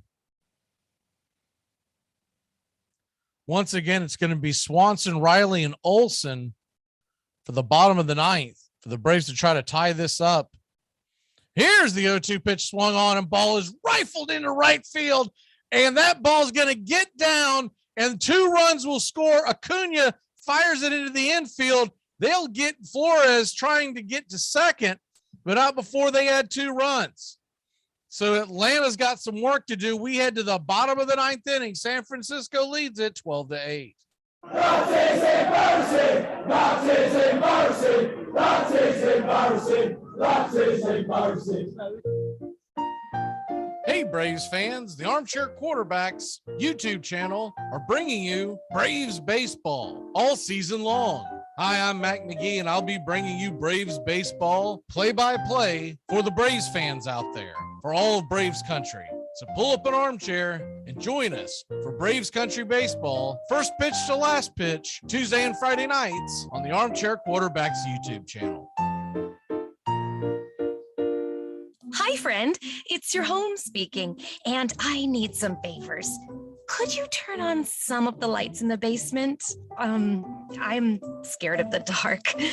Also, this one is easy. Could you bundle your home and car insurance with Geico so we could save money? Last thing, just a suggestion. Could you steam clean the carpets? I need a spa day. Geico. For bundling made easy, go to geico.com today. How the hell can you wear a Bears jersey at a Packer game? Foreman, this is worse than when you wore the Air Supply t-shirt to the Aerosmith concert. Like other captains of industry, Spalding crushed or bought out his competitors, becoming the largest sporting goods manufacturer in the country. Spalding Sporting Goods, its proprietor said, is converting all America to the gospel of exercise. Spalding ran his team and his empire from the private box he built for himself in Chicago's Congress Street grounds, fitted out with a gong to summon servants and a new invention, a telephone, to keep track of all his enterprises while he watched the game. Newspapers called him the baseball messiah.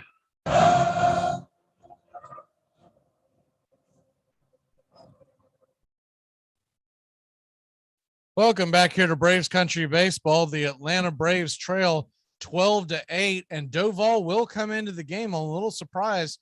Now with the 4-run lead, you kind of thought that they may sit him down, but I guess once they warmed him up, they figured they might as well let him go into the game. He is set to face Dansby Swanson, Dansby Swanson, Riley, and Olson. If anybody gets on, Travis d'Arnaud and Ozuna. Doval with the 2.7 ERA.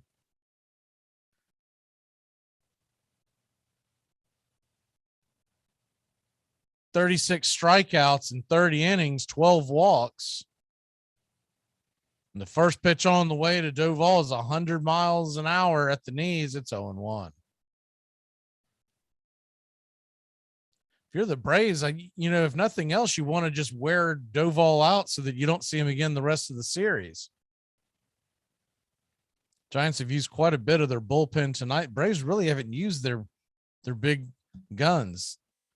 The 0-1 pitch on the way is fouled back, 101 mile an hour fastball, outer part of the plate. It's 0-2.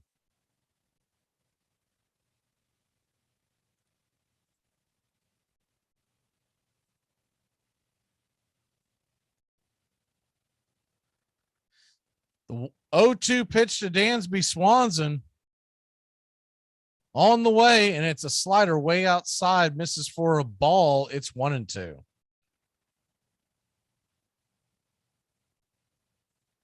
Atlanta Braves and San Francisco Giants are at it again tomorrow night. Game 3 of the series. Braves won the first one. It'll be another good pitching matchup. Carlos Rodon is the 1-2 pitch is on the way. It's another slider missed outside. It's 2-2. Carlos Rodon and Charlie Morton. The tail of the tape would tell you that Rodon's got the edge, but Charlie Morton's pitched pretty well his last couple of times out. That gets going at 7:20, and then Thursday, we'll have the call. 2-2 pitch on the way, 99-mile-an-hour fastball, bang foul down the third base line over by the dugout. We'll do it again at 2-2. Thursday, 12:20 first pitch. We'll have the call here for the pop-up broadcast. It is Kyle Wright versus Alex Wood. Another ex-Brave on the mound. That should be a good one as well. This could be a playoff matchup we see. Here's the 2-2 pitch in. Dansby Swanson swats it into right field, drops down for a single, and the Braves got something cooking in the bottom of the ninth. I think there's a very good chance that the National League West ends up with 3 teams in the playoffs: Dodgers, Padres, and Giants. And that the NL East gets the other wild card, whether it's the Braves or the Mets. You do have to keep an eye on the Cardinals and Brewers. But it just feels like those two, whoever loses out on that, won't be able to keep up with the rest. Here's the first pitch on the way to Riley. He swings at a fastball inside his kitchen, pops it up, and it's an easy pop up to second base, can of corn, and there's one away.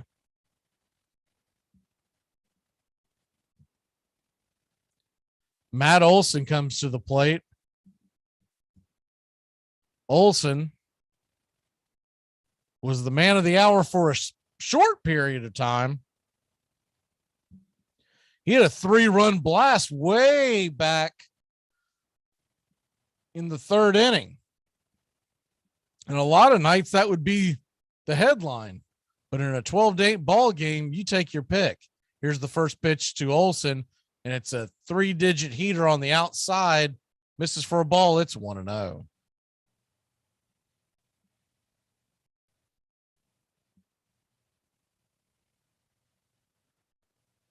Pitch to Matt Olson. Here's the delivery. It's outside, misses with the slider. It's 2-0. Adam Duvall would tail up Travis d'Arnaud and Ozuna if the Braves can get anything going. Braves with a bunch of right-handers in this lineup. They hope to get Eddie Rosario back next month. He's been out with the eye surgery. 2-0 pitch to Olson is a 97-mile-an-hour fastball, banged foul down the right field line. It's 2-1.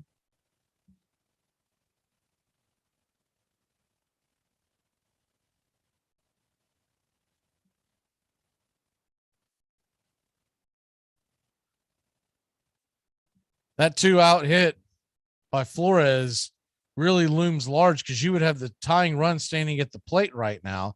Here's the 2-1 pitch. Fastball swung on and fouled down the third base line, well out of play over the dugout, and it's 2-2.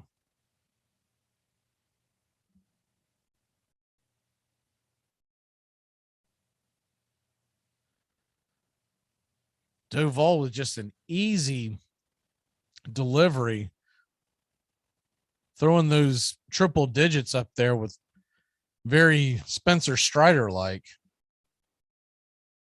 2-2 pitch from Duvall is on the way, swung on and hit hard. Will it stay fair? It is gone, baby, over the wall. A 2-run bomb by Matt Olson, his second of the night. And it's 12-10. Atlanta's back in it. An absolute rocket. That's the one thing about those pitchers that can throw that hard. If you can get around on it, it supplies its own power. Matt Olson sends one into the chop house and into orbit. It's 12-10. A lot of fans cleared out when the Braves fell behind by 4. Shows you how big that 2-out single by Flores was. So that'll bring d'Arnaud to the plate. D'Arnaud's 1 for 4.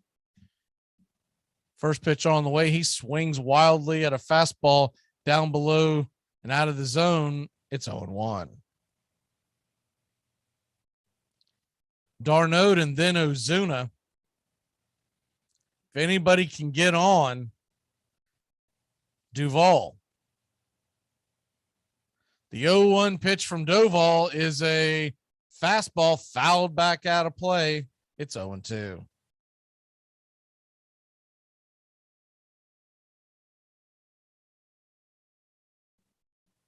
"22 runs tonight between the two teams. 26 hits, 2 errors.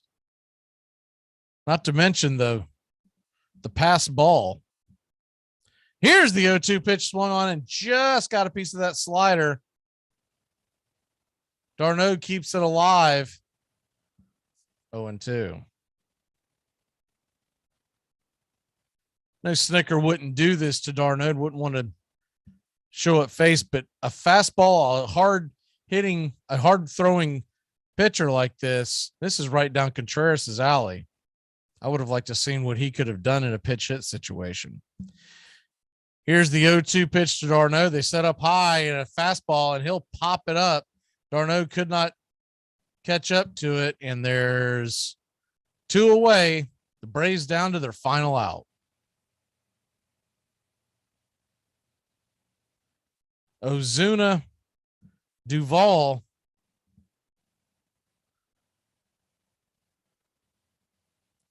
Ozuna just needs to get on. Duvall would represent the tying run. They're having a powwow with Duvall out there at the mound.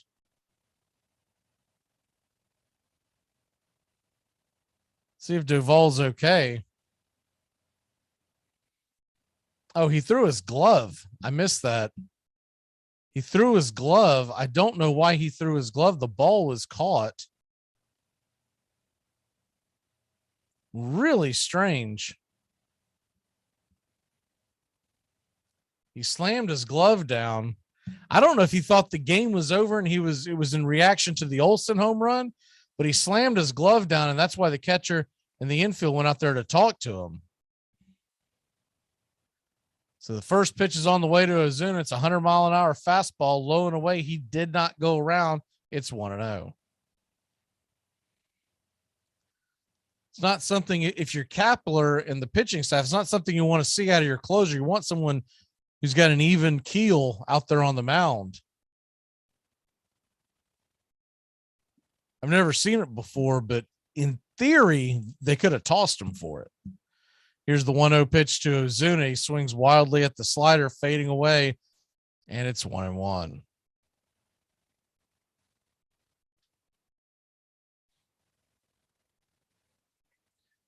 If Ozuna can find a way to get on, you got to figure Duvall would really be inside his own head by then. Here's the 1-1 pitch, and he swings wildly at another slider way out of the zone. It's 1-2. Braves down to their final strike. Hell of a game by both teams.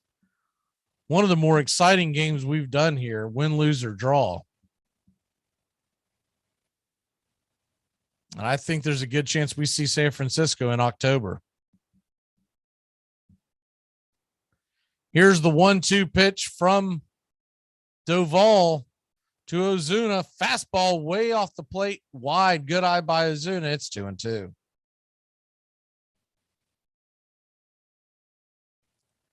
Giants 12, Braves 10.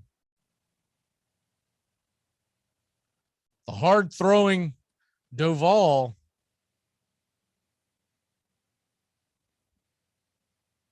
kicks and deals, and it's a slider swung on and missed, strike 3, and that'll end the game. So a great game by the Giants and a great game by the Braves. Braves just come up a little bit short. Final score is 12-10. on the night, you get a game for the ages as far as the offense goes. The Braves would have liked to have gotten the win, but you had home runs in the bottom of the second by Ozuna. He hit a 2-run shot. Olsen hit a 3-run shot in the bottom of the third.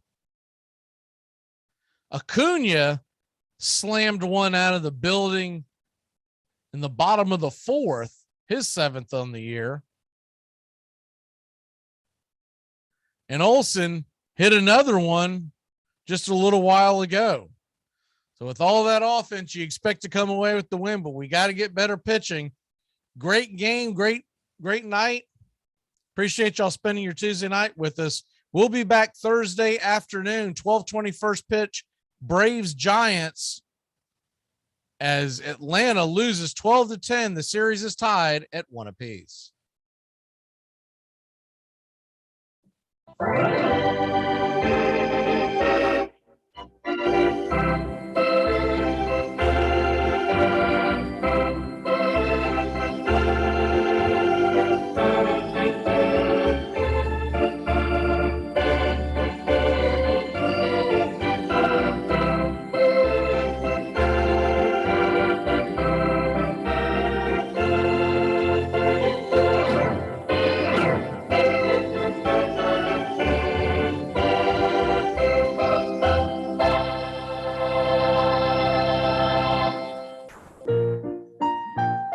Braves fans, the Armchair Quarterbacks YouTube channel are bringing you Braves baseball all season long.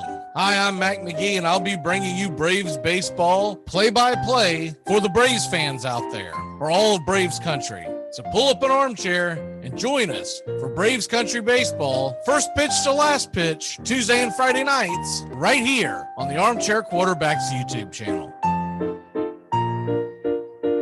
This portion of the show is being brought to you by The Best Things in Life, which are still free with minimum purchase at participating dealers.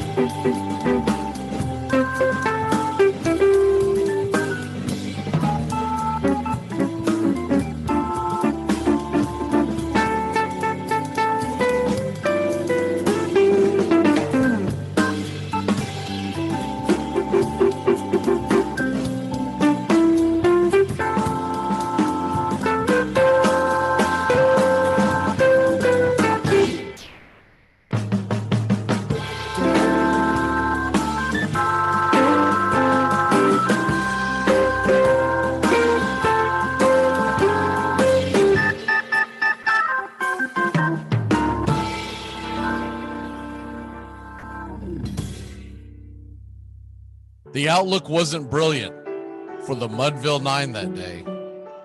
The score stood 4-2 with but one inning more to play. And then when Cooney died at first and Barrows did the same, a pale-like silence fell upon the patrons of the game. A straggling few got up to go in deep despair. The rest clung to hope which springs eternal in the human breast.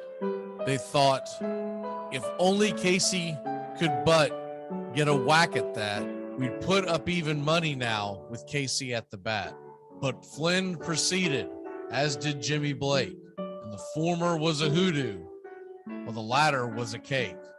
So upon that stricken multitude, grim melancholy sat, for there seemed but little chance of Casey getting to the bat.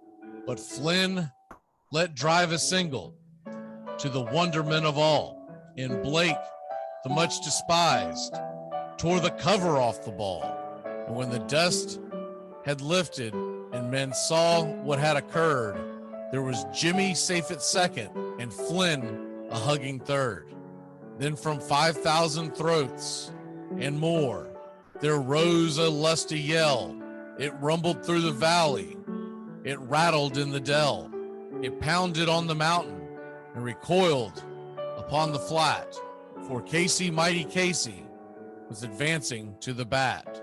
There was ease in Casey's manner as he stepped into his place. There was pride in Casey's bearing, and a smile lit Casey's face. And when responding to the cheers, he lightly doffed his hat. No stranger in the crowd could doubt 'twas Casey at the bat. 10,000 eyes were on him as he rubbed his hands with dirt. 5,000 tongues applauded when he wiped them on his shirt. Then while the writhing pitcher ground the ball into his hip, defiance flashed in Casey's eyes. A sneer curled Casey's lip. And now the leather-covered sphere came hurtling through the air, and Casey stood a-watching it in haughty grandeur there. Close by the sturdy batsman, the ball unheeded sped. That ain't my style, said Casey. Strike one, the umpire said. From the benches black with people, there went up a muffled roar, like the beating of the storm waves on a stern and distant shore. Kill him! Kill the umpire! Shouted someone on the stand, and it's likely they'd have killed him had not Casey raised his hand. With a smile of Christian charity, great Casey's visage shone. He stilled the rising tumult. He bade the game go on. He signaled to the pitcher, and once the dun sphere flew, but Casey still ignored it, and the umpire said strike two. Fraud, cried the maddened thousands, and echo answered fraud. But one scornful look from Casey, and the audience was awed. They saw his face grow stern and cold. They saw his muscles strain, and they knew that Casey wouldn't let that ball go by again. The sneer is gone from Casey's lip. His teeth are clenched in hate. He pounds with cruel violence his bat upon the plate.